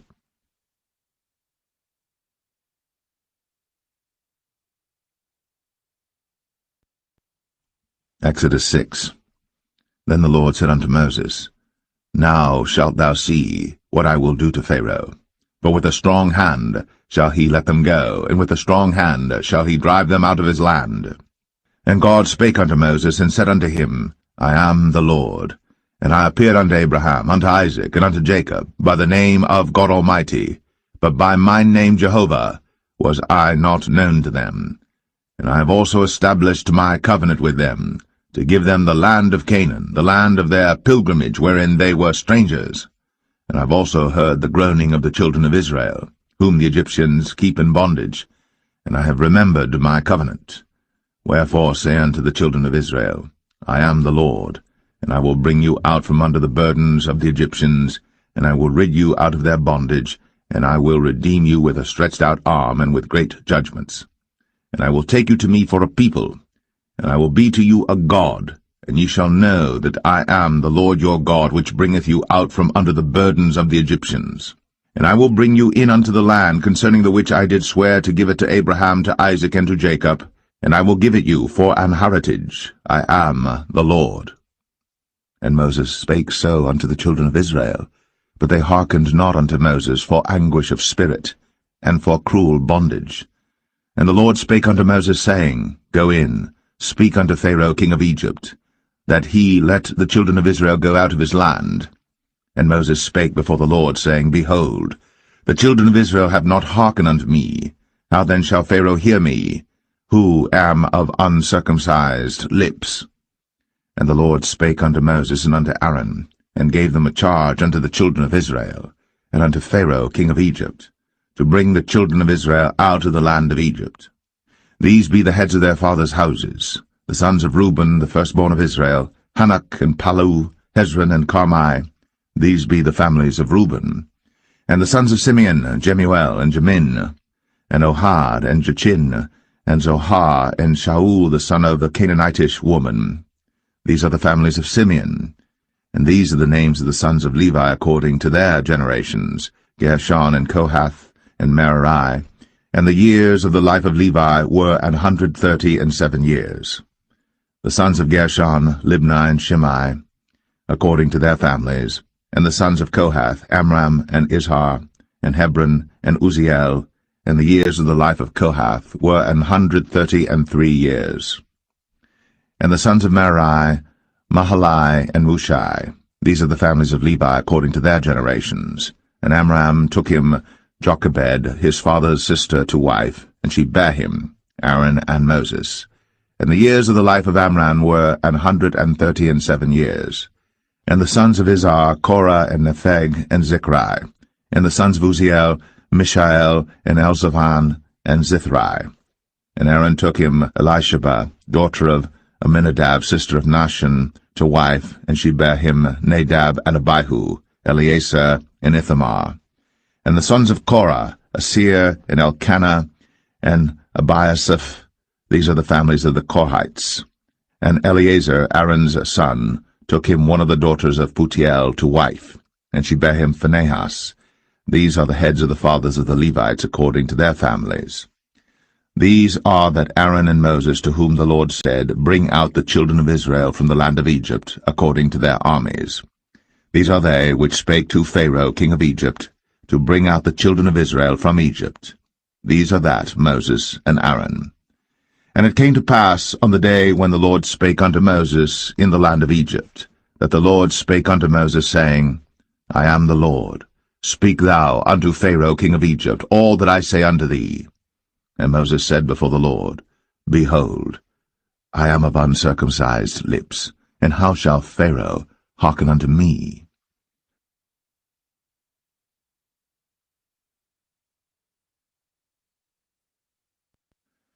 Exodus 7. And the Lord said unto Moses, See, I have made thee a god to Pharaoh, and Aaron thy brother shall be thy prophet. Thou shalt speak all that I command thee, and Aaron thy brother shall speak unto Pharaoh, that he send the children of Israel out of his land. And I will harden Pharaoh's heart, and multiply my signs and my wonders in the land of Egypt. But Pharaoh shall not hearken unto you, that I may lay my hand upon Egypt, and bring forth mine armies and my people the children of Israel out of the land of Egypt by great judgments. And the Egyptians shall know that I am the Lord, when I stretch forth mine hand upon Egypt, and bring out the children of Israel from among them. And Moses and Aaron did as the Lord commanded them, so did they. And Moses was 80 years old, and Aaron 83 years old, when they spake unto Pharaoh. And the Lord spake unto Moses and unto Aaron, saying, When Pharaoh shall speak unto you, saying, Show a miracle for you, then thou shalt say unto Aaron, Take thy rod, and cast it before Pharaoh, and it shall become a serpent. And Moses and Aaron went in unto Pharaoh, and they did so as the Lord had commanded. And Aaron cast down his rod before Pharaoh, and before his servants, and it became a serpent. Then Pharaoh also called the wise men and the sorcerers. Now the magicians of Egypt they also did in like manner with their enchantments. For they cast down every man his rod, and they became serpents. But Aaron's rod swallowed up their rods. And he hardened Pharaoh's heart, that he hearkened not unto them, as the Lord had said. And the Lord said unto Moses, Pharaoh's heart is hardened, he refuseth to let the people go. Get thee unto Pharaoh in the morning. Lo, he goeth out unto the water, and thou shalt stand by the river's brink against he come. And the rod which was turned to a serpent shalt thou take in thine hand. And thou shalt say unto him, The Lord God of the Hebrews hath sent me unto thee, saying, Let my people go, that they may serve me in the wilderness. And behold, hitherto thou wouldest not hear. Thus saith the Lord, In this thou shalt know that I am the Lord. Behold, I will smite with the rod that is in mine hand upon the waters which are in the river, and they shall be turned to blood.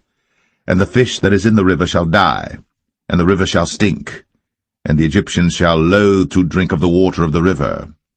And the Lord spake unto Moses, Say unto Aaron, Take thy rod, and stretch out thine hand upon the waters of Egypt, upon their streams, upon their rivers, and upon their ponds, and upon all their pools of water, that they may become blood, and that there may be blood throughout all the land of Egypt, both in vessels of wood and in vessels of stone.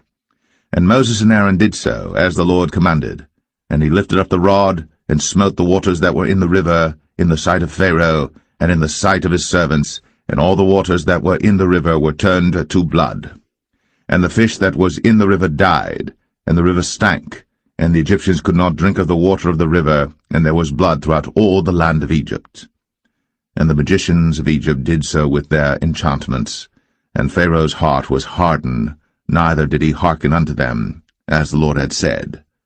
And Pharaoh turned and went into his house, neither did he set his heart to this also. And all the Egyptians digged around about the river for water to drink, for they could not drink of the water of the river. And 7 days were fulfilled. After that the Lord had smitten the river.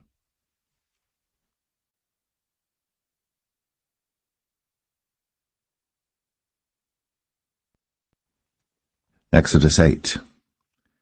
And the Lord spake unto Moses, Go unto Pharaoh, and say unto him, Thus saith the Lord, Let my people go, that they may serve me. And if thou refuse to let them go, behold, I will smite all thy borders with frogs, and the river shall bring forth frogs abundantly, which shall go up and come into thine house, and into thy bedchamber, and upon thy bed, and into the house of thy servants, and upon thy people, and into thine ovens, and into thy kneading troughs. And the frogs shall come up both on thee, and upon thy people, and upon all thy servants. And the Lord spake unto Moses, Say unto Aaron, Stretch forth thine hand with thy rod over the streams, over the rivers, and over the ponds, and cause frogs to come up upon the land of Egypt. And Aaron stretched out his hand over the waters of Egypt, and the frogs came up, and covered the land of Egypt. And the magicians did so with their enchantments, and brought up frogs upon the land of Egypt. Then Pharaoh called for Moses and Aaron, and said, Entreat the Lord, that he may take away the frogs from me, and from my people, and I will let the people go, that they may do sacrifice unto the Lord. And Moses said unto Pharaoh, Glory over me. When shall I entreat for thee, and for thy servants, and for thy people, to destroy the frogs from thee, and thy houses, that they may remain in the river only? And he said, Tomorrow. And he said, Be it according to thy word, that thou mayest know that there is none like unto the Lord our God. And the frogs shall depart from thee, and from thy houses, and from thy servants, and from thy people, they shall remain in the river only. And Moses and Aaron went out from Pharaoh, and Moses cried unto the Lord because of the frogs, which he had brought against Pharaoh. And the Lord did according to the word of Moses, and the frogs died out of the houses, out of the villages, and out of the fields. And they gathered them together upon heaps, and the land stank.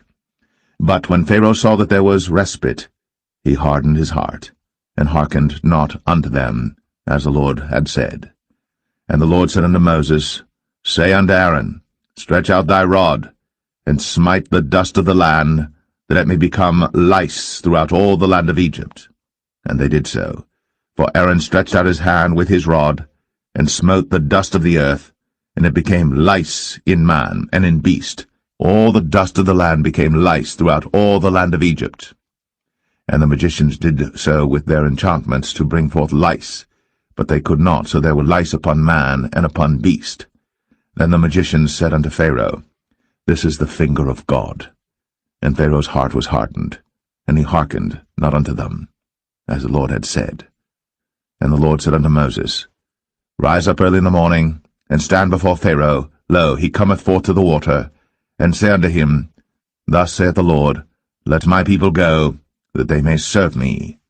Else, if thou wilt not let my people go, behold, I will send swarms of flies upon thee, and upon thy servants, and upon thy people, and into thy houses, and the houses of the Egyptians shall be full of swarms of flies, and also the ground whereon they are.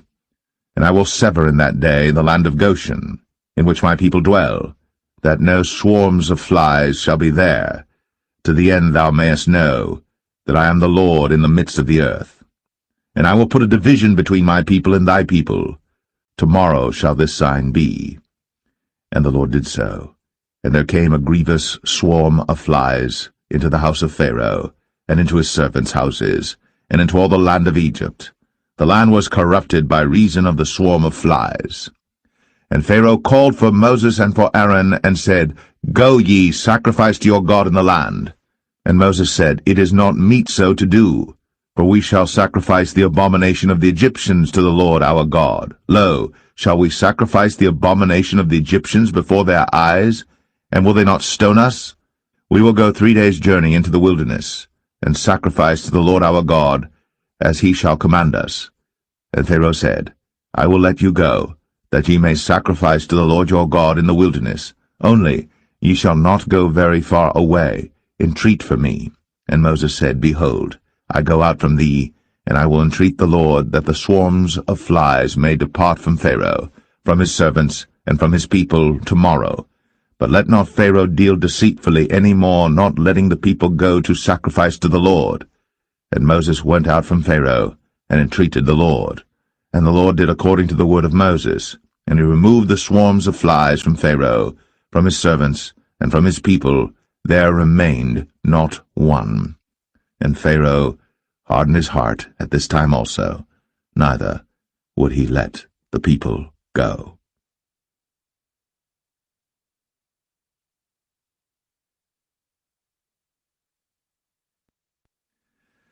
Exodus 9.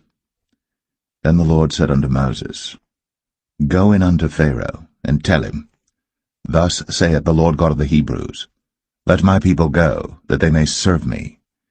For if thou refuse to let them go, and wilt hold them still, behold, the hand of the Lord is upon thy cattle which is in the field, upon the horses, upon the asses, upon the camels, upon the oxen, and upon the sheep. There shall be a very grievous murrain. And the Lord shall sever between the cattle of Israel and the cattle of Egypt, and there shall nothing die of all that is the children's of Israel. And the Lord appointed a set time, saying, Tomorrow the Lord shall do this thing in the land. And the Lord did that thing on the morrow, and all the cattle of Egypt died, but of the cattle of the children of Israel died not one. And Pharaoh sent, and behold, there was not one of the cattle of the Israelites dead, and the heart of Pharaoh was hardened, and he did not let the people go. And the Lord said unto Moses and unto Aaron, Take to you handfuls of ashes of the furnace, and let Moses sprinkle it toward the heaven in the sight of Pharaoh. And it shall become small dust in all the land of Egypt, and shall be a boil breaking forth with blains upon man and upon beast throughout all the land of Egypt. Then they took ashes of the furnace, and stood before Pharaoh. And Moses sprinkled it up toward heaven, and it became a boil, breaking forth with blains upon man and upon beast. And the magicians could not stand before Moses because of the boils, for the boil was upon the magicians and upon all the Egyptians. And the Lord hardened the heart of Pharaoh, and he hearkened not unto them, as the Lord had spoken unto Moses. And the Lord said unto Moses, Rise up early in the morning, and stand before Pharaoh, and say unto him, Thus saith the Lord God of the Hebrews, Let my people go, that they may serve me. For I will at this time send all my plagues upon thine heart, and upon thy servants, and upon thy people, that thou mayest know that there is none like me in all the earth. For now I will stretch out my hand, that I may smite thee and thy people with pestilence, and thou shalt be cut off from the earth. And in very deed for this cause have I raised thee up, for to show in thee my power, and that my name may be declared throughout all the earth. As yet exaltest thou thyself against my people, that thou wilt not let them go. Behold, tomorrow about this time I will cause it to rain a very grievous hail, such as hath not been in Egypt since the foundation thereof even until now.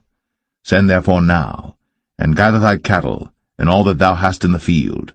For upon every man and beast which shall be found in the field, and shall not be brought home, the hail shall come down upon them, and they shall die. He that feared the word of the Lord among the servants of Pharaoh made his servants and his cattle flee into the houses. And he that regarded not the word of the Lord left his servants and his cattle in the field. And the Lord said unto Moses, Stretch forth thine hand toward heaven, that there may be hail in all the land of Egypt, upon man, and upon beast, and upon every herb of the field, throughout the land of Egypt. And Moses stretched forth his rod toward heaven, and the Lord sent thunder and hail, and the fire ran along upon the ground, and the Lord rained hail upon the land of Egypt. So there was hail, and fire mingled with the hail, very grievous, such as there was none like it in all the land of Egypt since it became a nation. And the hail smote throughout all the land of Egypt all that was in the field, both man and beast. And the hail smote every herb of the field, and brake every tree of the field. Only in the land of Goshen, where the children of Israel were, was there no hail. And Pharaoh sent and called for Moses and Aaron, and said unto them, I have sinned at this time. The Lord is righteous, and I and my people are wicked. Entreat the Lord, for it is enough that there be no more mighty thunderings and hail, and I will let you go, and ye shall stay no longer. And Moses said unto him, As soon as I am gone out of the city, I will spread abroad my hands unto the Lord, and the thunder shall cease, neither shall there be any more hail, that thou mayest know how that the earth is the Lord's. But as for thee and thy servants, I know that ye will not yet fear the Lord God. And the flax and the barley was smitten, for the barley was in the ear, and the flax was bold. But the wheat and the rye were not smitten, for they were not grown up. And Moses went out of the city from Pharaoh, and spread abroad his hands unto the Lord, and the thunders and hail ceased, and the rain was not poured upon the earth. And when Pharaoh saw that the rain and the hail and the thunders were ceased, he sinned yet more, and hardened his heart, he and his servants. And the heart of Pharaoh was hardened, neither would he let the children of Israel go, as the Lord had spoken by Moses.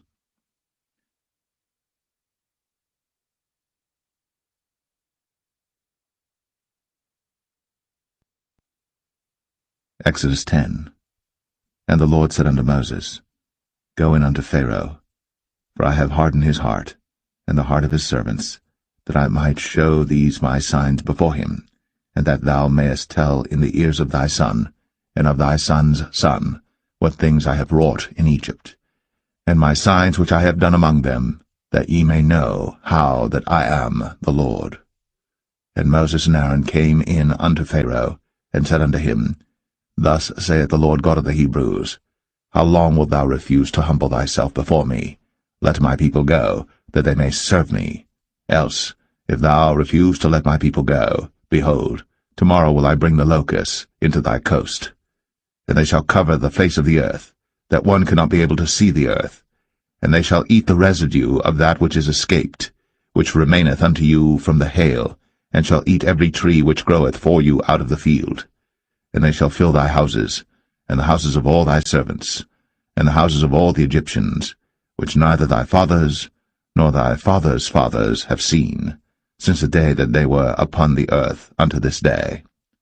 And he turned himself, and went out from Pharaoh. And Pharaoh's servants said unto him, How long shall this man be a snare unto us?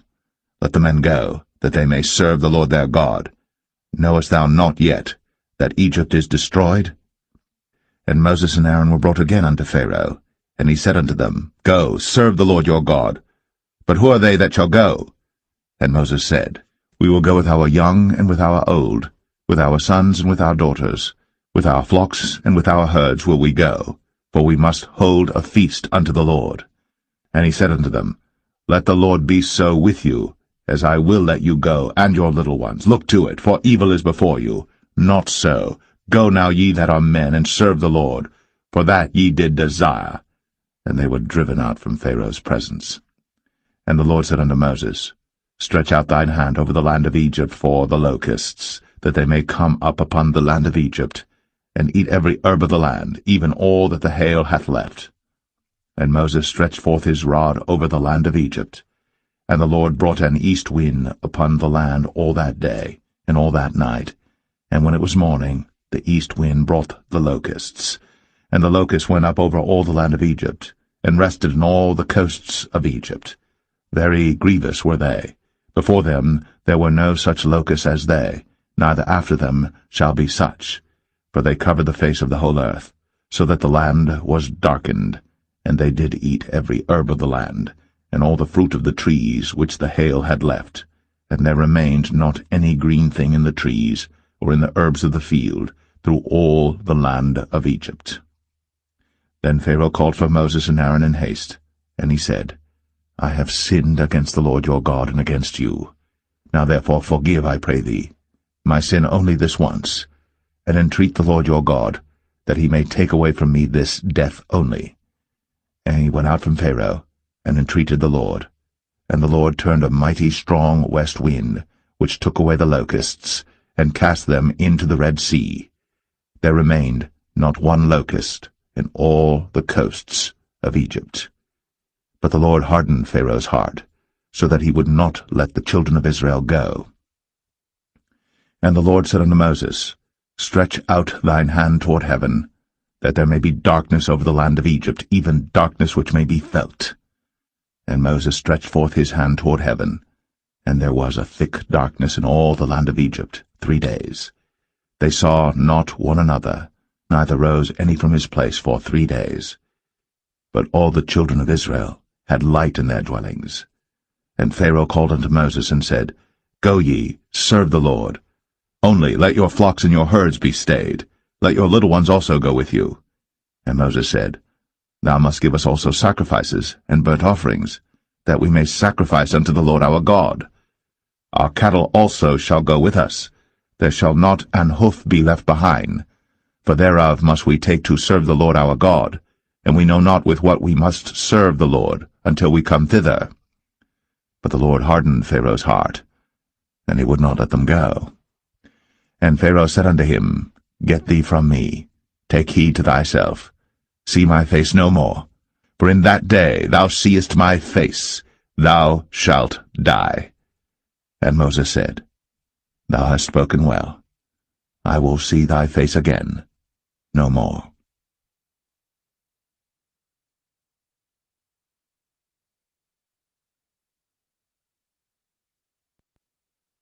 Exodus 11. And the Lord said unto Moses, Yet will I bring one plague more upon Pharaoh and upon Egypt. Afterwards he will let you go hence. When he shall let you go, he shall surely thrust you out hence altogether. Speak now in the ears of the people, and let every man borrow of his neighbor, and every woman of her neighbor, jewels of silver and jewels of gold. And the Lord gave the people favor in the sight of the Egyptians. Moreover, the man Moses was very great in the land of Egypt, in the sight of Pharaoh's servants, and in the sight of the people. And Moses said, Thus saith the Lord, About midnight will I go out into the midst of Egypt, and all the firstborn in the land of Egypt shall die, from the firstborn of Pharaoh that sitteth upon his throne, even unto the firstborn of the maidservant that is behind the mill, and all the firstborn of beasts. And there shall be a great cry throughout all the land of Egypt, such as there was none like it, nor shall be like it any more. But against any of the children of Israel shall not a dog move his tongue, against man or beast, that ye may know how that the Lord doth put a difference between the Egyptians and Israel. And all these thy servants shall come down unto me, and bow down themselves unto me, saying, Get thee out, and all the people that follow thee. And after that I will go out. And he went out from Pharaoh in a great anger. And the Lord said unto Moses, Pharaoh shall not hearken unto you, that my wonders may be multiplied in the land of Egypt. And Moses and Aaron did all these wonders before Pharaoh. And the Lord hardened Pharaoh's heart, so that he would not let the children of Israel go out of his land.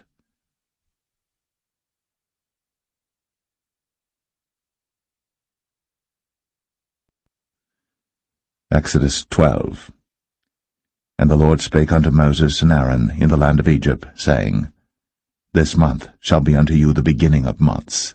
It shall be the first month of the year to you. Speak ye unto all the congregation of Israel, saying, In the 10th day of this month they shall take to them every man a lamb, according to the house of their fathers, a lamb for an house.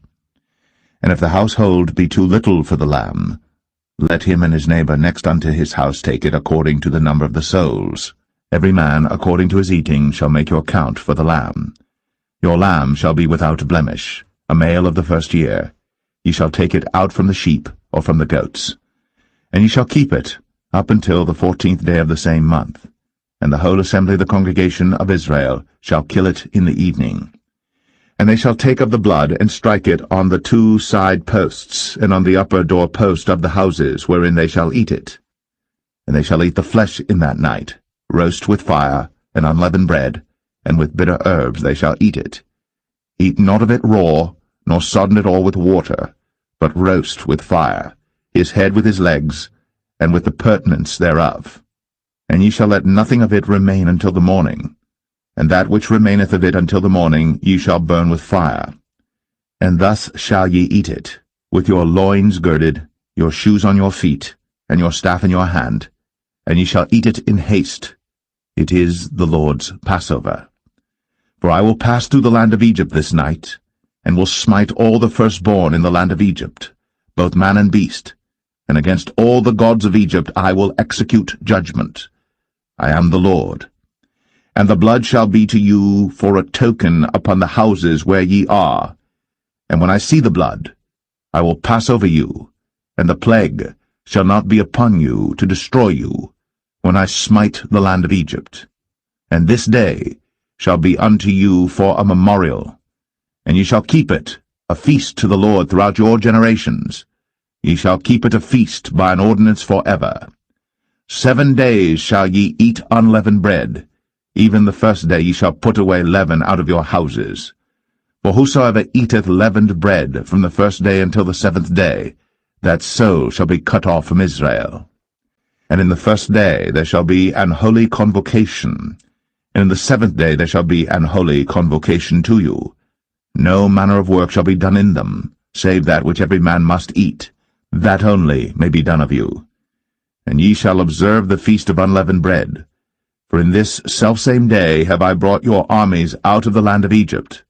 Therefore shall ye observe this day in your generations by an ordinance forever. In the 1st month, on the 14th day of the month at even, ye shall eat unleavened bread, until the 21st day of the month at even. 7 days shall there be no leaven found in your houses. For whosoever eateth that which is leavened, even that soul shall be cut off from the congregation of Israel, whether he be a stranger or born in the land. Ye shall eat nothing leavened. In all your habitations shall ye eat unleavened bread. Then Moses called for all the elders of Israel, and said unto them, Draw out, and take you a lamb according to your families, and kill the Passover. And ye shall take a bunch of hyssop, and dip it in the blood that is in the basin, and strike the lintel and the 2 side posts with the blood that is in the basin, and none of you shall go out at the door of his house until the morning. For the Lord will pass through to smite the Egyptians, and when he seeth the blood upon the lintel, and on the 2 side posts, the Lord will pass over the door, and will not suffer the destroyer to come in unto your houses to smite you. And ye shall observe this thing for an ordinance to thee, and to thy sons, forever. And it shall come to pass, when ye be come to the land which the Lord will give you, according as he hath promised, that ye shall keep this service. And it shall come to pass, when your children shall say unto you, What mean ye by this service? That ye shall say, It is the sacrifice of the Lord's Passover, who passed over the houses of the children of Israel in Egypt, when he smote the Egyptians, and delivered our houses. And the people bowed the head, and worshipped. And the children of Israel went away, and did, as the Lord had commanded Moses and Aaron, so did they. And it came to pass that at midnight the Lord smote all the firstborn in the land of Egypt, from the firstborn of Pharaoh that sat on his throne unto the firstborn of the captive that was in the dungeon, and all the firstborn of cattle. And Pharaoh rose up in the night, he and all his servants and all the Egyptians, and there was a great cry in Egypt, for there was not a house where there was not one dead. And he called for Moses and Aaron by night, and said, Rise up, and get you forth from among my people, both ye and the children of Israel, and go, serve the Lord, as ye have said. Also take your flocks and your herds, as ye have said, and be gone, and bless me also. And the Egyptians were urgent upon the people, that they might send them out of the land in haste. For they said, We be all dead men. And the people took their dough before it was leavened, their kneading troughs being bound up in their clothes upon their shoulders. And the children of Israel did according to the word of Moses, and they borrowed of the Egyptians jewels of silver, and jewels of gold and raiment. And the Lord gave the people favor in the sight of the Egyptians, so that they lent unto them such things as they required, and they spoiled the Egyptians. And the children of Israel journeyed from Ramses to Succoth, about 600,000 on foot, that were men, beside children. And a mixed multitude went up also with them, and flocks and herds, even very much cattle. And they baked unleavened cakes of the dough which they brought forth out of Egypt, for it was not leavened, because they were thrust out of Egypt, and could not tarry, neither had they prepared for themselves any victual. Now the sojourning of the children of Israel, who dwelt in Egypt, was 430 years.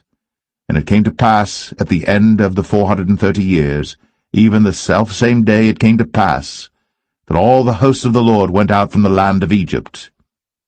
It is a night to be much observed unto the Lord for bringing them out from the land of Egypt. This is that night of the Lord to be observed of all the children of Israel in their generations. And the Lord said unto Moses and Aaron, This is the ordinance of the Passover. There shall no stranger eat thereof. But every man's servant that is bought for money, when thou hast circumcised him, then shall he eat thereof. A foreigner and an hired servant shall not eat thereof. In one house shall it be eaten. Thou shalt not carry forth aught of the flesh abroad out of the house, neither shall ye break a bone thereof. All the congregation of Israel shall keep it. And when a stranger shall sojourn with thee, and will keep the Passover to the Lord, let all his males be circumcised, and then let him come near and keep it. And he shall be as one that is born in the land. For no uncircumcised person shall eat thereof. One law shall be to him that is homeborn, and unto the stranger that sojourneth among you. Thus did all the children of Israel. As the Lord commanded Moses and Aaron, so did they. And it came to pass the selfsame day, that the Lord did bring the children of Israel out of the land of Egypt by their armies.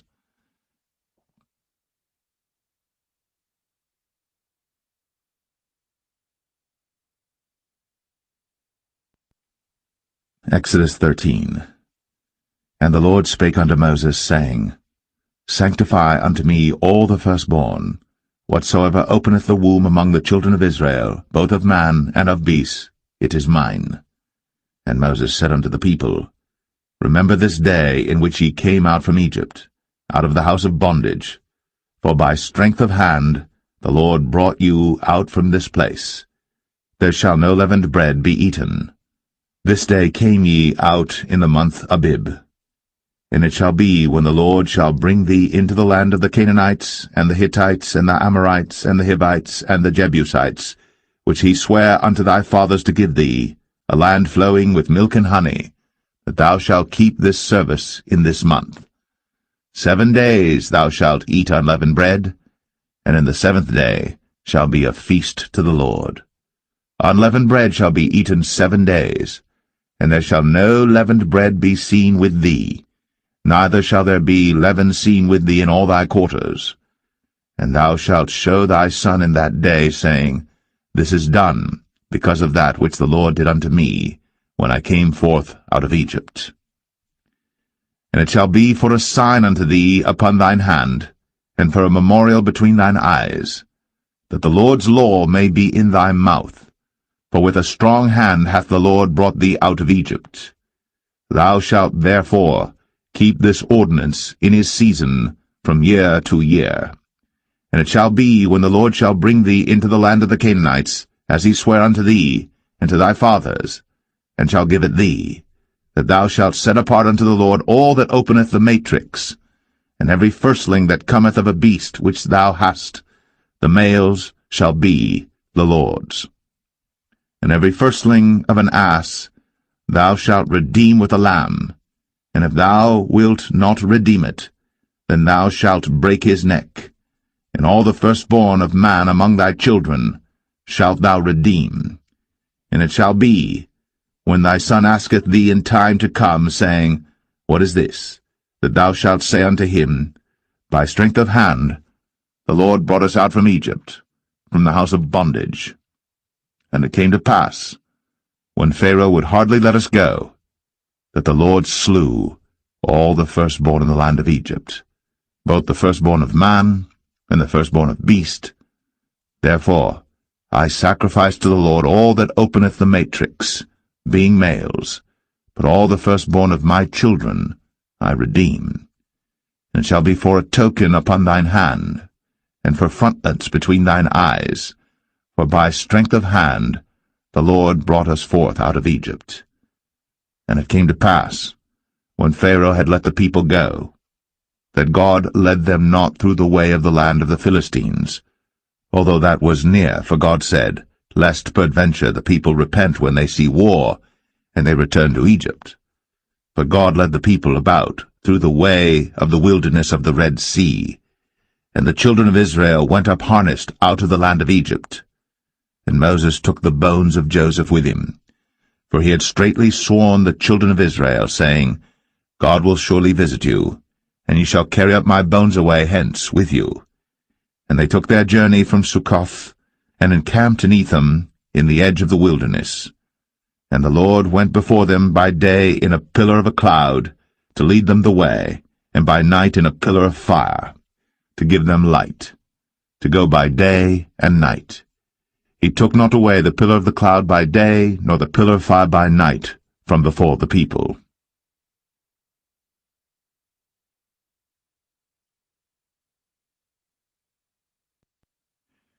Exodus 14. And the Lord spake unto Moses, saying, Speak unto the children of Israel, that they turn and encamp before Pi-hahiroth, between Migdol and the sea, over against Baal-zephon. Before it shall ye encamp by the sea. For Pharaoh will say of the children of Israel, They are entangled in the land, the wilderness hath shut them in, and I will harden Pharaoh's heart, that he shall follow after them, and I will be honored upon Pharaoh, and upon all his host, that the Egyptians may know that I am the Lord. And they did so. And it was told the king of Egypt that the people fled, and the heart of Pharaoh and of his servants was turned against the people, and they said, Why have we done this, that we have let Israel go from serving us? And he made ready his chariot, and took his people with him. And he took 600 chosen chariots, and all the chariots of Egypt, and captains over every one of them. And the Lord hardened the heart of Pharaoh king of Egypt, and he pursued after the children of Israel. And the children of Israel went out with an high hand. But the Egyptians pursued after them, all the horses and chariots of Pharaoh, and his horsemen and his army, and overtook them encamping by the sea, beside Pi-hahiroth, before Baal-zephon. And when Pharaoh drew nigh, the children of Israel lifted up their eyes, and behold, the Egyptians marched after them, and they were sore afraid. And the children of Israel cried out unto the Lord, and they said unto Moses, Because there were no graves in Egypt, hast thou taken us away to die in the wilderness? Wherefore hast thou dealt thus with us, to carry us forth out of Egypt? Is not this the word that we did tell thee in Egypt, saying, Let us alone, that we may serve the Egyptians? For it had been better for us to serve the Egyptians, than that we should die in the wilderness. And Moses said unto the people, Fear ye not, stand still, and see the salvation of the Lord, which he will show to you today. For the Egyptians whom ye have seen today, ye shall see them again no more forever. The Lord shall fight for you, and ye shall hold your peace. And the Lord said unto Moses, Wherefore criest thou unto me? Speak unto the children of Israel, that they go forward. But lift thou up thy rod, and stretch out thine hand over the sea, and divide it. And the children of Israel shall go on dry ground through the midst of the sea. And I, behold, I will harden the hearts of the Egyptians, and they shall follow them. And I will get me honor upon Pharaoh, and upon all his host, upon his chariots, and upon his horsemen. And the Egyptians shall know that I am the Lord, when I have gotten me honor upon Pharaoh, upon his chariots, and upon his horsemen. And the angel of God, which went before the camp of Israel, removed, and went behind them. And the pillar of the cloud went from before their face, and stood behind them. And it came between the camp of the Egyptians and the camp of Israel. And it was a cloud and darkness to them, but it gave light by night to these, so that the one came not near the other all the night. And Moses stretched out his hand over the sea, and the Lord caused the sea to go back by a strong east wind all that night, and made the sea dry land, and the waters were divided. And the children of Israel went into the midst of the sea upon the dry ground, and the waters were a wall unto them on their right hand and on their left. And the Egyptians pursued, and went in after them to the midst of the sea, even all Pharaoh's horses, his chariots, and his horsemen. And it came to pass that in the morning watch the Lord looked unto the host of the Egyptians through the pillar of fire and of the cloud, and troubled the host of the Egyptians, and took off their chariot wheels, that they drave them heavily, so that the Egyptians said, Let us flee from the face of Israel, for the Lord fighteth for them against the Egyptians. And the Lord said unto Moses, Stretch out thine hand over the sea, that the waters may come again upon the Egyptians, upon their chariots, and upon their horsemen. And Moses stretched forth his hand over the sea, and the sea returned to his strength when the morning appeared, and the Egyptians fled against it. And the Lord overthrew the Egyptians in the midst of the sea. And the waters returned and covered the chariots, and the horsemen, and all the host of Pharaoh that came into the sea after them. There remained not so much as one of them. But the children of Israel walked upon dry land in the midst of the sea, and the waters were a wall unto them on their right hand and on their left. Thus the Lord saved Israel that day out of the hand of the Egyptians, and Israel saw the Egyptians dead upon the seashore. And Israel saw that great work which the Lord did upon the Egyptians, and the people feared the Lord, and believed the Lord and his servant Moses.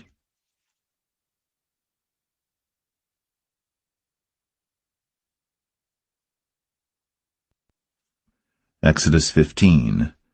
Then sang Moses and the children of Israel this song unto the Lord, and spake, saying, I will sing unto the Lord, for he hath triumphed gloriously. The horse and his rider hath he thrown into the sea. The Lord is my strength and song, and he is become my salvation. He is my God, and I will prepare him an habitation, my father's God, and I will exalt him. The Lord is a man of war, the Lord is his name. Pharaoh's chariots and his host hath he cast into the sea. His chosen captains also are drowned in the Red Sea. The depths have covered them, they sank into the bottom as a stone. Thy right hand, O Lord, is become glorious in power. Thy right hand, O Lord, hath dashed in pieces the enemy. And in the greatness of thine excellency thou hast overthrown them that rose up against thee. Thou sentest forth thy wrath, which consumed them as stubble. And with the blast of thy nostrils the waters were gathered together. The floods stood upright as an heap, and the depths were congealed in the heart of the sea. The enemy said, I will pursue, I will overtake, I will divide the spoil. My lust shall be satisfied upon them. I will draw my sword, my hand shall destroy them. Thou didst blow with thy wind, the sea covered them. They sank as lead in the mighty waters. Who is like unto thee, O Lord, among the gods? Who is like thee, glorious in holiness, fearful in praises, doing wonders? Thou stretchest out thy right hand, the earth swallowed them. Thou in thy mercy hast led forth the people which thou hast redeemed. Thou hast guided them in thy strength unto thy holy habitation. The people shall hear and be afraid. Sorrow shall take hold on the inhabitants of Palestina. Then the dukes of Edom shall be amazed. The mighty men of Moab, trembling, shall take hold upon them. All the inhabitants of Canaan shall melt away. Fear and dread shall fall upon them. By the greatness of thine arm they shall be as still as a stone, till thy people pass over, O Lord, till the people pass over, which thou hast purchased. Thou shalt bring them in, and plant them in the mountain of thine inheritance, in the place, O Lord, which thou hast made for thee to dwell in the sanctuary, O Lord, which thy hands have established. The Lord shall reign for ever and ever. For the horse of Pharaoh went in with his chariots and with his horsemen into the sea, and the Lord brought again the waters of the sea upon them. But the children of Israel went on dry land in the midst of the sea. And Miriam the prophetess, the sister of Aaron, took a timbrel in her hand, and all the women went out after her with timbrels and with dances. And Miriam answered them, Sing ye to the Lord, for he hath triumphed gloriously. The horse and his rider hath he thrown into the sea.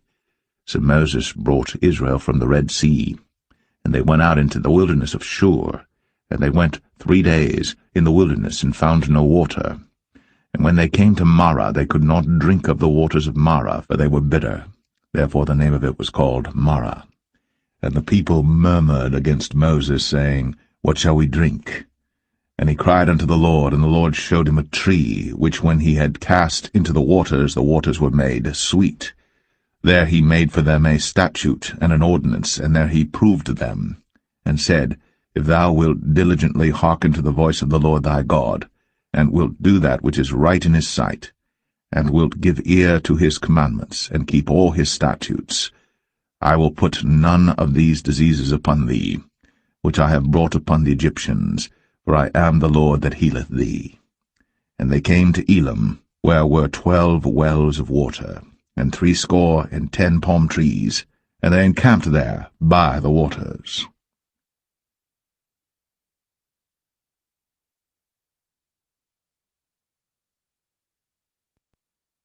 Exodus 16.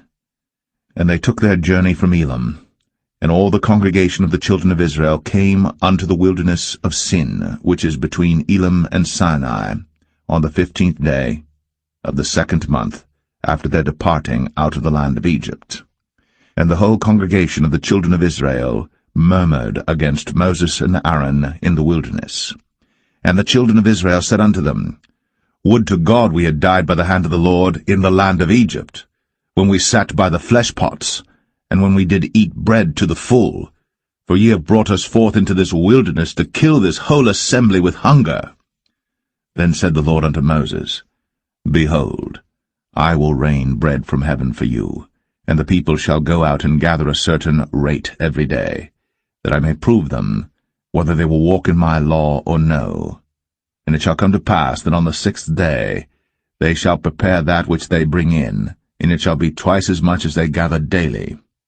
And Moses and Aaron said unto all the children of Israel, At even then ye shall know that the Lord hath brought you out from the land of Egypt. And in the morning then ye shall see the glory of the Lord, for that he heareth your murmurings against the Lord. And what are we, that ye murmur against us? And Moses said, This shall be when the Lord shall give you in the evening flesh to eat, and in the morning bread to the full, for that the Lord heareth your murmurings, which ye murmur against him. And what are we? Your murmurings are not against us, but against the Lord.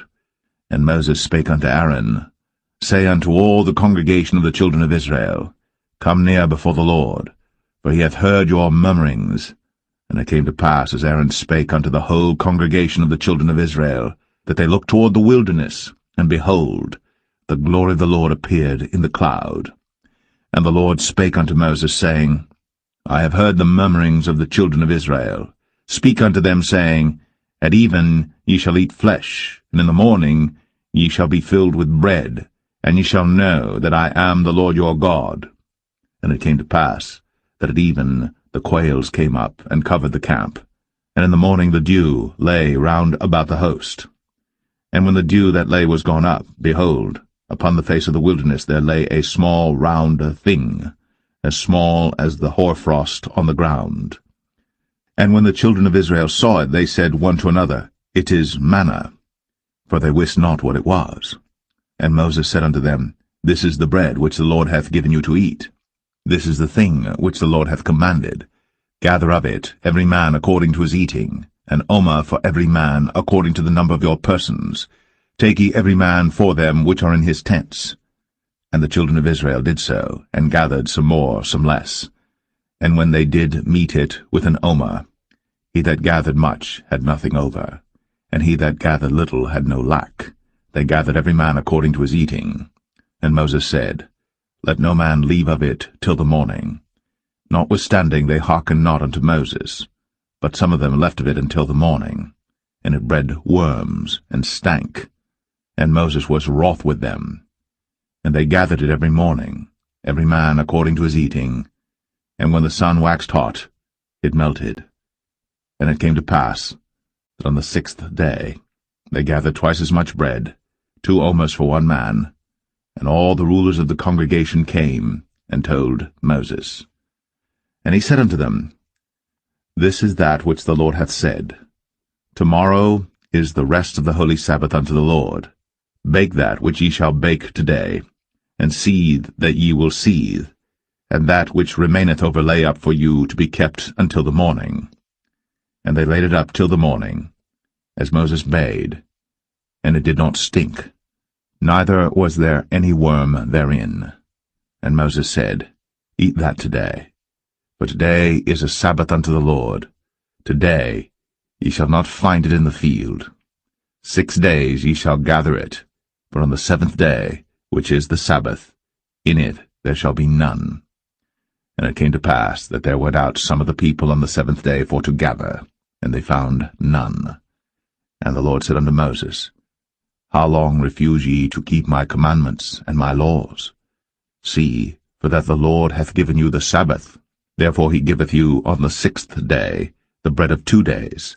Abide ye every man in his place. Let no man go out of his place on the 7th day. So the people rested on the 7th day. And the house of Israel called the name thereof manna. And it was like coriander seed, white, and the taste of it was like wafers made with honey. And Moses said, This is the thing which the Lord commandeth. Fill an omer of it to be kept for your generations, that they may see the bread wherewith I have fed you in the wilderness, when I brought you forth from the land of Egypt. And Moses said unto Aaron, Take a pot, and put an omer full of manna therein, and lay it up before the Lord, to be kept for your generations. As the Lord commanded Moses, so Aaron laid it up before the testimony to be kept. And the children of Israel did eat manna 40 years, until they came to a land inhabited. They did eat manna until they came unto the borders of the land of Canaan. Now an omer is the 10th part of an ephah.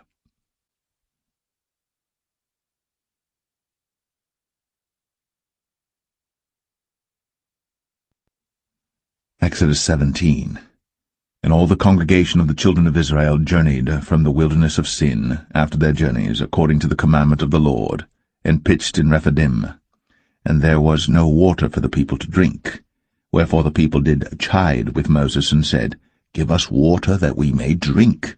And Moses said unto them, Why chide ye with me? Wherefore do ye tempt the Lord? And the people thirsted there for water. And the people murmured against Moses, and said, Wherefore is this that thou hast brought us up out of Egypt, to kill us, and our children, and our cattle with thirst? And Moses cried unto the Lord, saying, What shall I do unto this people? They be almost ready to stone me. And the Lord said unto Moses, Go on before the people, and take with thee of the elders of Israel, and thy rod wherewith thou smotest the river, take in thine hand, and go. Behold, I will stand before thee there upon the rock in Horeb, and thou shalt smite the rock. And there shall come water out of it, that the people may drink. And Moses did so in the sight of the elders of Israel. And he called the name of the place Massah, and Meribah, because of the chiding of the children of Israel, and because they tempted the Lord, saying, Is the Lord among us or not? Then came Amalek and fought with Israel in Rephidim. And Moses said unto Joshua, Choose us out men, and go out, fight with Amalek. Tomorrow I will stand on the top of the hill with the rod of God in mine hand. So Joshua did as Moses had said to him, and fought with Amalek. And Moses, Aaron, and Hur went up to the top of the hill. And it came to pass, when Moses held up his hand, that Israel prevailed. And when he let down his hand, Amalek prevailed. But Moses' hands were heavy, and they took a stone and put it under him, and he sat thereon, and Aaron and Hur stayed up his hands, the one on the one side, and the other on the other side, and his hands were steady until the going down of the sun. And Joshua discomfited Amalek and his people with the edge of the sword. And the Lord said unto Moses, Write this for a memorial in a book, and rehearse it in the ears of Joshua, for I will utterly put out the remembrance of Amalek from under heaven. And Moses built an altar, and called the name of it Jehovah Nissi. For he said, Because the Lord has sworn that the Lord will have war with Amalek from generation to generation.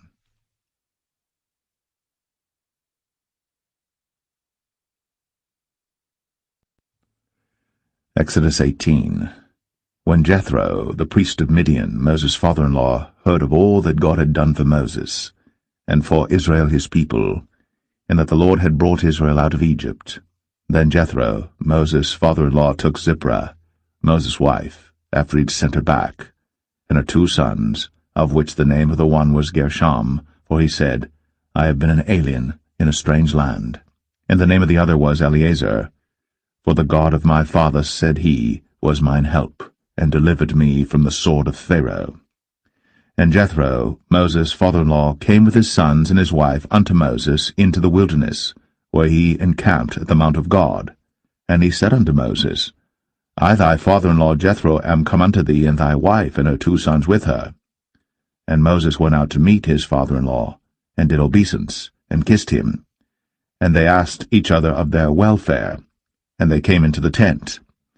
And Moses told his father-in-law all that the Lord had done unto Pharaoh and to the Egyptians for Israel's sake, and all the travail that had come upon them by the way, and how the Lord delivered them. And Jethro rejoiced for all the goodness which the Lord had done to Israel, whom he had delivered out of the hand of the Egyptians. And Jethro said, Blessed be the Lord, who hath delivered you out of the hand of the Egyptians, and out of the hand of Pharaoh, who hath delivered the people from under the hand of the Egyptians. Now I know that the Lord is greater than all gods, for in the thing wherein they dealt proudly he was above them. And Jethro, Moses' father-in-law, took a burnt offering and sacrifices for God. And Aaron came, and all the elders of Israel, to eat bread with Moses' father-in-law before God.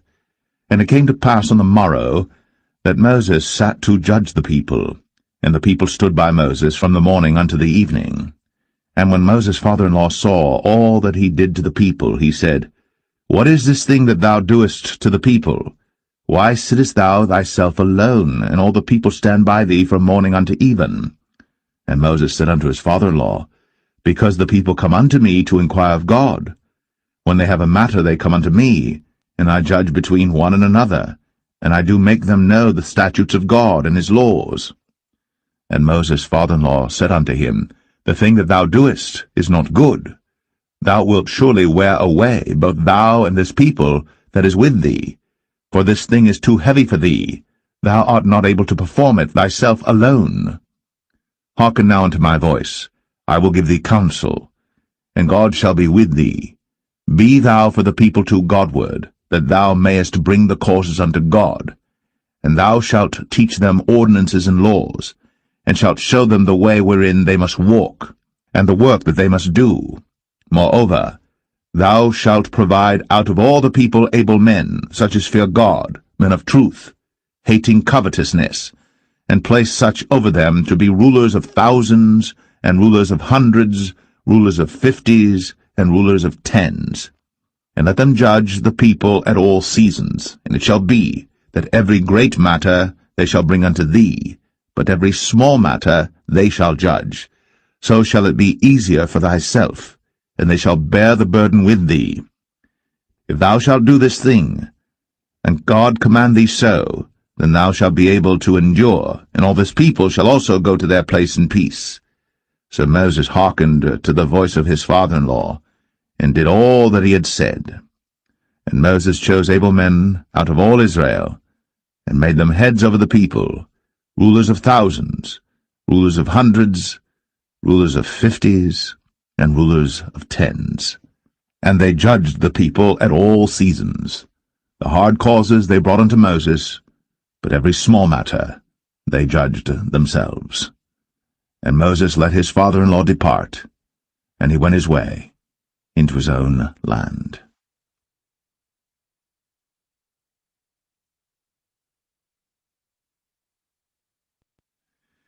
Exodus 19. In the 3rd month, when the children of Israel were gone forth out of the land of Egypt, the same day came they into the wilderness of Sinai. But they were departed from Rephidim, and were come to the desert of Sinai, and had pitched in the wilderness, and there Israel camped before the mount. And Moses went up unto God, and the Lord called unto him out of the mountain, saying, Thus shalt thou say to the house of Jacob, and tell the children of Israel, Ye have seen what I did unto the Egyptians, and how I bare you on eagle's wings, and brought you unto myself.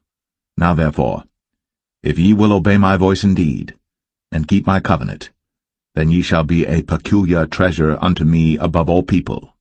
For all the earth is mine, and ye shall be unto me a kingdom of priests, and an holy nation. These are the words which thou shalt speak unto the children of Israel. And Moses came and called for the elders of the people, and laid before their faces all these words which the Lord commanded him. And all the people answered together, and said, All that the Lord hath spoken we will do. And Moses returned the words of the people unto the Lord. And the Lord said unto Moses, Lo, I come unto thee in a thick cloud, that the people may hear when I speak with thee, and believe thee for ever. And Moses told the words of the people unto the Lord. And the Lord said unto Moses, Go unto the people, and sanctify them today and tomorrow, and let them wash their clothes, and be ready against the third day. For the third day the Lord will come down in the sight of all the people upon Mount Sinai. And thou shalt set bounds unto the people round about, saying, Take heed to yourselves, that ye go not up into the mount, or touch the border of it. Whosoever toucheth the mount shall be surely put to death.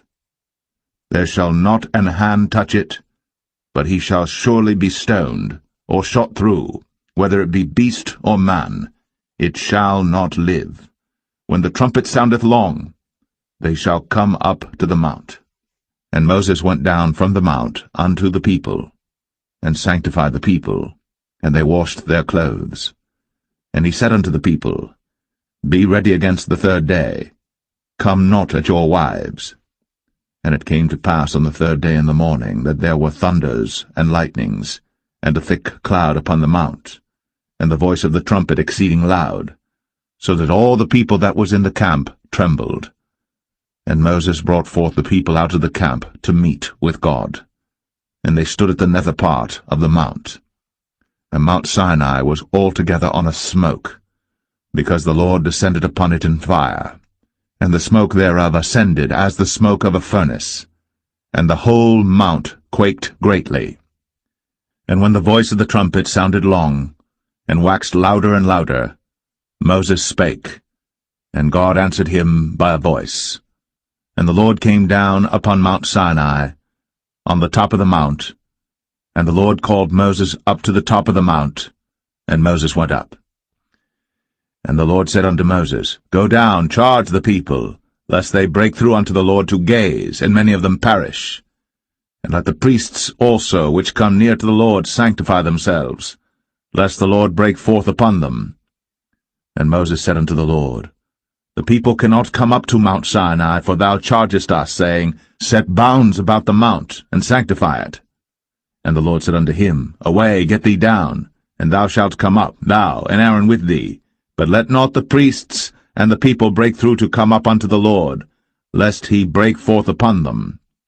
So Moses went down unto the people, and spake unto them.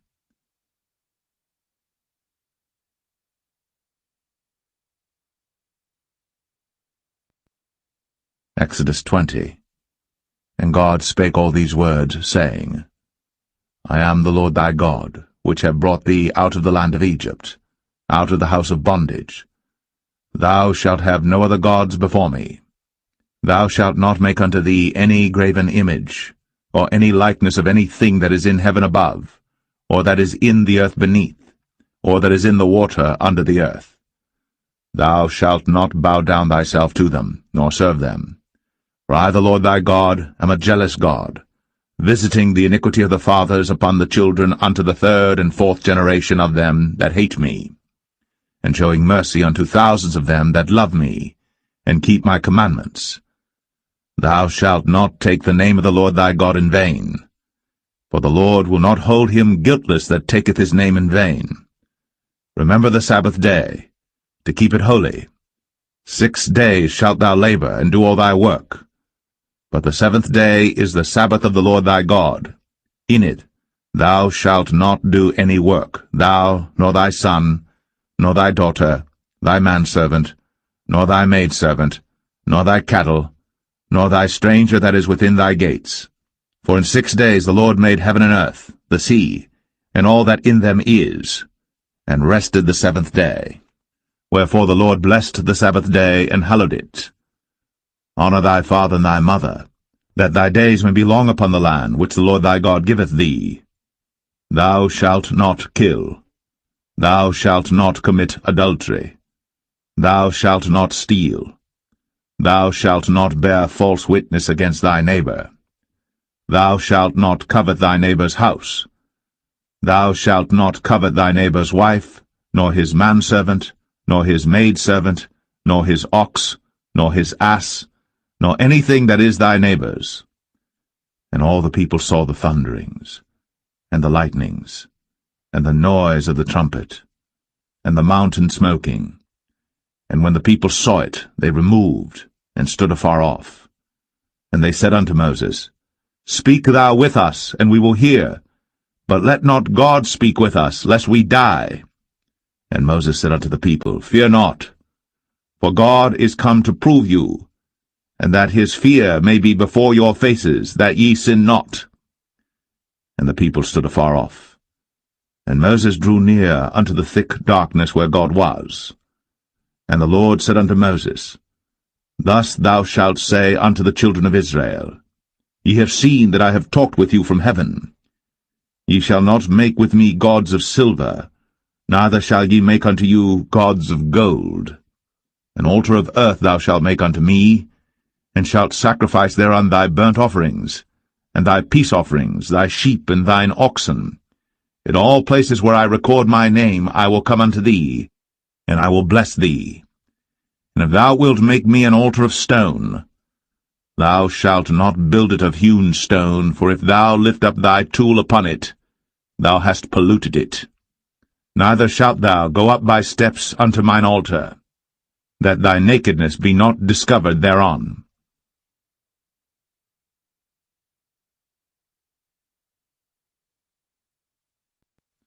Exodus 21. Now these are the judgments which thou shalt set before them. If thou buy an Hebrew servant, 6 years he shall serve, and in the 7th he shall go out free for nothing. If he came in by himself, he shall go out by himself. If he were married, then his wife shall go out with him. If his master have given him a wife, and she have borne him sons or daughters, the wife and her children shall be her master's, and he shall go out by himself. And if the servant shall plainly say, I love my master, my wife, and my children, I will not go out free, then his master shall bring him unto the judges. He shall also bring him to the door, or unto the doorpost, and his master shall bore his ear through with an awl, and he shall serve him forever. And if a man sell his daughter to be a maidservant, she shall not go out as the men servants do. If she please not her master, who hath betrothed her to himself, then shall he let her be redeemed. To sell her unto a strange nation, he shall have no power, seeing he hath dealt deceitfully with her. And if he have betrothed her unto his son, he shall deal with her after the manner of daughters. If he take him another wife, her food, her raiment, and her duty of marriage, shall he not diminish? And if he do not these 3 unto her, then shall she go out free without money. He that smiteth a man so that he die shall be surely put to death. And if a man lie not in wait, but God deliver him into his hand, then I will appoint thee a place whither he shall flee. But if a man come presumptuously upon his neighbor, to slay him with guile, thou shalt take him from mine altar, that he may die. And he that smiteth his father or his mother shall be surely put to death. And he that stealeth a man, and selleth him, or if he be found in his hand, he shall surely be put to death. And he that curseth his father or his mother shall surely be put to death.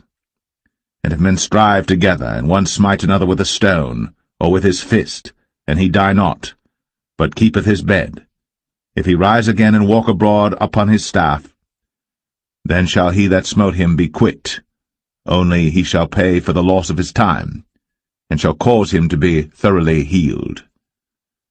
And if a man smite his servant or his maid with a rod, and he die under his hand, he shall be surely punished. Notwithstanding, if he continue a day or 2, he shall not be punished, for he is his money. If men strive and hurt a woman with child, so that her fruit depart from her, and yet no mischief follow, he shall be surely punished, according as the woman's husband will lay upon him, and he shall pay as the judges determine. And if any mischief follow, then thou shalt give life for life, eye for eye, tooth for tooth, hand for hand, foot for foot, burning for burning, wound for wound, stripe for stripe. And if a man smite the eye of his servant, or the eye of his maid, that it perish, he shall let him go free for his eye's sake. And if he smite out his manservant's tooth, or his maidservant's tooth, he shall let him go free for his tooth's sake.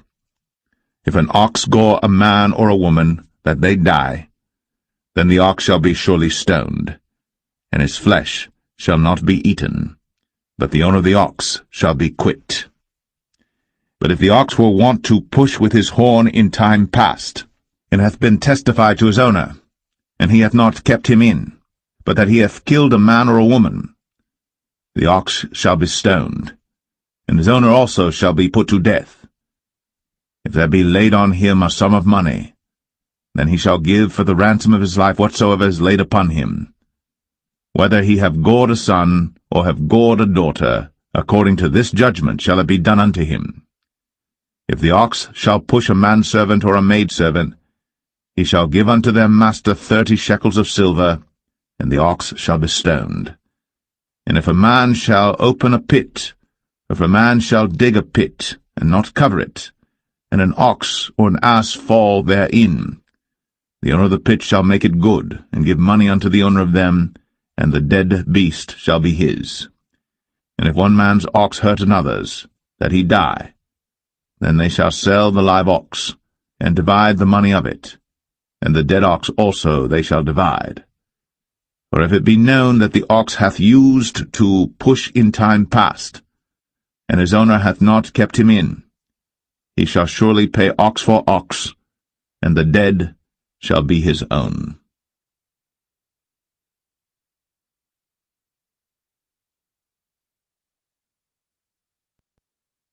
Exodus 22. If a man shall steal an ox or a sheep and kill it or sell it, he shall restore 5 oxen for an ox and 4 sheep for a sheep. If a thief be found breaking up, and be smitten that he die, there shall no blood be shed for him. If the sun be risen upon him, there shall be blood shed for him, for he should make full restitution. If he have nothing, then he shall be sold for his theft. If the theft be certainly found in his hand alive, whether it be ox or ass or sheep, he shall restore double. If a man shall cause a field or vineyard to be eaten, and shall put in his beast, and shall feed in another man's field, of the best of his own field and of the best of his own vineyard, shall he make restitution. If fire break out and catch in thorns, so that stacks of corn or the standing corn of the field be consumed therewith, he that kindled the fire shall surely make restitution. If a man shall deliver unto his neighbor money or stuff to keep, and it be stolen out of the man's house, if the thief be found, let him pay double. If the thief be not found, then the master of the house shall be brought unto the judges to see whether he have put his hand unto his neighbor's goods. For all manner of trespass, whether it be for ox, for ass, for sheep, for raiment, or for any manner of lost thing, which another challengeth to be his, the cause of both parties shall come before the judges, and whom the judges shall condemn, he shall pay double unto his neighbor. If a man deliver unto his neighbor an ass, or an ox, or a sheep, or any beast to keep, and it die, or be hurt, or driven away, no man seeing it, then shall an oath of the Lord be between them both, that he hath not put his hand unto his neighbor's goods, and the owner of it shall accept thereof, and he shall not make it good. And if it be stolen from him, he shall make restitution unto the owner thereof. If it be torn in pieces, then let him bring it for witness, and he shall not make good that which was torn. And if a man borrow aught of his neighbor, and it be hurt or die, the owner thereof being not with it, he shall surely make it good. But if the owner thereof be with it, he shall not make it good. If it be an hired thing, it came for his hire. And if a man entice a maid that is not betrothed, and lie with her, he shall surely endow her to be his wife. If her father utterly refuse to give her unto him, he shall pay money according to the dowry of virgins. Thou shalt not suffer a witch to live. Whosoever lieth with a beast shall surely be put to death. He that sacrificeth unto any god, save unto the Lord only, he shall be utterly destroyed. Thou shalt neither vex a stranger nor oppress him, for ye were strangers in the land of Egypt. Ye shall not afflict any widow or fatherless child. If thou afflict them in any wise, and they cry at all unto me, I will surely hear their cry, and my wrath shall wax hot, and I will kill you with the sword, and your wives shall be widows, and your children fatherless. If thou lend money to any of my people that is poor by thee, thou shalt not be to him as an usurer, neither shalt thou lay upon him usury. If thou at all take thy neighbour's raiment to pledge, thou shalt deliver it unto him by that the sun goeth down. For that is his covering only, it is his raiment for his skin. Wherein shall he sleep? And it shall come to pass, when he crieth unto me, that I will hear, for I am gracious. Thou shalt not revile the gods, nor curse the ruler of thy people. Thou shalt not delay to offer the first of thy ripe fruits, and of thy liquors, the firstborn of thy sons shalt thou give unto me. Likewise shalt thou do with thine oxen, and with thy sheep. 7 days it shall be with his dam.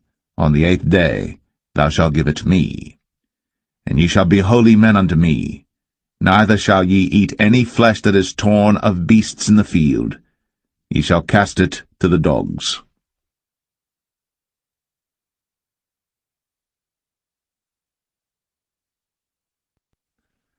Exodus 23. Thou shalt not raise a false report. Put not thine hand with the wicked to be an unrighteous witness. Thou shalt not follow a multitude to do evil. Neither shalt thou speak in a cause to decline after many to wrest judgment. Neither shalt thou countenance a poor man in his cause. If thou meet thine enemy's ox or his ass going astray, thou shalt surely bring it back to him again. If thou see the ass of him that hateth thee lying under his burden, and wouldest forbear to help him, thou shalt surely help with him. Thou shalt not wrest the judgment of thy poor in his cause. Keep thee far from a false matter, and the innocent and righteous slay thou not, for I will not justify the wicked. And thou shalt take no gift, for the gift blindeth the wise, and perverteth the words of the righteous. Also, thou shalt not oppress a stranger. For ye know the heart of a stranger, seeing ye were strangers in the land of Egypt. And 6 years thou shalt sow thy land, and shalt gather in the fruits thereof. But the 7th year thou shalt let it rest and lie still, that the poor of thy people may eat, and what they leave the beasts of the field shall eat. In like manner thou shalt deal with thy vineyard, and with thy oliveyard. 6 days thou shalt do thy work, and on the 7th day thou shalt rest, that thine ox and thine ass may rest, and the son of thy handmaid, and the stranger may be refreshed. In all things that I have said unto you be circumspect, and make no mention of the name of other gods, neither let it be heard out of thy mouth. 3 times thou shalt keep a feast unto me in the year. Thou shalt keep the feast of unleavened bread. Thou shalt eat unleavened bread 7 days, as I commanded thee, in the time appointed of the month Abib. For in it thou camest out from Egypt, and none shall appear before me empty. And the feast of harvest, the firstfruits of thy labours, which thou hast sown in the field, and the feast of ingathering, which is in the end of the year, when thou hast gathered in thy labours out of the field. 3 times in the year all thy males shall appear before the Lord God. Thou shalt not offer the blood of my sacrifice with leavened bread, neither shall the fat of my sacrifice remain until the morning. The first of the firstfruits of thy land thou shalt bring into the house of the Lord thy God. Thou shalt not see the kid in his mother's milk. Behold, I send an angel before thee, to keep thee in the way, and to bring thee into the place which I have prepared. Beware of him, and obey his voice. Provoke him not, for he will not pardon your transgressions, for my name is in him. But if thou shalt indeed obey his voice, and do all that I speak, then I will be an enemy unto thine enemies, and an adversary unto thine adversaries. For mine angel shall go before thee, and bring thee in unto the Amorites, and the Hittites, and the Perizzites, and the Canaanites, the Hivites, and the Jebusites, and I will cut them off. Thou shalt not bow down to their gods, nor serve them, nor do after their works, but thou shalt utterly overthrow them, and quite break down their images. And ye shall serve the Lord your God, and he shall bless thy bread and thy water, and I will take sickness away from the midst of thee. There shall nothing cast their young, nor be barren in thy land. The number of thy days I will fulfill.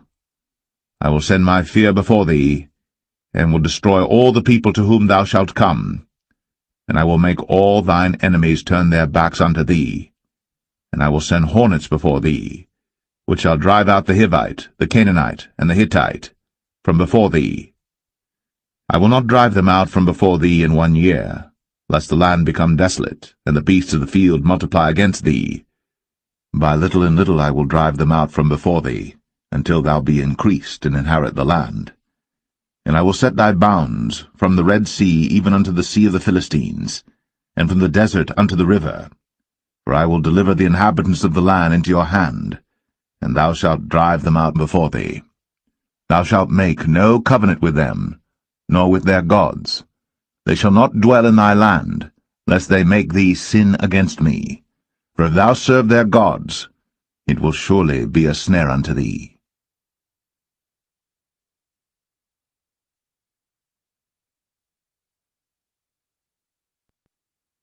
Exodus 24. And he said unto Moses, Come up unto the Lord, thou, and Aaron, Nadab, and Abihu, and 70 of the elders of Israel, and worship ye afar off. And Moses alone shall come near the Lord, but they shall not come nigh, neither shall the people go up with him. And Moses came, and told the people all the words of the Lord, and all the judgments, and all the people answered with one voice, and said, All the words which the Lord hath said will we do. And Moses wrote all the words of the Lord, and rose up early in the morning, and builded an altar under the hill, and 12 pillars according to the 12 tribes of Israel. And he sent young men of the children of Israel, which offered burnt offerings, and sacrificed peace offerings of oxen unto the Lord. And Moses took half of the blood, and put it in basins, and half of the blood he sprinkled on the altar. And he took the book of the covenant, and read in the audience of the people, and they said, All that the Lord hath said will we do, and be obedient. And Moses took the blood, and sprinkled it on the people, and said, Behold, the blood of the covenant which the Lord hath made with you concerning all these words. Then went up Moses, and Aaron, Nadab, and Abihu, and 70 of the elders of Israel. And they saw the God of Israel. And there was under his feet, as it were, a paved work of a sapphire stone, and as it were the body of heaven in his clearness. And upon the nobles of the children of Israel he laid not his hand. Also they saw God, and did eat and drink. And the Lord said unto Moses, Come up to me into the mount, and be there. And I will give thee tables of stone, and a law and commandments which I have written, that thou mayest teach them. And Moses rose up, and his minister Joshua, and Moses went up into the mount of God. And he said unto the elders, Tarry ye here for us, until we come again unto you. And behold, Aaron and Hur are with you. If any man have any matters to do, let him come unto them. And Moses went up into the mount, and a cloud covered the mount. And the glory of the Lord abode upon Mount Sinai, and the cloud covered it 6 days. And the 7th day he called unto Moses out of the midst of the cloud. And the sight of the glory of the Lord was like devouring fire on the top of the mount in the eyes of the children of Israel. And Moses went into the midst of the cloud, and gat him up into the mount. And Moses was in the mount 40 days and 40 nights.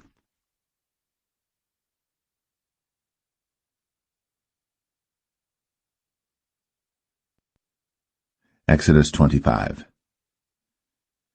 And the Lord spake unto Moses, saying, Speak unto the children of Israel, that they bring me an offering of every man that giveth it willingly with his heart. Ye shall take my offering. And this is the offering which ye shall take of them, gold, and silver, and brass, and blue, and purple, and scarlet, and fine linen, and goat's hair, and rams' skins dyed red, and badgers' skins, and shittim wood, oil for the light, spices for anointing oil, and for sweet incense, onyx stones, and stones to be set in the ephod, and in the breastplate. And let them make me a sanctuary, that I may dwell among them, according to all that I show thee, after the pattern of the tabernacle, and the pattern of all the instruments thereof, even so shall ye make it. And they shall make an ark of shittim wood. 2 cubits and a half shall be the length thereof, and 1 cubit and a half the breadth thereof, and 1 cubit and a half the height thereof. And thou shalt overlay it with pure gold, within and without shalt thou overlay it, and shalt make upon it a crown of gold round about. And thou shalt cast 4 rings of gold for it, and put them in the 4 corners thereof, and 2 rings shall be in the one side of it, and 2 rings in the other side of it. And thou shalt make staves of shittim wood, and overlay them with gold. And thou shalt put the staves into the rings by the sides of the ark, that the ark may be borne with them. The staves shall be in the rings of the ark, they shall not be taken from it. And thou shalt put into the ark the testimony which I shall give thee. And thou shalt make a mercy seat of pure gold. 2 cubits and a half shall be the length thereof, and 1 cubit and a half the breadth thereof. And thou shalt make 2 cherubims of gold. Of beaten work shalt thou make them, in the 2 ends of the mercy seat. And make 1 cherub on the one end, and the other cherub on the other end. Even of the mercy seat shall ye make the cherubims on the 2 ends thereof. And the cherubims shall stretch forth their wings on high, covering the mercy seat with their wings, and their faces shall look one to another. Toward the mercy seat shall the faces of the cherubims be. And thou shalt put the mercy seat above upon the ark, and in the ark thou shalt put the testimony that I shall give thee. And there I will meet with thee, and I will commune with thee from above the mercy seat, from between the 2 cherubims which are upon the ark of the testimony, of all things which I will give thee in commandment unto the children of Israel. Thou shalt also make a table of shittim wood. 2 cubits shall be the length thereof, and 1 cubit the breadth thereof, and 1 cubit and a half the height thereof. And thou shalt overlay it with pure gold, and make thereto a crown of gold round about. And thou shalt make unto it a border of an handbreadth round about, and thou shalt make a golden crown to the border thereof round about. And thou shalt make for it 4 rings of gold, and put the rings in the 4 corners that are on the 4 feet thereof. Over against the border shall the rings be for places of the staves to bear the table. And thou shalt make the staves of shittim wood, and overlay them with gold, that the table may be borne with them. And thou shalt make the dishes thereof, and spoons thereof, and covers thereof, and bowls thereof, to cover withal. Of pure gold shalt thou make them. And thou shalt set upon the table showbread before me always. And thou shalt make a candlestick of pure gold. Of beaten work shall the candlestick be made. His shaft, and his branches, his bowls, his knobs and his flowers shall be of the same. And 6 branches shall come out of the sides of it, 3 branches of the candlestick out of the one side, and 3 branches of the candlestick out of the other side. 3 bowls made like unto almonds, with a knob and a flower in one branch, and 3 bowls made like almonds in the other branch, with a knob and a flower. So in the 6 branches that come out of the candlestick. And in the candlestick shall be 4 bowls made like unto almonds, with their knobs and their flowers. And there shall be a knob under 2 branches of the same, and a knob under 2 branches of the same, and a knob under 2 branches of the same, according to the 6 branches that proceed out of the candlestick. Their knobs and their branches shall be of the same, all it shall be one beaten work of pure gold. And thou shalt make the 7 lamps thereof, and they shall light the lamps thereof, that they may give light over against it, and the tongs thereof, and the snuff dishes thereof, shall be of pure gold. Of a talent of pure gold shall he make it with all these vessels. And look that thou make them after their pattern which was shown thee in the mount.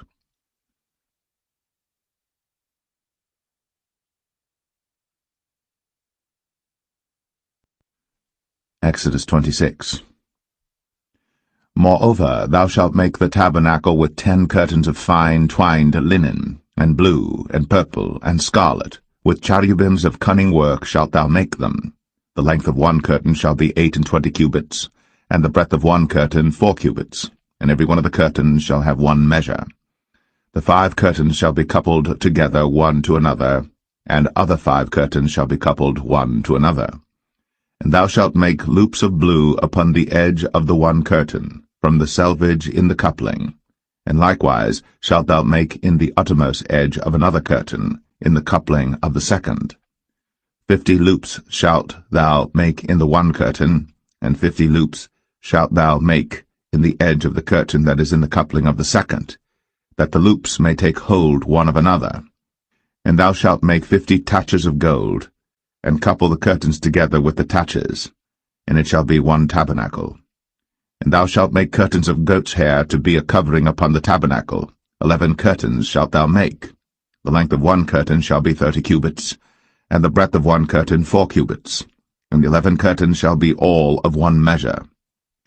And thou shalt couple 5 curtains by themselves, and 6 curtains by themselves, and shalt double the 6 curtains in the forefront of the tabernacle. And thou shalt make 50 loops on the edge of the one curtain that is outmost in the coupling, and 50 loops in the edge of the curtain which coupleth the second. And thou shalt make 50 taches of brass, and put the taches into the loops, and couple the tent together, that it may be one. And the remnant that remaineth of the curtains of the tent, the half curtain that remaineth, shall hang over the backside of the tabernacle, and a cubit on the one side, and a cubit on the other side of that which remaineth in the length of the curtains of the tent. It shall hang over the sides of the tabernacle on this side, and on that side to cover it. And thou shalt make a covering for the tent of ram's skins dyed red, and a covering above of badger's skins. And thou shalt make boards for the tabernacle of shittim wood standing up. 10 cubits shall be the length of a board, and a cubit and a half shall be the breadth of one board. 2 tenons shall there be in one board, set in order, one against another. Thus shalt thou make for all the boards of the tabernacle. And thou shalt make the boards for the tabernacle 20 boards on the south side southward. And thou shalt make 40 sockets of silver under the 20 boards, 2 sockets under one board for his 2 tenons, and 2 sockets under another board for his 2 tenons. And for the second side of the tabernacle on the north side there shall be 20 boards, and there 40 sockets of silver, 2 sockets under one board, and 2 sockets under another board. And for the sides of the tabernacle westward thou shalt make 6 boards, and 2 boards shalt thou make for the corners of the tabernacle in the 2 sides. And they shall be coupled together beneath, and they shall be coupled together above the head of it unto one ring. Thus shall it be for them both. They shall be for the 2 corners. And they shall be 8 boards, and their sockets of silver 16 sockets, 2 sockets under one board, and 2 sockets under another board. And thou shalt make bars of shittim wood, 5 for the boards of the one side of the tabernacle, and 5 bars for the boards of the other side of the tabernacle, and 5 bars for the boards of the side of the tabernacle for the 2 sides westward. And the middle bar in the midst of the boards shall reach from end to end. And thou shalt overlay the boards with gold, and make their rings of gold, for places for the bars, and thou shalt overlay the bars with gold. And thou shalt rear up the tabernacle according to the fashion thereof which was shown thee in the mount. And thou shalt make a veil of blue, and purple, and scarlet, and fine twined linen of cunning work. With cherubims shall it be made. And thou shalt hang it upon 4 pillars of shittim wood overlaid with gold. Their hooks shall be of gold, upon the 4 sockets of silver. And thou shalt hang up the veil under the taches, that thou mayest bring in thither within the veil the ark of the testimony. And the veil shall divide unto you between the holy place and the most holy. And thou shalt put the mercy seat upon the ark of the testimony in the most holy place. And thou shalt set the table without the veil, and the candlestick over against the table on the side of the tabernacle toward the south. And thou shalt put the table on the north side. And thou shalt make an hanging for the door of the tent, of blue and purple and scarlet, and fine twined linen, wrought with needlework. And thou shalt make for the hanging 5 pillars of shittim wood, and overlay them with gold, and the hooks shall be of gold, and thou shalt cast 5 sockets of brass for them.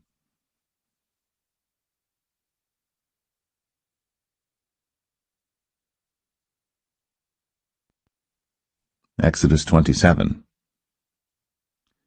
And thou shalt make an altar of shittim wood, 5 cubits long and 5 cubits broad. The altar shall be 4 square, and the height thereof shall be 3 cubits.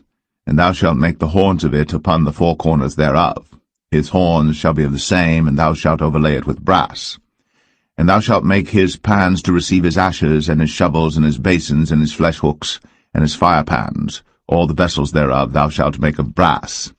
And thou shalt make for it a grate of network of brass, and upon the net shalt thou make 4 brazen rings in the 4 corners thereof. And thou shalt put it under the compass of the altar beneath, that the net may be even to the midst of the altar. And thou shalt make staves for the altar, staves of shittim wood, and overlay them with brass. And the staves shall be put into the rings, and the staves shall be upon the 2 sides of the altar to bear it. Hollow with boards shalt thou make it, as it was shown thee in the mount, so shall they make it. And thou shalt make the court of the tabernacle for the south side. Southward there shall be hangings for the court of fine twined linen, of 100 cubits long for one side. And the 20 pillars thereof, and their 20 sockets shall be of brass. The hooks of the pillars, and the fillets, shall be of silver. And likewise for the north side in length there shall be hangings of 100 cubits long, and his 20 pillars, and their 20 sockets of brass, the hooks of the pillars, and their fillets of silver. And for the breadth of the court on the west side shall be hangings of 50 cubits, their pillars 10, and their sockets 10. And the breadth of the court on the east side eastward shall be 50 cubits. The hangings of one side of the gate shall be 15 cubits, their pillars 3, and their sockets 3. And on the other side shall be hangings 15 cubits, their pillars 3, and their sockets 3. And for the gate of the court shall be an hanging of 20 cubits of blue, and purple, and scarlet, and fine twined linen, wrought with needlework, and their pillars shall be 4, and their sockets 4. All the pillars round about the court shall be filleted with silver. Their hooks shall be of silver, and their sockets of brass. The length of the court shall be 100 cubits, and the breadth 50 everywhere, and the height 5 cubits of fine twined linen, and their sockets of brass. All the vessels of the tabernacle, and all the service thereof, and all the pins thereof, and all the pins of the court shall be of brass. And thou shalt command the children of Israel that they bring thee pure oil, olive beaten for the light, to cause the lamp to burn always. In the tabernacle of the congregation without the veil, which is before the testimony, Aaron and his sons shall order it from evening to morning before the Lord. It shall be a statute forever unto their generations on the behalf of the children of Israel.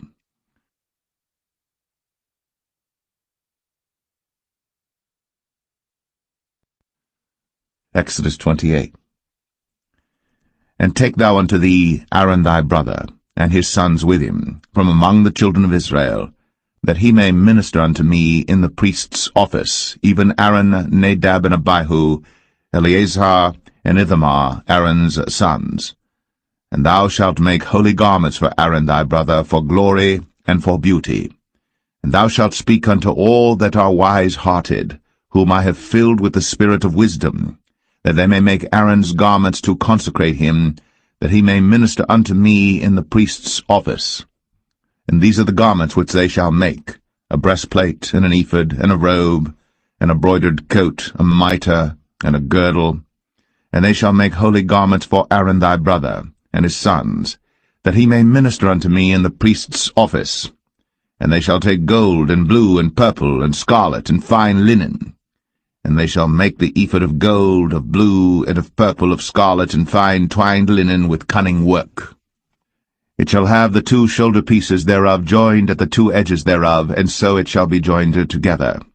And the curious girdle of the ephod which is upon it shall be of the same, according to the work thereof, even of gold, of blue, and purple, and scarlet, and fine twined linen. And thou shalt take 2 onyx stones, and grave on them the names of the children of Israel, 6 of their names on one stone, and the other 6 names of the rest on the other stone, according to their birth.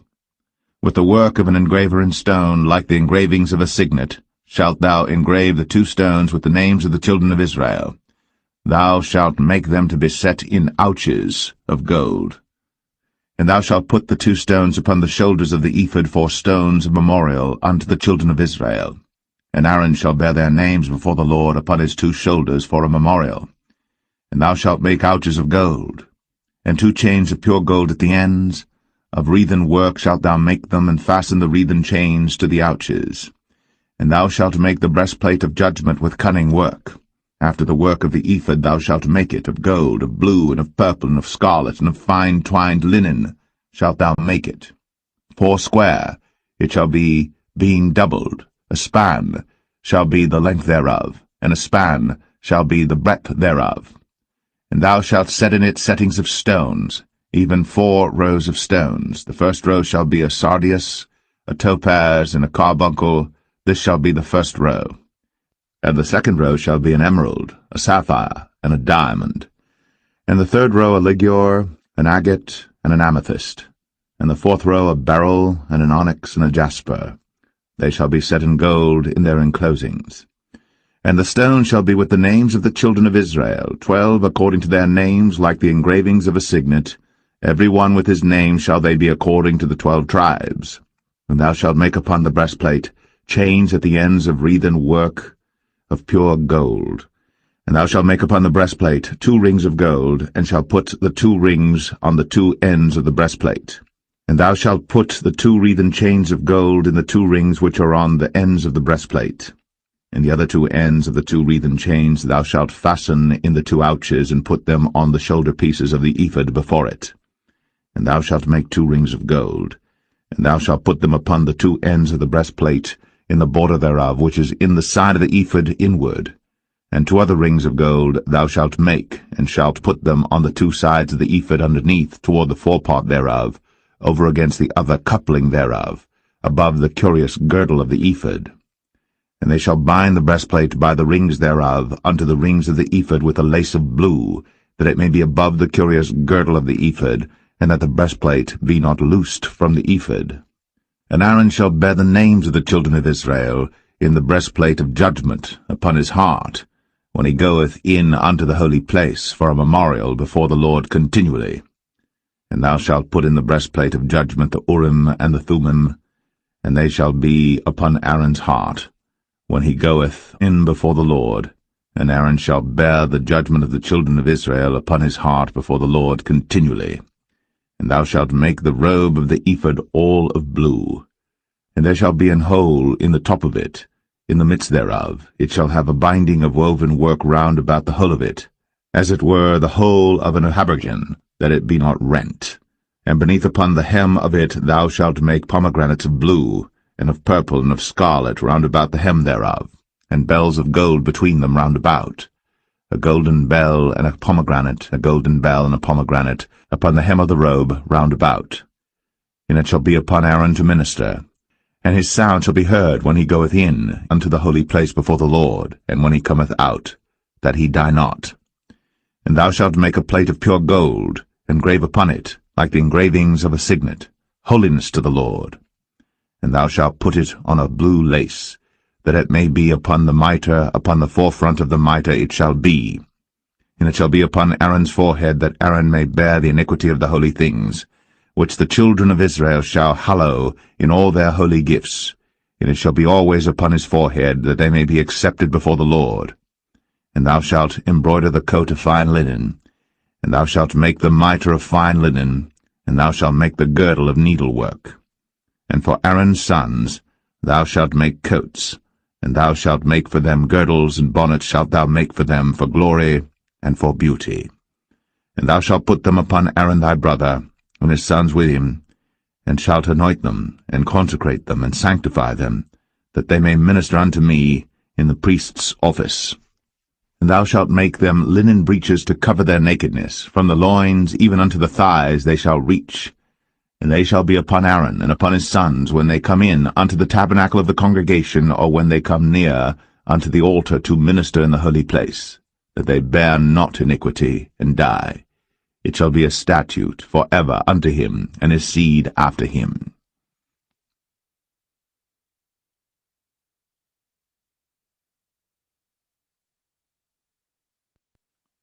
Exodus 29. And this is the thing that thou shalt do unto them to hallow them, to minister unto me in the priest's office. Take 1 young bullock, and 2 rams without blemish, and unleavened bread and cakes unleavened tempered with oil, and wafers unleavened anointed with oil, of wheaten flour shalt thou make them. And thou shalt put them into 1 basket, and bring them in the basket, with the bullock and the 2 rams. And Aaron and his sons thou shalt bring unto the door of the tabernacle of the congregation, and shalt wash them with water. And thou shalt take the garments, and put upon Aaron the coat, and the robe of the ephod, and the ephod, and the breastplate, and gird him with the curious girdle of the ephod. And thou shalt put the mitre upon his head, and put the holy crown upon the mitre. Then shalt thou take the anointing oil, and pour it upon his head, and anoint him. And thou shalt bring his sons, and put coats upon them. And thou shalt gird them with girdles, Aaron and his sons, and put the bonnets on them, and the priest's office shall be theirs for a perpetual statute. And thou shalt consecrate Aaron and his sons. And thou shalt cause a bullock to be brought before the tabernacle of the congregation, and Aaron and his sons shall put their hands upon the head of the bullock. And thou shalt kill the bullock before the Lord, by the door of the tabernacle of the congregation. And thou shalt take of the blood of the bullock, and put it upon the horns of the altar with thy finger, and pour all the blood beside the bottom of the altar. And thou shalt take all the fat that covereth the inwards, and the caul that is above the liver, and the 2 kidneys, and the fat that is upon them, and burn them upon the altar. But the flesh of the bullock, and his skin, and his dung, shalt thou burn with fire without the camp. It is a sin offering. Thou shalt also take 1 ram, and Aaron and his sons shall put their hands upon the head of the ram. And thou shalt slay the ram, and thou shalt take his blood, and sprinkle it round about upon the altar. And thou shalt cut the ram in pieces, and wash the inwards of him and his legs, and put them unto his pieces and unto his head. And thou shalt burn the whole ram upon the altar. It is a burnt offering unto the Lord. It is a sweet savour, an offering made by fire unto the Lord. And thou shalt take the other ram, and Aaron and his sons shall put their hands upon the head of the ram. Then shalt thou kill the ram, and take of his blood, and put it upon the tip of the right ear of Aaron, and upon the tip of the right ear of his sons, and upon the thumb of their right hand, and upon the great toe of their right foot, and sprinkle the blood upon the altar round about. And thou shalt take of the blood that is upon the altar, and of the anointing oil, and sprinkle it upon Aaron, and upon his garments, and upon his sons, and upon the garments of his sons with him.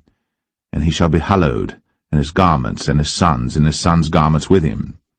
Also thou shalt take of the ram the fat and the rump, and the fat that covereth the inwards, and the caul above the liver, and the 2 kidneys, and the fat that is upon them, and the right shoulder, for it is a ram of consecration.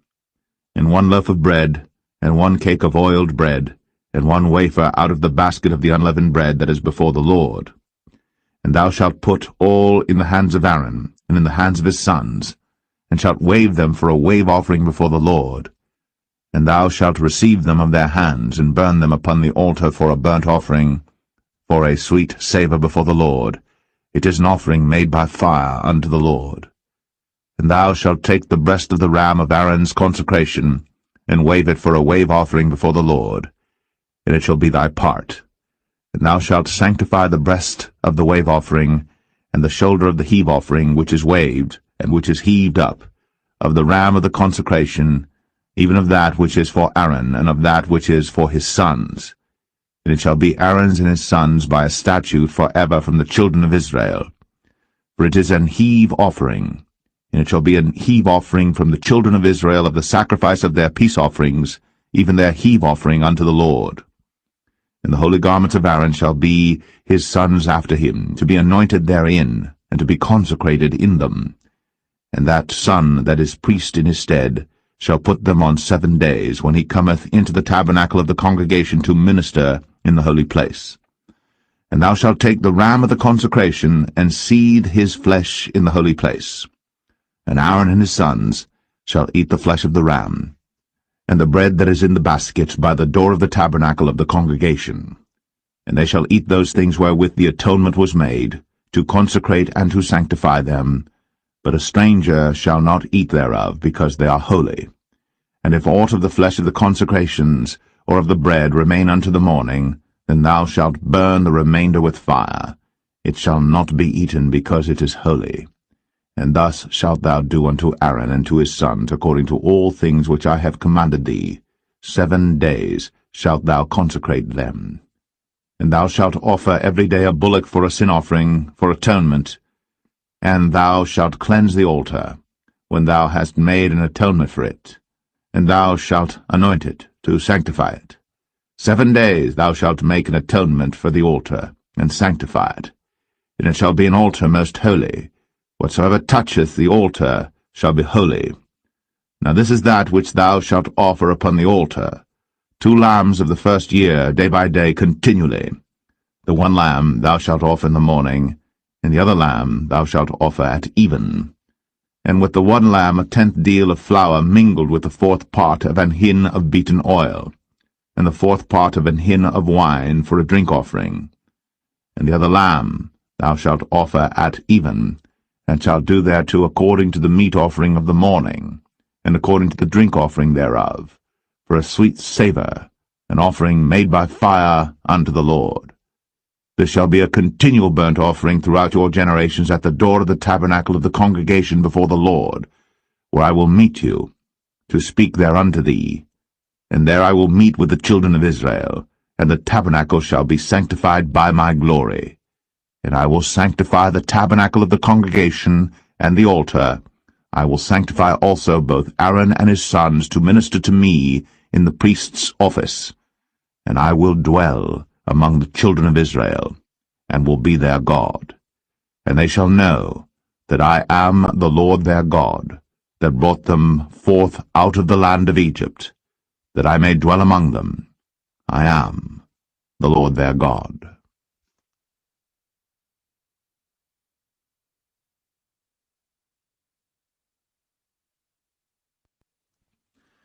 Exodus 30. And thou shalt make an altar to burn incense upon. Of shittim wood shalt thou make it. A cubit shall be the length thereof, and a cubit the breadth thereof. 4 square shall it be. And 2 cubits shall be the height thereof. The horns thereof shall be of the same. And thou shalt overlay it with pure gold, the top thereof and the sides thereof round about, and the horns thereof. And thou shalt make unto it a crown of gold round about. And 2 golden rings shalt thou make to it under the crown of it. By the 2 corners thereof upon the 2 sides of it shalt thou make it. And they shall be for places for the staves to bear it withal. And thou shalt make the staves of shittim wood, and overlay them with gold. And thou shalt put it before the veil that is by the ark of the testimony, before the mercy seat that is over the testimony, where I will meet with thee. And Aaron shall burn thereon sweet incense every morning. When he dresseth the lamps, he shall burn incense upon it. And when Aaron lighteth the lamps at even, he shall burn incense upon it, a perpetual incense before the Lord throughout your generations. Ye shall offer no strange incense thereon, nor burnt sacrifice, nor meat offering, neither shall ye pour drink offering thereon. And Aaron shall make an atonement upon the horns of it once in a year with the blood of the sin offering of atonements. Once in the year shall he make atonement upon it throughout your generations. It is most holy unto the Lord. And the Lord spake unto Moses, saying, When thou takest the sum of the children of Israel after their number, then shall they give every man a ransom for his soul unto the Lord, when thou numberest them, that there be no plague among them, when thou numberest them. This they shall give every one that passeth among them that are numbered, 1/2 shekel after the shekel of the sanctuary. A shekel is 20 gerahs, and 1/2 shekel shall be the offering of the Lord. every one that passeth among them that are numbered, from 20 years old and above, shall give an offering unto the Lord. The rich shall not give more, and the poor shall not give less than half a shekel, when they give an offering unto the Lord, to make an atonement for your souls. And thou shalt take the atonement money of the children of Israel, and shalt appoint it for the service of the tabernacle of the congregation, that it may be a memorial unto the children of Israel before the Lord, to make an atonement for your souls. And the Lord spake unto Moses, saying, Thou shalt also make a laver of brass, and his foot also of brass, to wash withal. And thou shalt put it between the tabernacle of the congregation and the altar, and thou shalt put water therein. For Aaron and his sons shall wash their hands and their feet thereat. When they go into the tabernacle of the congregation, they shall wash with water, that they die not, or when they come near to the altar to minister, to burn offering made by fire unto the Lord. So they shall wash their hands and their feet, that they die not. And it shall be a statute forever to them, even to him and to his seed throughout their generations.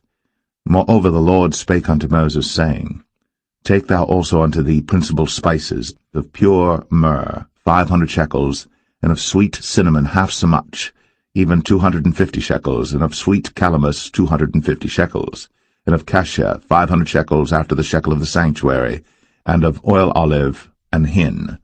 And thou shalt make it an oil of holy ointment, an ointment compound after the art of the apothecary. It shall be an holy anointing oil.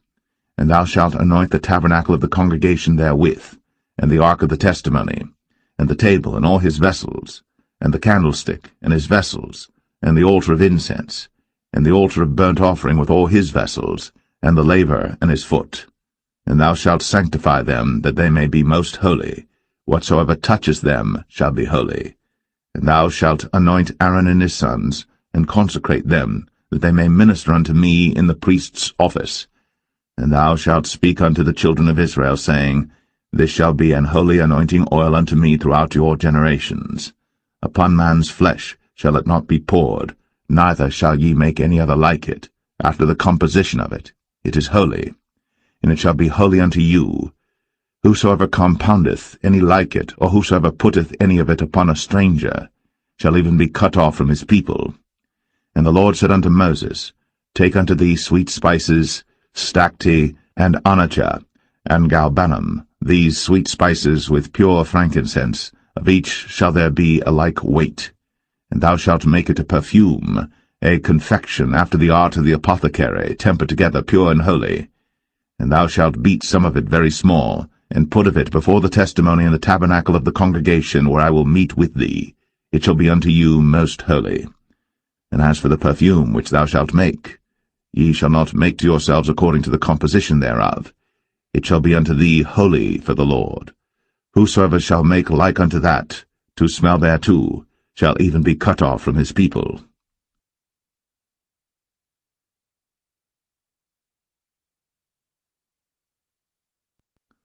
Exodus 31. And the Lord spake unto Moses, saying, See, I have called by name Bezalel the son of Uri, the son of Hur, of the tribe of Judah, and I have filled him with the Spirit of God, in wisdom, and in understanding, and in knowledge, and in all manner of workmanship, to devise cunning works, to work in gold, and in silver, and in brass, and in cutting of stones, to set them, and in carving of timber, to work in all manner of workmanship. And I, behold, I have given with him Aholiab, the son of Ahisamach, of the tribe of Dan.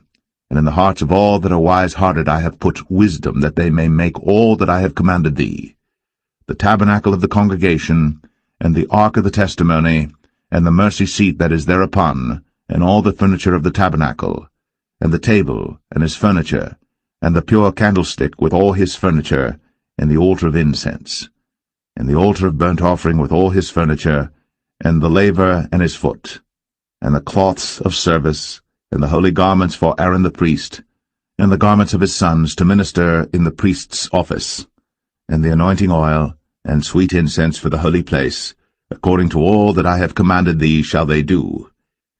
And the Lord spake unto Moses, saying, Speak thou also unto the children of Israel, saying, Verily, my Sabbaths ye shall keep, For it is a sign between me and you throughout your generations, that ye may know that I am the Lord that doth sanctify you. Ye shall keep the Sabbath therefore, for it is holy unto you. Every one that defileth it shall surely be put to death. For whosoever doeth any work therein, that soul shall be cut off from among his people. 6 days may work be done, but in the 7th is the Sabbath of rest, holy to the Lord. Whosoever doeth any work in the Sabbath day, he shall surely be put to death.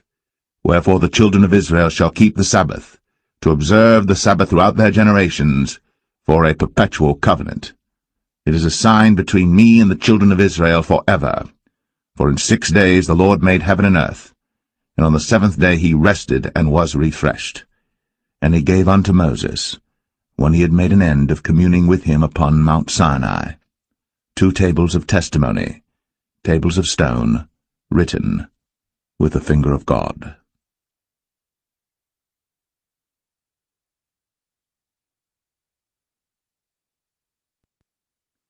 Exodus 32. And when the people saw that Moses delayed to come down out of the mount, the people gathered themselves together unto Aaron, and said unto him, Up, make us gods, which shall go before us. For as for this Moses, the man that brought us up out of the land of Egypt, we wot not what is become of him. And Aaron said unto them, Break off the golden earrings which are in the ears of your wives, of your sons, and of your daughters, and bring them unto me. And all the people brake off the golden earrings which were in their ears, and brought them unto Aaron. And he received them at their hand, and fashioned it with a graving tool, after he had made it a molten calf. And they said, These be thy gods, O Israel, which brought thee up out of the land of Egypt. And when Aaron saw it, he built an altar before it. And Aaron made proclamation and said, Tomorrow is a feast to the Lord. And they rose up early on the morrow, and offered burnt offerings, and brought peace offerings. And the people sat down to eat and to drink, and rose up to play. And the Lord said unto Moses, Go, get thee down, for thy people, which thou broughtest out of the land of Egypt, have corrupted themselves. They have turned aside quickly out of the way which I commanded them. They have made them a molten calf, and have worshipped it, and have sacrificed thereunto, and said, These be thy gods, O Israel, which have brought thee up out of the land of Egypt. And the Lord said unto Moses, I have seen this people, and behold, it is a stiff-necked people. Now therefore let me alone, that my wrath may wax hot against them, and that I may consume them, and I will make of thee a great nation. And Moses besought the Lord his God, and said, Lord, why doth thy wrath wax hot against thy people, which thou hast brought forth out of the land of Egypt with great power, and with a mighty hand? Wherefore should the Egyptians speak and say, For mischief did he bring them out, to slay them in the mountains, and to consume them from the face of the earth? Turn from thy fierce wrath, and repent of this evil against thy people. Remember Abraham, Isaac, and Israel, thy servants, to whom thou swarest by thine own self, and saidst unto them, I will multiply your seed as the stars of heaven, and all this land that I have spoken of will I give unto your seed, and they shall inherit it forever. And the Lord repented of the evil which he thought to do unto his people. And Moses turned, and went down from the mount, and the 2 tables of the testimony were in his hand. The tables were written on both their sides. On the one side, and on the other, were they written. And the tables were the work of God, and the writing was the writing of God, graven upon the tables. And when Joshua heard the noise of the people as they shouted, he said unto Moses, There is a noise of war in the camp. And he said, It is not the voice of them that shout for mastery, neither is it the voice of them that cry for being overcome, but the noise of them that sing do I hear. And it came to pass, as soon as he came nigh unto the camp, that he saw the calf and the dancing. And Moses' anger waxed hot, and he cast the tables out of his hands, and brake them beneath the mount. And he took the calf which they had made, and burnt it in the fire, and ground it to powder, and strawed it upon the water, and made the children of Israel drink of it. And Moses said unto Aaron, What did this people unto thee, that thou hast brought so great a sin upon them? And Aaron said, Let not the anger of my Lord wax hot. Thou knowest the people, that they are set on mischief. For they said unto me, Make us gods, which shall go before us. For as for this Moses, the man that brought us up out of the land of Egypt, we wot not what is become of him. And I said unto them, Whosoever hath any gold, let them break it off. So they gave it to me. Then I cast it into the fire, and there came out this calf. And when Moses saw that the people were naked, for Aaron had made them naked unto their shame among their enemies, then Moses stood in the gate of the camp, and said, Who is on the Lord's side? Let him come unto me. And all the sons of Levi gathered themselves together unto him. And he said unto them, Thus saith the Lord God of Israel, Put every man his sword by his side, and go in and out from gate to gate throughout the camp, and slay every man his brother, and every man his companion, and every man his neighbor. And the children of Levi did according to the word of Moses. And there fell of the people that day about 3,000 men. For Moses had said, Consecrate yourselves today to the Lord, even every man upon his son, and upon his brother, that he may bestow upon you a blessing this day. And it came to pass on the morrow, that Moses said unto the people, Ye have sinned a great sin, and now I will go up unto the Lord. Peradventure I shall make an atonement for your sin. And Moses returned unto the Lord, and said, O this people have sinned a great sin, and have made them gods of gold. Yet now, if thou wilt forgive their sin, and if not, blot me, I pray thee, out of thy book, which thou hast written. And the Lord said unto Moses, Whosoever hath sinned against me, him will I blot out of my book. Therefore now go, lead the people unto the place of which I have spoken unto thee. Behold, mine angel shall go before thee. Nevertheless, in the day when I visit, I will visit their sin upon them. And the Lord plagued the people, because they made the calf which Aaron made.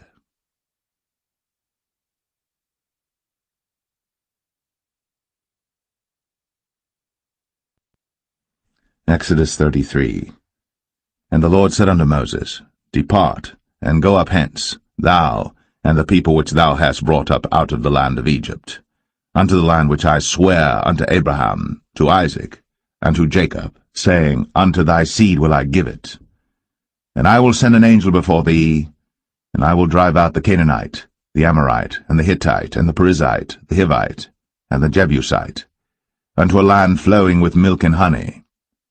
For I will not go up in the midst of thee, for thou art a stiff-necked people, lest I consume thee in the way.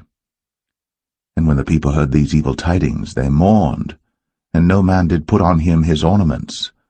For the Lord had said unto Moses, Say unto the children of Israel, Ye are a stiff-necked people. I will come up into the midst of thee in a moment, and consume thee. Therefore now put off thy ornaments from thee, that I may know what to do unto thee. And the children of Israel stripped themselves of their ornaments by the mount Horeb.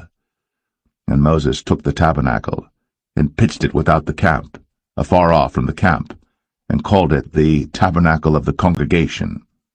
And it came to pass that every one which sought the Lord went out unto the tabernacle of the congregation, which was without the camp.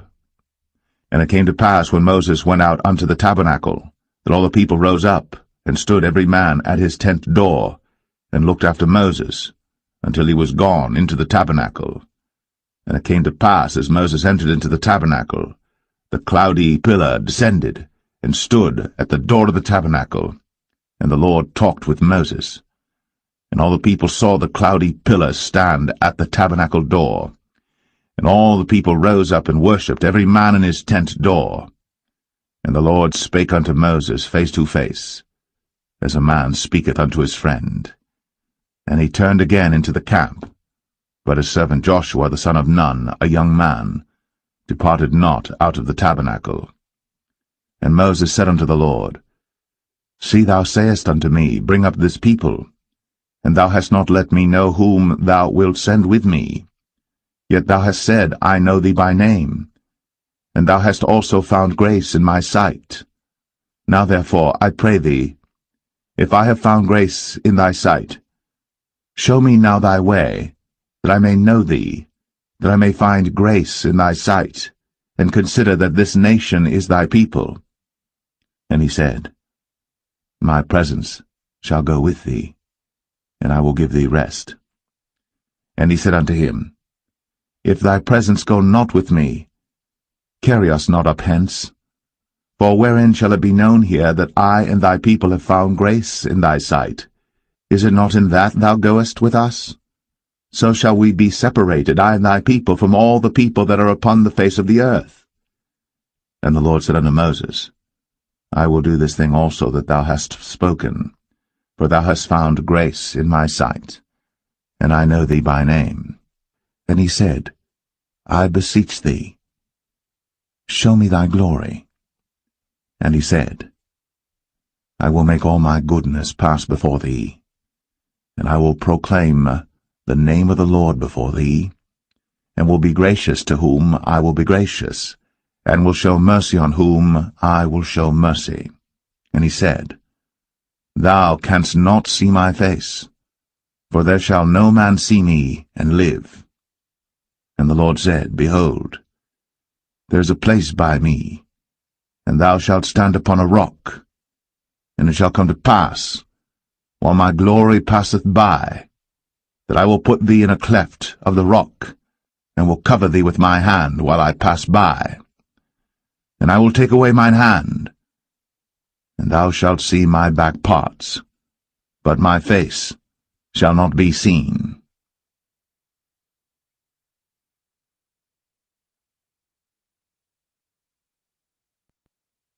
Exodus 34. And the Lord said unto Moses, Hew thee 2 tables of stone like unto the first. And I will write upon these tables the words that were in the first tables which thou breakest. And be ready in the morning, and come up in the morning unto Mount Sinai, and present thyself there to me in the top of the mount. And no man shall come up with thee, neither let any man be seen throughout all the mount, neither let the flocks nor herds feed before that mount. And he hewed 2 tables of stone like unto the first. And Moses rose up early in the morning, and went up unto Mount Sinai, as the Lord had commanded him, and took in his hand the 2 tables of stone. And the Lord descended in the cloud, and stood with him there, and proclaimed the name of the Lord. And the Lord passed by before him, and proclaimed, The Lord God, merciful and gracious, long-suffering, and abundant in goodness and truth, keeping mercy for thousands, forgiving iniquity, and transgression and sin, and that will by no means clear the guilty, visiting the iniquity of the fathers upon the children, and upon the children's children, unto the 3rd and to the 4th generation. And Moses made haste, and bowed his head toward the earth, and worshipped, and he said, If now I have found grace in thy sight, O Lord, let my Lord, I pray thee, go among us. For it is a stiff-necked people, and pardon our iniquity and our sin, and take us for thine inheritance. And he said, Behold, I make a covenant. Before all thy people I will do marvels, such as have not been done in all the earth, nor in any nation. And all the people among which thou art shall see the work of the Lord, for it is a terrible thing that I will do with thee.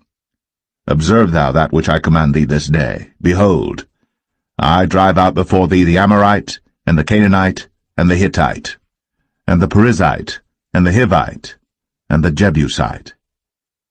Take heed to thyself, lest thou make a covenant with the inhabitants of the land whither thou goest, lest it be for a snare in the midst of thee. But ye shall destroy their altars, break their images, and cut down their groves. For thou shalt worship no other god, for the Lord whose name is a jealous God. Lest thou make a covenant with the inhabitants of the land, and they go a-whoring after their gods, and do sacrifice unto their gods, and one call thee, and thou eat of his sacrifice, and thou take of their daughters unto thy sons, and their daughters go a-whoring after their gods, and make thy sons go a-whoring after their gods. Thou shalt make thee no molten gods. The feast of unleavened bread shalt thou keep. 7 days thou shalt eat unleavened bread, as I commanded thee, in the time of the month Abib. For in the month Abib thou camest out from Egypt. All that openeth the matrix is mine, and every firstling among thy cattle, whether ox or sheep that is male. But the firstling of an ass thou shalt redeem with a lamb. And if thou redeem him not, then shalt thou break his neck. All the firstborn of thy sons thou shalt redeem, and none shall appear before me empty. 6 days thou shalt work, but on the 7th day thou shalt rest. In earing time and in harvest thou shalt rest. And thou shalt observe the feast of weeks, of the firstfruits of wheat harvest, and the feast of ingathering at the year's end. Thrice in the year shall all your men-children appear before the Lord God, the God of Israel. For I will cast out the nations before thee, and enlarge thy borders. Neither shall any man desire thy land, when thou shalt go up to appear before the Lord thy God thrice in the year.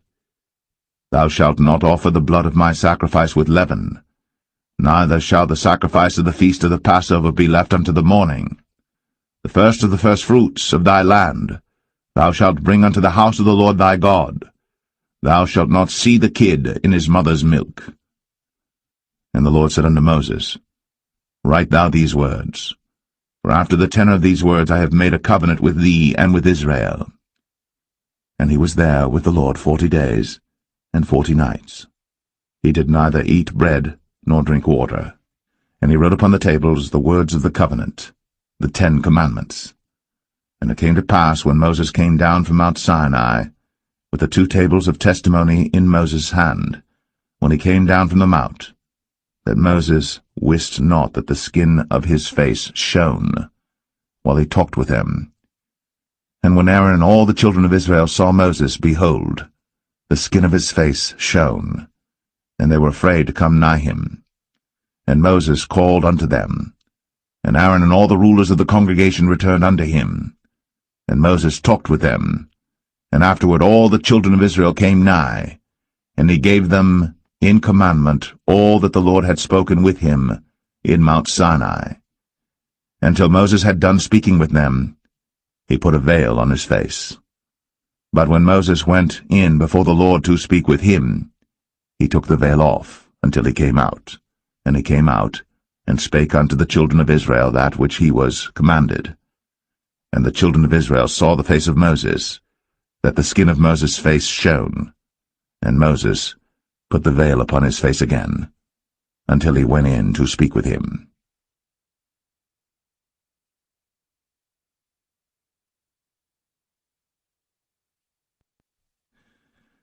Exodus 35.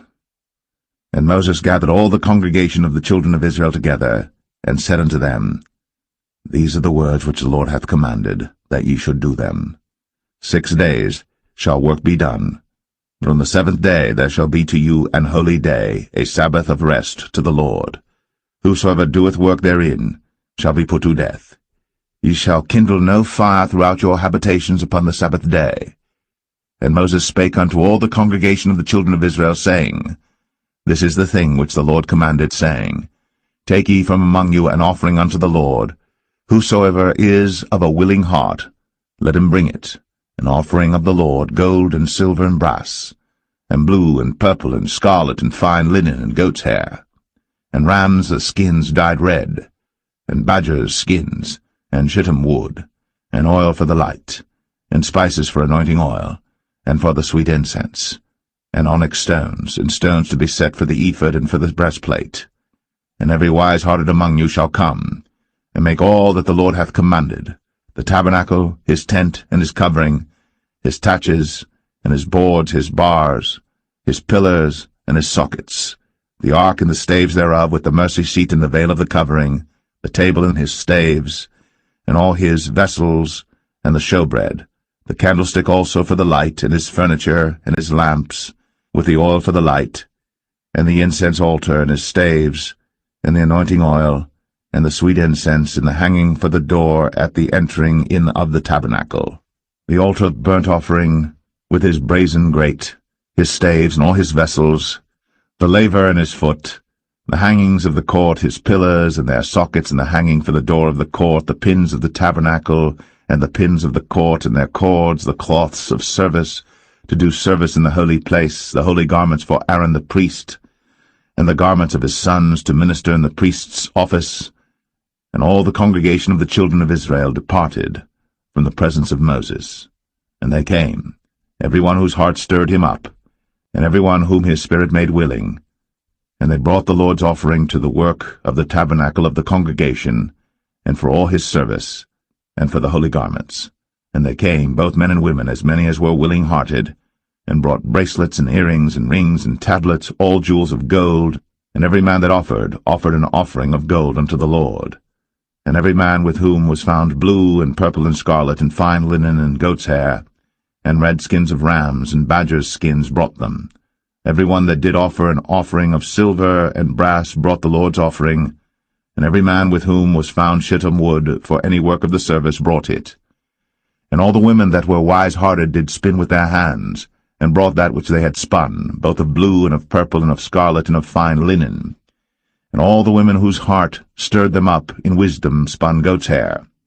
And the rulers brought onyx stones, and stones to be set for the ephod and for the breastplate, and spice, and oil for the light, and for the anointing oil, and for the sweet incense.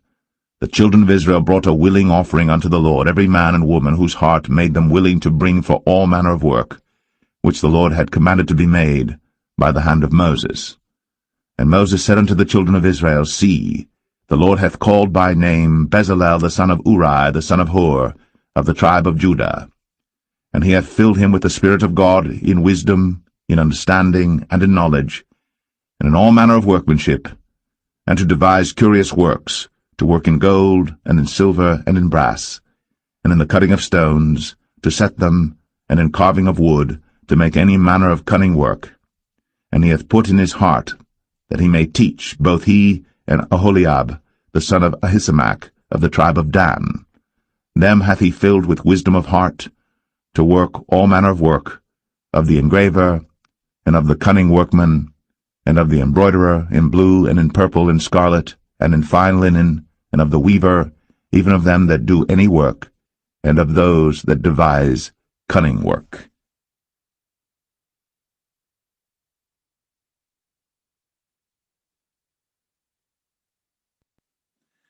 Exodus 36.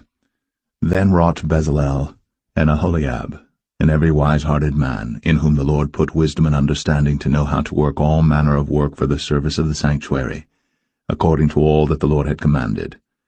And Moses called Bezalel and Aholiab, and every wise-hearted man, in whose heart the Lord had put wisdom, even every one whose heart stirred him up to come unto the work to do it. And they received of Moses all the offering, which the children of Israel had brought for the work of the service of the sanctuary, to make it withal. And they brought yet unto him free offerings every morning. And all the wise men that wrought all the work of the sanctuary came every man from his work which they made. And they spake unto Moses, saying, The people bring much more than enough for the service of the work, which the Lord commanded to make. And Moses gave commandment, and they caused it to be proclaimed throughout the camp, saying, Let neither man nor woman make any more work for the offering of the sanctuary. So the people were restrained from bringing. But the stuff they had was sufficient for all the work to make it, and too much. And every wise-hearted man among them that wrought the work of the tabernacle made 10 curtains of fine twined linen and blue and purple and scarlet. With cherubims of cunning work made he them.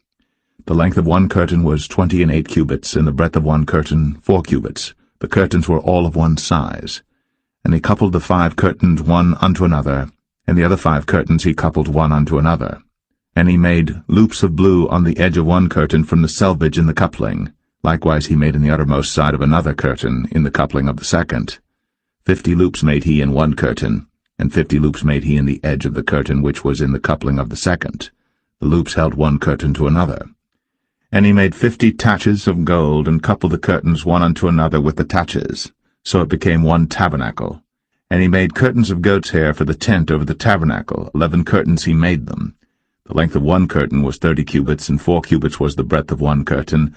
The 11 curtains were of one size. And he coupled 5 curtains by themselves, and 6 curtains by themselves. And he made 50 loops upon the uttermost edge of the curtain in the coupling, and 50 loops made he upon the edge of the curtain which coupleth the second. And he made 50 taches of brass to couple the tent together, that it might be one. And he made a covering for the tent of ram skins dyed red, and a covering of badger skins above that. And he made boards for the tabernacle of shittim wood standing up. The length of a board was 10 cubits, and the breadth of a board 1 cubit and a half. One board had 2 tenons, equally distant one from another. Thus did he make for all the boards of the tabernacle. And he made boards for the tabernacle, 20 boards for the south side southward. And 40 sockets of silver he made under the 20 boards, 2 sockets under one board for his 2 tenons, and 2 sockets under another board for his 2 tenons. And for the other side of the tabernacle, which is toward the north corner, he made 20 boards, and there 40 sockets of silver, 2 sockets under one board and 2 sockets under another board. And for the sides of the tabernacle westward he made 6 boards, and 2 boards made he for the corners of the tabernacle in the 2 sides, and they were coupled beneath and coupled together at the head thereof to one ring. Thus he did to both of them in both the corners. And there were 8 boards, and their sockets were 16 sockets of silver, under every board 2 sockets. And he made bars of shittim wood, 5 for the boards of the one side of the tabernacle, and 5 bars for the boards of the other side of the tabernacle, and 5 bars for the boards of the tabernacle for the sides westward. And he made the middle bar to shoot through the boards from the one end to the other. And he overlaid the boards with gold, and made their rings of gold to be places for the bars, and overlaid the bars with gold. And he made a veil of blue and purple and scarlet, and fine twined linen, with cherubims made he it of cunning work.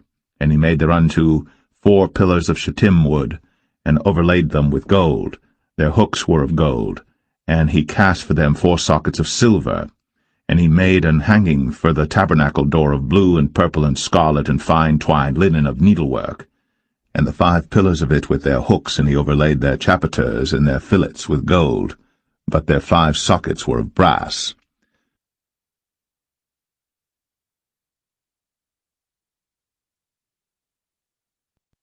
Exodus 37. And Bezalel made the ark of shittim wood. 2 cubits and a half was the length of it, and 1 cubit and a half the breadth of it, and 1 cubit and a half the height of it.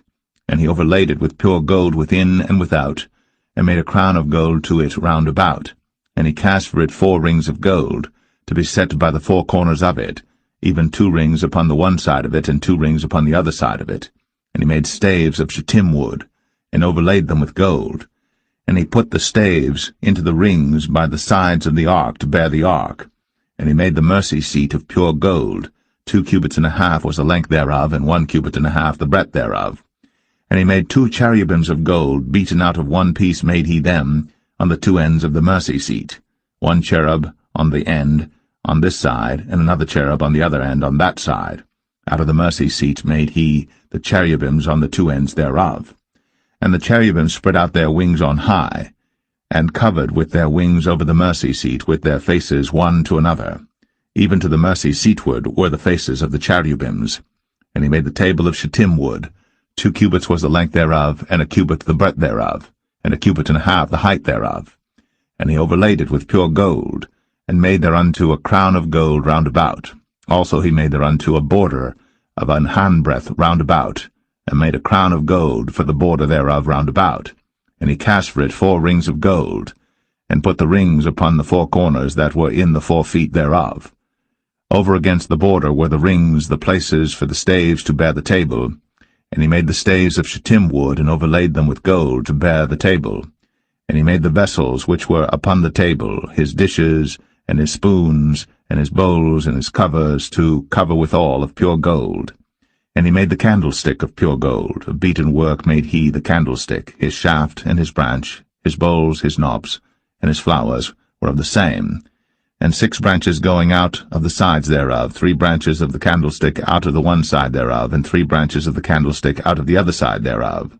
3 bowls made after the fashion of almonds in one branch, a knob and a flower, and 3 bowls made like almonds in another branch, a knob and a flower.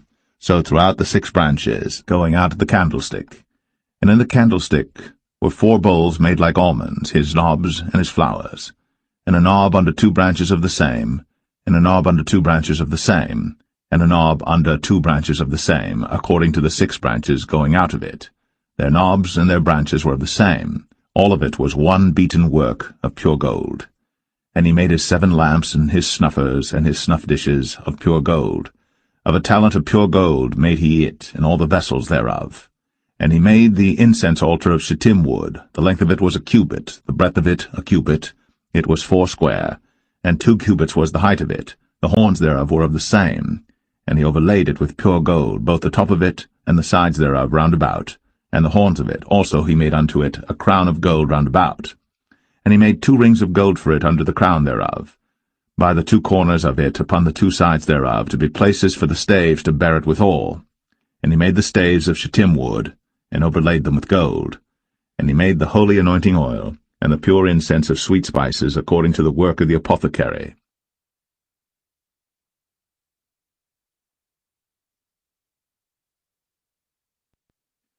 Exodus 38. And he made the altar of burnt offering of shittim wood. 5 cubits was the length thereof, and 5 cubits the breadth thereof. It was foursquare, and 3 cubits the height thereof. And he made the horns thereof on the 4 corners of it. The horns thereof were of the same, and he overlaid it with brass. And he made all the vessels of the altar, the pots and the shovels and the basins and the flesh hooks, and the firepans, all the vessels thereof made he of brass. And he made for the altar a brazen grate of network under the compass thereof beneath unto the midst of it. And he cast 4 rings for the 4 ends of the grate of brass to be places for the staves. And he made the staves of shittim wood, and overlaid them with brass. And he put the staves into the rings on the sides of the altar, to bear it withal.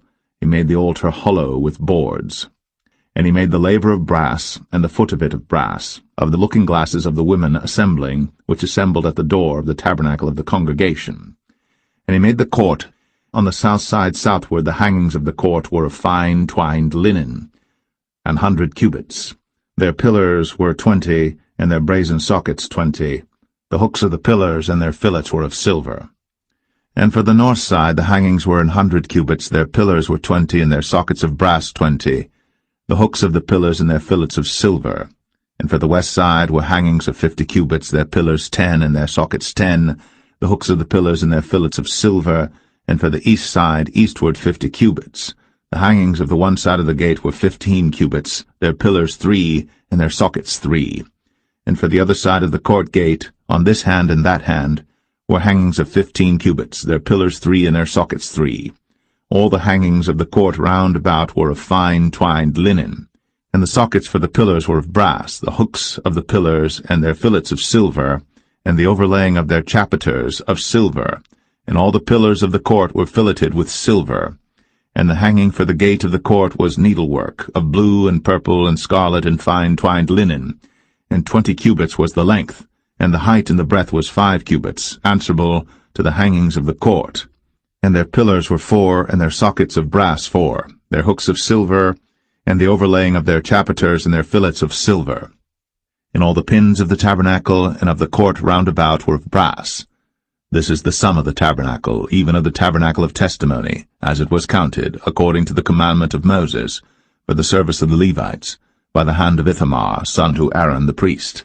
And Bezalel, the son of Uri, the son of Hur, of the tribe of Judah, made all that the Lord commanded Moses. And with him was Aholiab, son of Ahisamach, of the tribe of Dan, an engraver, and a cunning workman, and an embroiderer in blue, and in purple, and in scarlet, and fine linen. All the gold that was occupied for the work, and all the work of the holy place, even the gold of the offering, was 29 talents, and 730 shekels after the shekel of the sanctuary. And the silver of them that were numbered of the congregation was 100 talents, and 1,760 shekels after the shekel of the sanctuary. A bekah for every man, that is, half a shekel, after the shekel of the sanctuary, for every one that went to be numbered, from 20 years old and upward, for 600,000 and 3,550 men.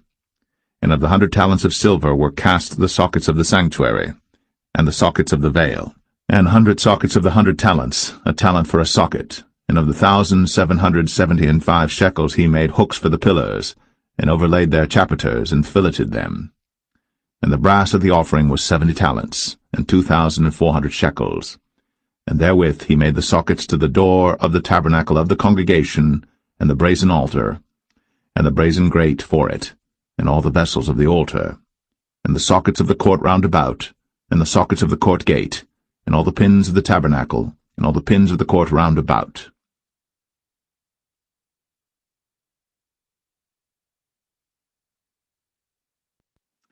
Exodus 39. And of the blue, and purple, and scarlet they made cloths of service, to do service in the holy place, and made the holy garments for Aaron, as the Lord commanded Moses. And he made the ephod of gold, blue, and purple, and scarlet, and fine-twined linen.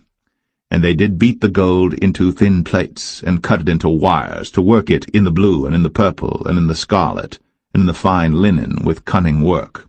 They made shoulder pieces for it, to couple it together. By the two edges was it coupled together. And the curious girdle of his ephod that was upon it was of the same, according to the work thereof, of gold, blue, and purple, and scarlet, and fine twined linen, as the Lord commanded Moses. And they wrought onyx stones enclosed in ouches of gold, graven as signets are graven, with the names of the children of Israel. And he put them on the shoulders of the ephod, that they should be stones for a memorial to the children of Israel, as the Lord commanded Moses. And he made the breastplate of cunning work, like the work of the ephod, of gold, blue, and purple, and scarlet, and fine twined linen. It was foursquare.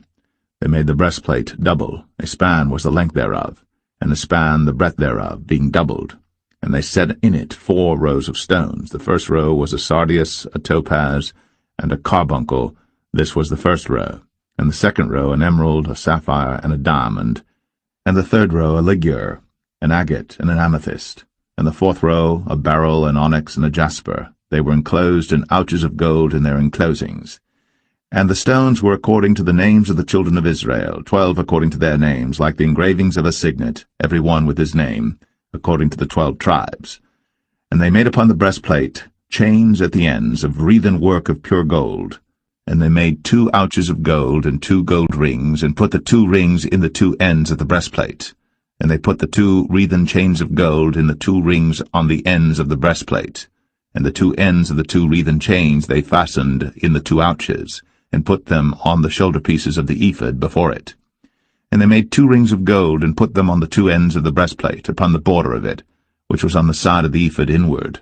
And they made 2 other golden rings, and put them on the 2 sides of the ephod underneath, toward the forepart of it, over against the other coupling thereof, above the curious girdle of the ephod. And they did bind the breastplate by his rings unto the rings of the ephod with a lace of blue, that it might be above the curious girdle of the ephod, and that the breastplate might not be loosed from the ephod, as the Lord commanded Moses. And he made the robe of the ephod of woven work, all of blue. And there was an hole in the midst of the robe, as the hole of an habergeon, with a band round about the hole, that it should not rend. And they made upon the hems of the robe pomegranates of blue and purple and scarlet and twined linen. And they made bells of pure gold, and put the bells between the pomegranates upon the hem of the robe, round about between the pomegranates, a bell and a pomegranate, a bell and a pomegranate, round about the hem of the robe to minister in, as the Lord commanded Moses. And they made coats of fine linen of woven work for Aaron and for his sons, and a mitre of fine linen, and goodly bonnets of fine linen, and linen breeches of fine twined linen, and a girdle of fine twined linen, and blue and purple and scarlet of needlework, as the Lord commanded Moses. And they made the plate of the holy crown of pure gold, and wrote upon it a writing like to the engravings of a signet, Holiness to the Lord. And they tied unto it a lace of blue, to fasten it on high upon the mitre, as the Lord commanded Moses. Thus was all the work of the tabernacle of the tent of the congregation finished. And the children of Israel did according to all that the Lord commanded Moses, so did they. And they brought the tabernacle unto Moses, the tent, and all his furniture, his taches, his boards, his bars, and his pillars, and his sockets, and the covering of ram skins dyed red, and the covering of badger skins, and the veil of the covering, the ark of the testimony, and the staves thereof, and the mercy seat, the table and all the vessels thereof, and the showbread, the pure candlestick, with the lamps thereof, even with the lamps to be set in order, and all the vessels thereof, and the oil for light, and the golden altar, and the anointing oil, and the sweet incense, and the hanging for the tabernacle door, the brazen altar, and his grate of brass, his staves and all his vessels, the laver and his foot. The hangings of the court, his pillars and his sockets, and the hanging for the court gate, his cords, and his pins, and all the vessels of the service of the tabernacle for the tent of the congregation, the cloths of service to do service in the holy place, and the holy garments for Aaron the priest, and his sons' garments, to minister in the priest's office. According to all that the Lord commanded Moses, so the children of Israel made all the work. And Moses did look upon all the work, and behold, they had done it, as the Lord had commanded, even so had they done it. And Moses blessed them.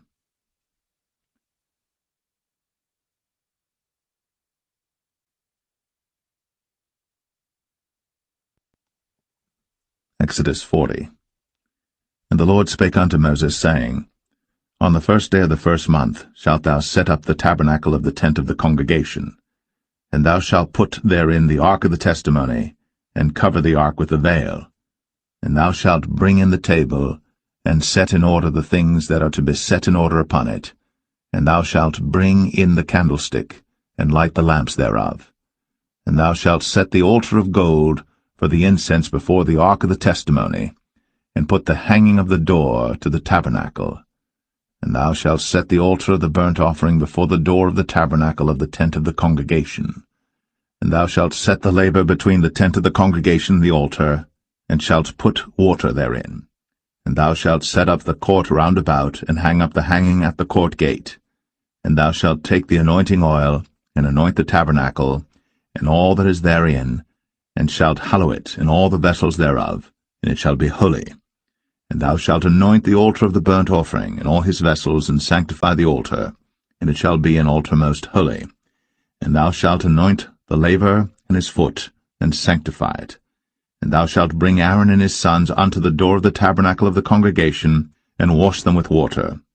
And thou shalt put upon Aaron the holy garments, and anoint him, and sanctify him, that he may minister unto me in the priest's office.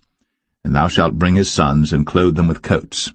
And thou shalt anoint them, as thou didst anoint their father, that they may minister unto me in the priest's office, for their anointing shall surely be an everlasting priesthood throughout their generations.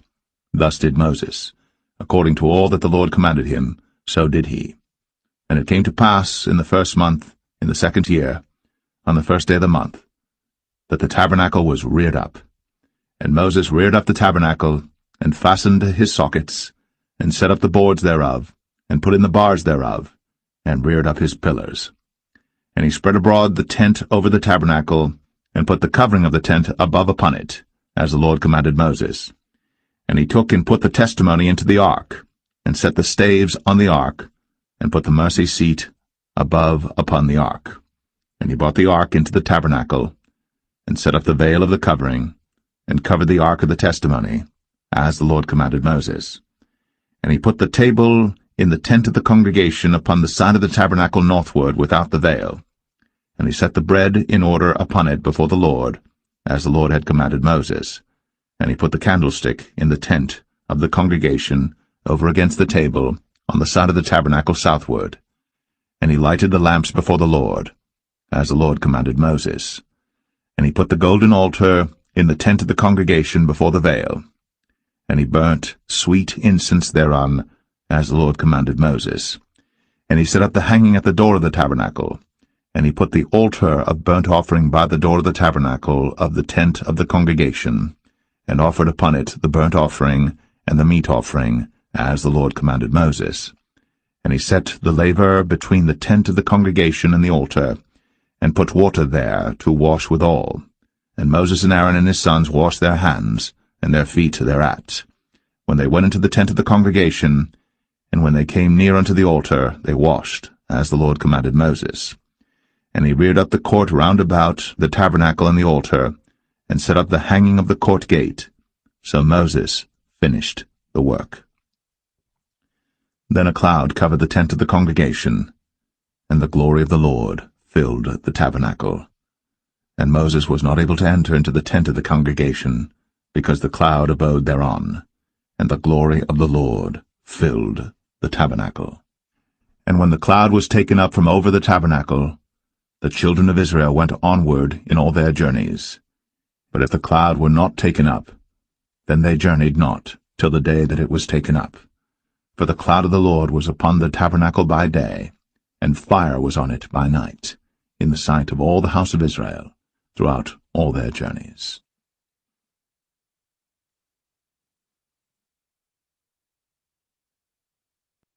The Book of Leviticus, chapter 1.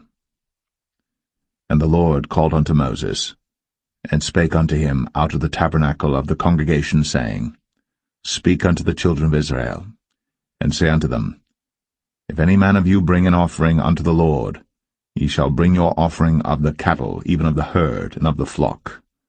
If his offering be a burnt sacrifice of the herd, let him offer a male without blemish. He shall offer it of his own voluntary will at the door of the tabernacle of the congregation before the Lord. And he shall put his hand upon the head of the burnt offering, and it shall be accepted for him to make atonement for him. And he shall kill the bullock before the Lord, and the priests, Aaron's sons, shall bring the blood, and sprinkle the blood round about upon the altar that is by the door of the tabernacle of the congregation. And he shall flay the burnt offering, and cut it into his pieces. And the sons of Aaron the priests shall put fire upon the altar, and lay the wood in order upon the fire.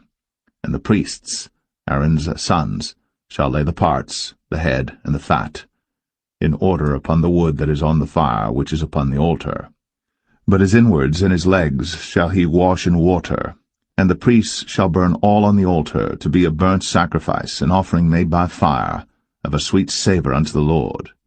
And if his offering be of the flocks, namely of the sheep or of the goats, for a burnt sacrifice, he shall bring it a male without blemish, and he shall kill it on the side of the altar northward before the Lord, and the priests, Aaron's sons, shall sprinkle his blood round about upon the altar. And he shall cut it into his pieces, with his head and his fat, and the priest shall lay them in order on the wood that is on the fire which is upon the altar. But he shall wash the inwards and the legs with water, and the priest shall bring it all, and burn it upon the altar. It is a burnt sacrifice, an offering made by fire, of a sweet savour unto the Lord.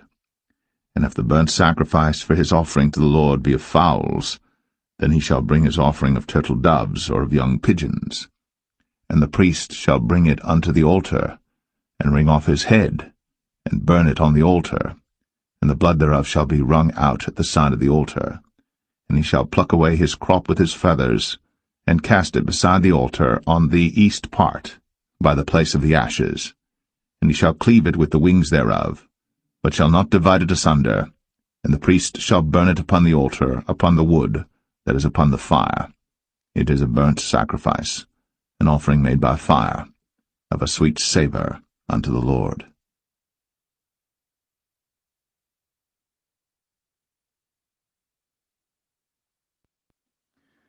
Leviticus 2. And when any will offer a meat offering unto the Lord, his offering shall be of fine flour, and he shall pour oil upon it, and put frankincense thereon, and he shall bring it to Aaron's sons the priests. And he shall take thereout his handful of the flour thereof, and of the oil thereof, with all the frankincense thereof. And the priests shall burn the memorial of it upon the altar, to be an offering made by fire, of a sweet savour unto the Lord. And the remnant of the meat offering shall be Aaron's and his sons. It is a thing most holy of the offerings of the Lord made by fire. And if thou bring an oblation of a meat offering baked in the oven, it shall be unleavened cakes of fine flour mingled with oil, or unleavened wafers anointed with oil. And if thy oblation be a meat offering baked in a pan, it shall be of fine flour, unleavened, mingled with oil. Thou shalt part it in pieces, and pour oil thereon. It is a meat offering. And if thy oblation be a meat offering baked in the frying pan, it shall be made of fine flour with oil. And thou shalt bring the meat offering that is made of these things unto the Lord, and when it is presented unto the priest, he shall bring it unto the altar. And the priest shall take from the meat offering a memorial thereof, and shall burn it upon the altar. It is an offering made by fire, of a sweet savour unto the Lord. And that which is left of the meat offering shall be Aaron's and his sons. It is a thing most holy of the offerings of the Lord made by fire. No meat offering which ye shall bring unto the Lord shall be made with leaven, for ye shall burn no leaven, nor any honey, in any offering of the Lord made by fire. As for the oblation of the firstfruits, ye shall offer them unto the Lord, but they shall not be burnt on the altar for a sweet savour. And every oblation of thy meat offering shalt thou season with salt, neither shalt thou suffer the salt of the covenant of thy God to be lacking from thy meat offering. With all thine offerings thou shalt offer salt. And if thou offer a meat offering of thy firstfruits unto the Lord, thou shalt offer for the meat offering of thy firstfruits green ears of corn dried by the fire, even corn beaten out of full ears. And thou shalt put oil upon it, and lay frankincense thereon. It is a meat offering. And the priest shall burn the memorial of it, part of the beaten corn thereof, and part of the oil thereof, with all the frankincense thereof. It is an offering made by fire unto the Lord.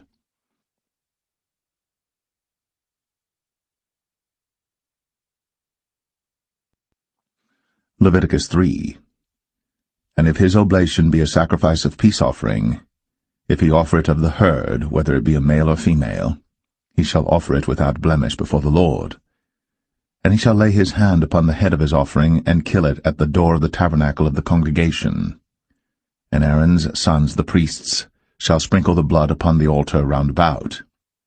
And he shall offer of the sacrifice of the peace offering an offering made by fire unto the Lord, the fat that covereth the inwards, and all the fat that is upon the inwards, and the 2 kidneys, and the fat that is on them, which is by the flanks, and the caul above the liver, with the kidneys, it shall he take away.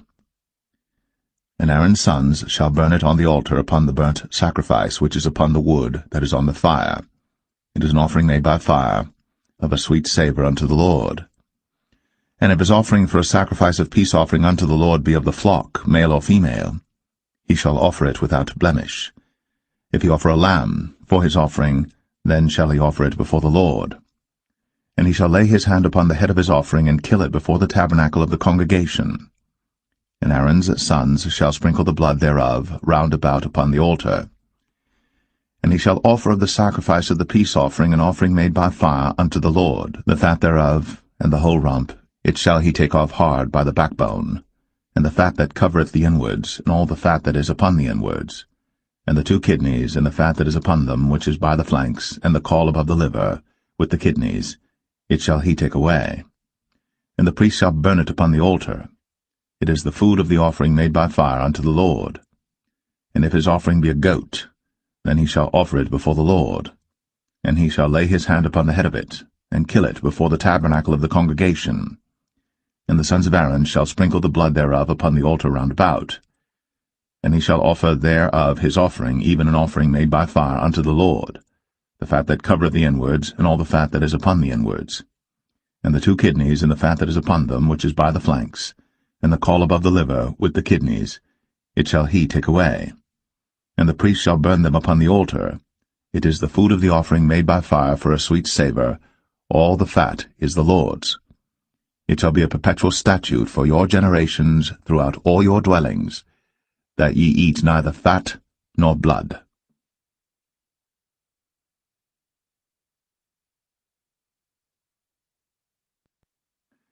Leviticus 4. And the Lord spake unto Moses, saying, Speak unto the children of Israel, saying, If a soul shall sin through ignorance against any of the commandments of the Lord, concerning things which ought not to be done, and shall do against any of them, if the priest that is anointed do sin according to the sin of the people, then let him bring for his sin which he hath sinned a young bullock without blemish unto the Lord for a sin offering. And he shall bring the bullock unto the door of the tabernacle of the congregation before the Lord, and shall lay his hand upon the bullock's head, and kill the bullock before the Lord. And the priest that is anointed shall take of the bullock's blood, and bring it to the tabernacle of the congregation. And the priest shall dip his finger in the blood, and sprinkle of the blood 7 times before the Lord, before the veil of the sanctuary. And the priest shall put some of the blood upon the horns of the altar of sweet incense before the Lord, which is in the tabernacle of the congregation, and shall pour all the blood of the bullock at the bottom of the altar of the burnt offering, which is at the door of the tabernacle of the congregation. And he shall take off from it all the fat of the bullock for the sin offering, the fat that covereth the inwards, and all the fat that is upon the inwards, and the 2 kidneys, and the fat that is upon them, which is by the flanks, and the caul above the liver, with the kidneys, it shall he take away, as it was taken off from the bullock of the sacrifice of peace offerings, and the priest shall burn them upon the altar of the burnt offering. And the skin of the bullock, and all his flesh, with his head, and with his legs, and his inwards, and his dung, even the whole bullock shall he carry forth without the camp unto a clean place, where the ashes are poured out, and burn him on the wood with fire. Where the ashes are poured out shall he be burnt. And if the whole congregation of Israel sin through ignorance, and the thing be hid from the eyes of the assembly, and they have done somewhat against any of the commandments of the Lord concerning things which should not be done, and are guilty, when the sin which they have sinned against it is known, then the congregation shall offer a young bullock for the sin, and bring him before the tabernacle of the congregation. And the elders of the congregation shall lay their hands upon the head of the bullock before the Lord, and the bullock shall be killed before the Lord. And the priest that is anointed shall bring of the bullock's blood to the tabernacle of the congregation. And the priest shall dip his finger in some of the blood, and sprinkle it 7 times before the Lord, even before the veil. And he shall put some of the blood upon the horns of the altar which is before the Lord, that is, in the tabernacle of the congregation, and shall pour out all the blood at the bottom of the altar of the burnt offering, which is at the door of the tabernacle of the congregation. And he shall take all his fat from him, and burn it upon the altar. And he shall do with the bullock as he did with the bullock for a sin offering. So shall he do with this, and the priest shall make an atonement for them, and it shall be forgiven them. And he shall carry forth the bullock without the camp, and burn him as he burned the first bullock. It is a sin offering for the congregation. When a ruler hath sinned, and done somewhat through ignorance against any of the commandments of the Lord his God, concerning things which should not be done, and is guilty, or if his sin, wherein he hath sinned, come to his knowledge, he shall bring his offering, a kid of the goats, a male without blemish. And he shall lay his hand upon the head of the goat, and kill it in the place where they killed the burnt offering before the Lord. It is a sin offering. And the priest shall take of the blood of the sin offering with his finger, and put it upon the horns of the altar of burnt offering, and shall pour out his blood at the bottom of the altar of burnt offering. And he shall burn all his fat upon the altar, as the fat of the sacrifice of peace offerings. And the priest shall make an atonement for him as concerning his sin, and it shall be forgiven him. And if any one of the common people sin through ignorance, while he doeth somewhat against any of the commandments of the Lord concerning things which ought not to be done, and be guilty, or if his sin, which he hath sinned, come to his knowledge, then he shall bring his offering, a kid of the goats, a female without blemish, for his sin, which he hath sinned. And he shall lay his hand upon the head of the sin offering, and slay the sin offering in the place of the burnt offering. And the priest shall take of the blood thereof with his finger, and put it upon the horns of the altar of burnt offering, and shall pour out all the blood thereof at the bottom of the altar. And he shall take away all the fat thereof, as the fat is taken away from off the sacrifice of peace offerings. And the priest shall burn it upon the altar for a sweet savour unto the Lord. And the priest shall make an atonement for him, and it shall be forgiven him. And if he bring a lamb for a sin offering, he shall bring it a female without blemish. And he shall lay his hand upon the head of the sin offering, and slay it for a sin offering in the place where they kill the burnt offering. And the priest shall take of the blood of the sin offering with his finger, and put it upon the horns of the altar of burnt offering, and shall pour out all the blood thereof at the bottom of the altar. And he shall take away all the fat thereof, as the fat of the lamb is taken away from the sacrifice of the peace offerings. And the priest shall burn them upon the altar according to the offerings made by fire unto the Lord. And the priest shall make an atonement for his sin that he hath committed, and it shall be forgiven him.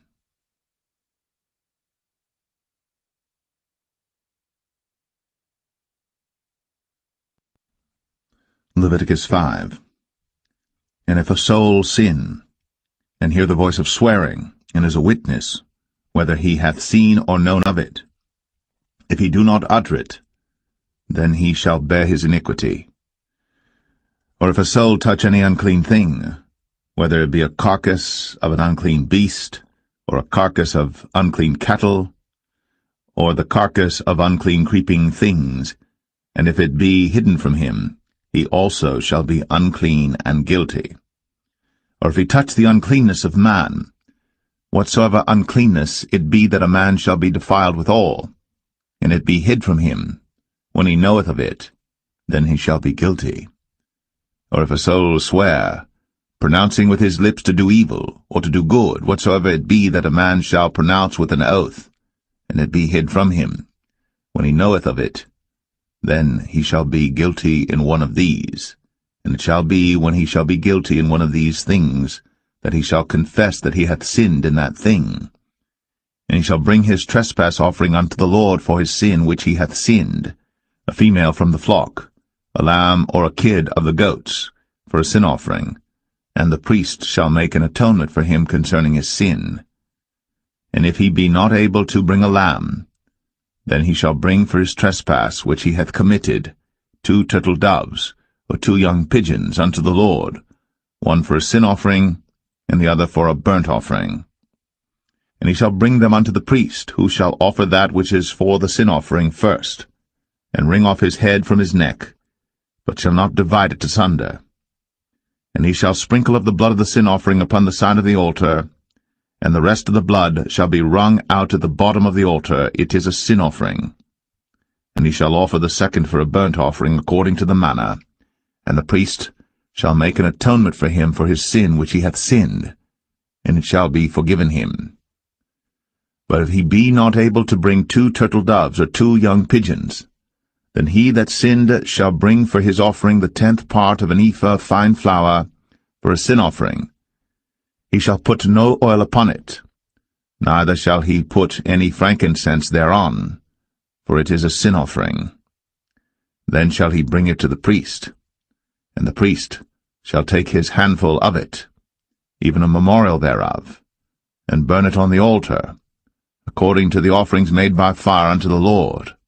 It is a sin offering.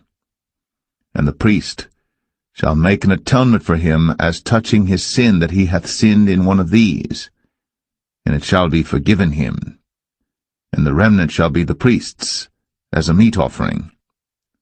And the Lord spake unto Moses, saying, If a soul commit a trespass, and sin through ignorance in the holy things of the Lord, then he shall bring for his trespass unto the Lord a ram without blemish out of the flocks, with thy estimation by shekels of silver, after the shekel of the sanctuary, for a trespass offering.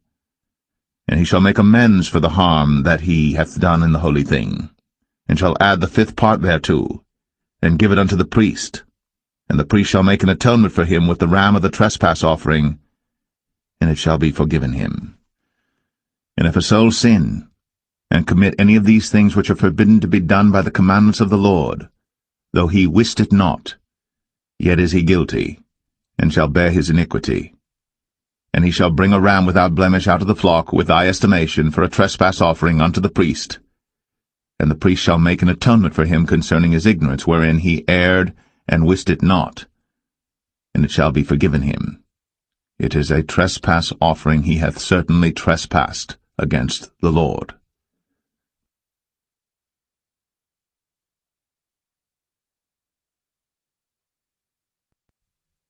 Leviticus 6.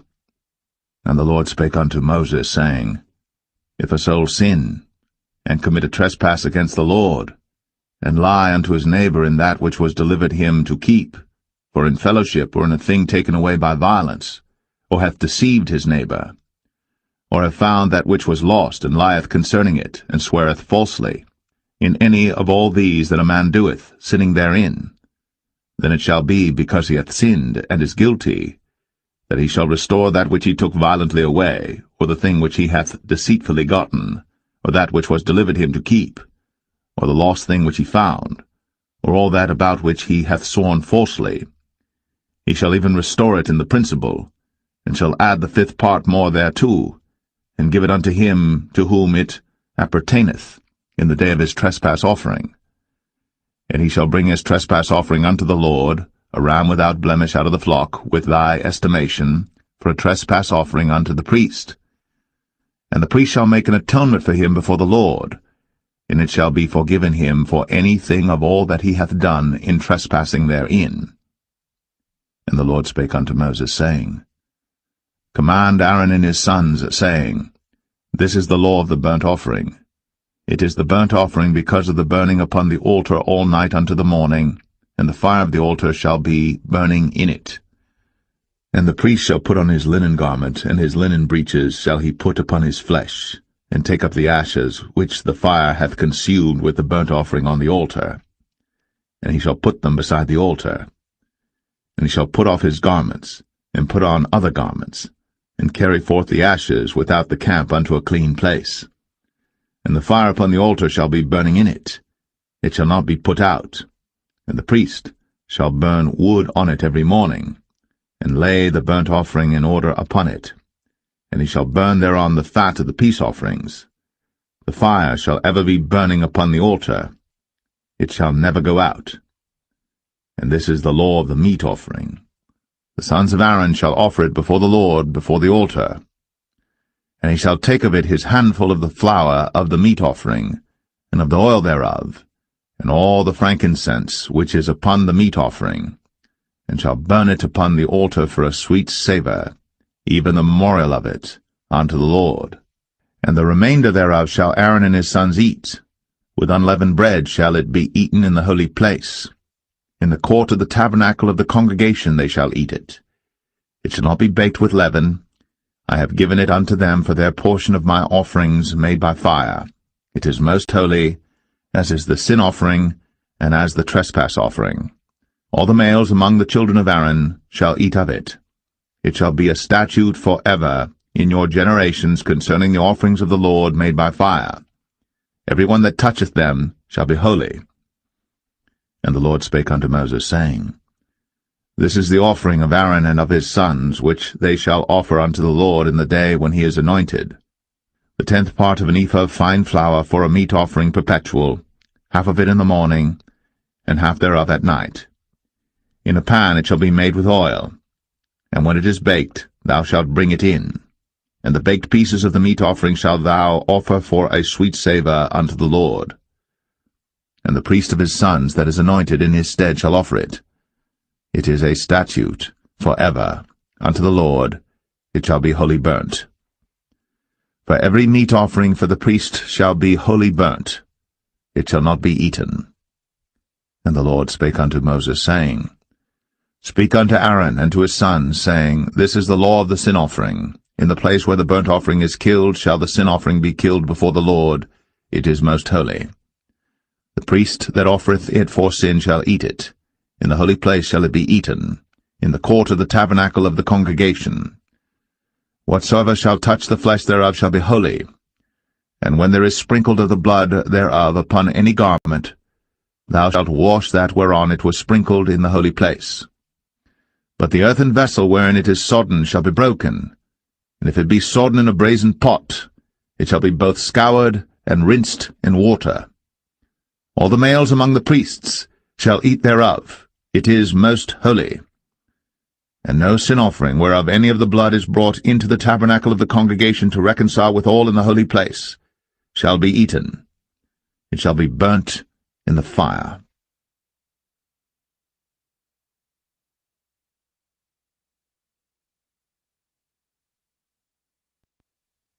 Leviticus 7. Likewise, this is the law of the trespass offering. It is most holy. In the place where they kill the burnt offering shall they kill the trespass offering, and the blood thereof shall he sprinkle round about upon the altar. And he shall offer of it all the fat thereof, the rump, and the fat that covereth the inwards, and the 2 kidneys, and the fat that is on them, which is by the flanks, and the caul that is above the liver, with the kidneys, it shall he take away. And the priest shall burn them upon the altar for an offering made by fire unto the Lord. It is a trespass offering. Every male among the priests shall eat thereof. It shall be eaten in the holy place. It is most holy. As the sin offering is, So is the trespass offering. There is one law for them. The priest that maketh atonement therewith shall have it. And the priest that offereth any man's burnt offering, even the priest, shall have to himself the skin of the burnt offering which he hath offered. And all the meat offering that is baked in the oven, and all that is dressed in the frying pan, and in the pan, shall be the priest's that offereth it. And every meat offering mingled with oil and dry shall all the sons of Aaron have, one as much as another. And this is the law of the sacrifice of peace offerings which he shall offer unto the Lord. If he offer it for a thanksgiving, then he shall offer with the sacrifice of thanksgiving unleavened cakes mingled with oil, and unleavened wafers anointed with oil, and cakes mingled with oil of fine flour fried.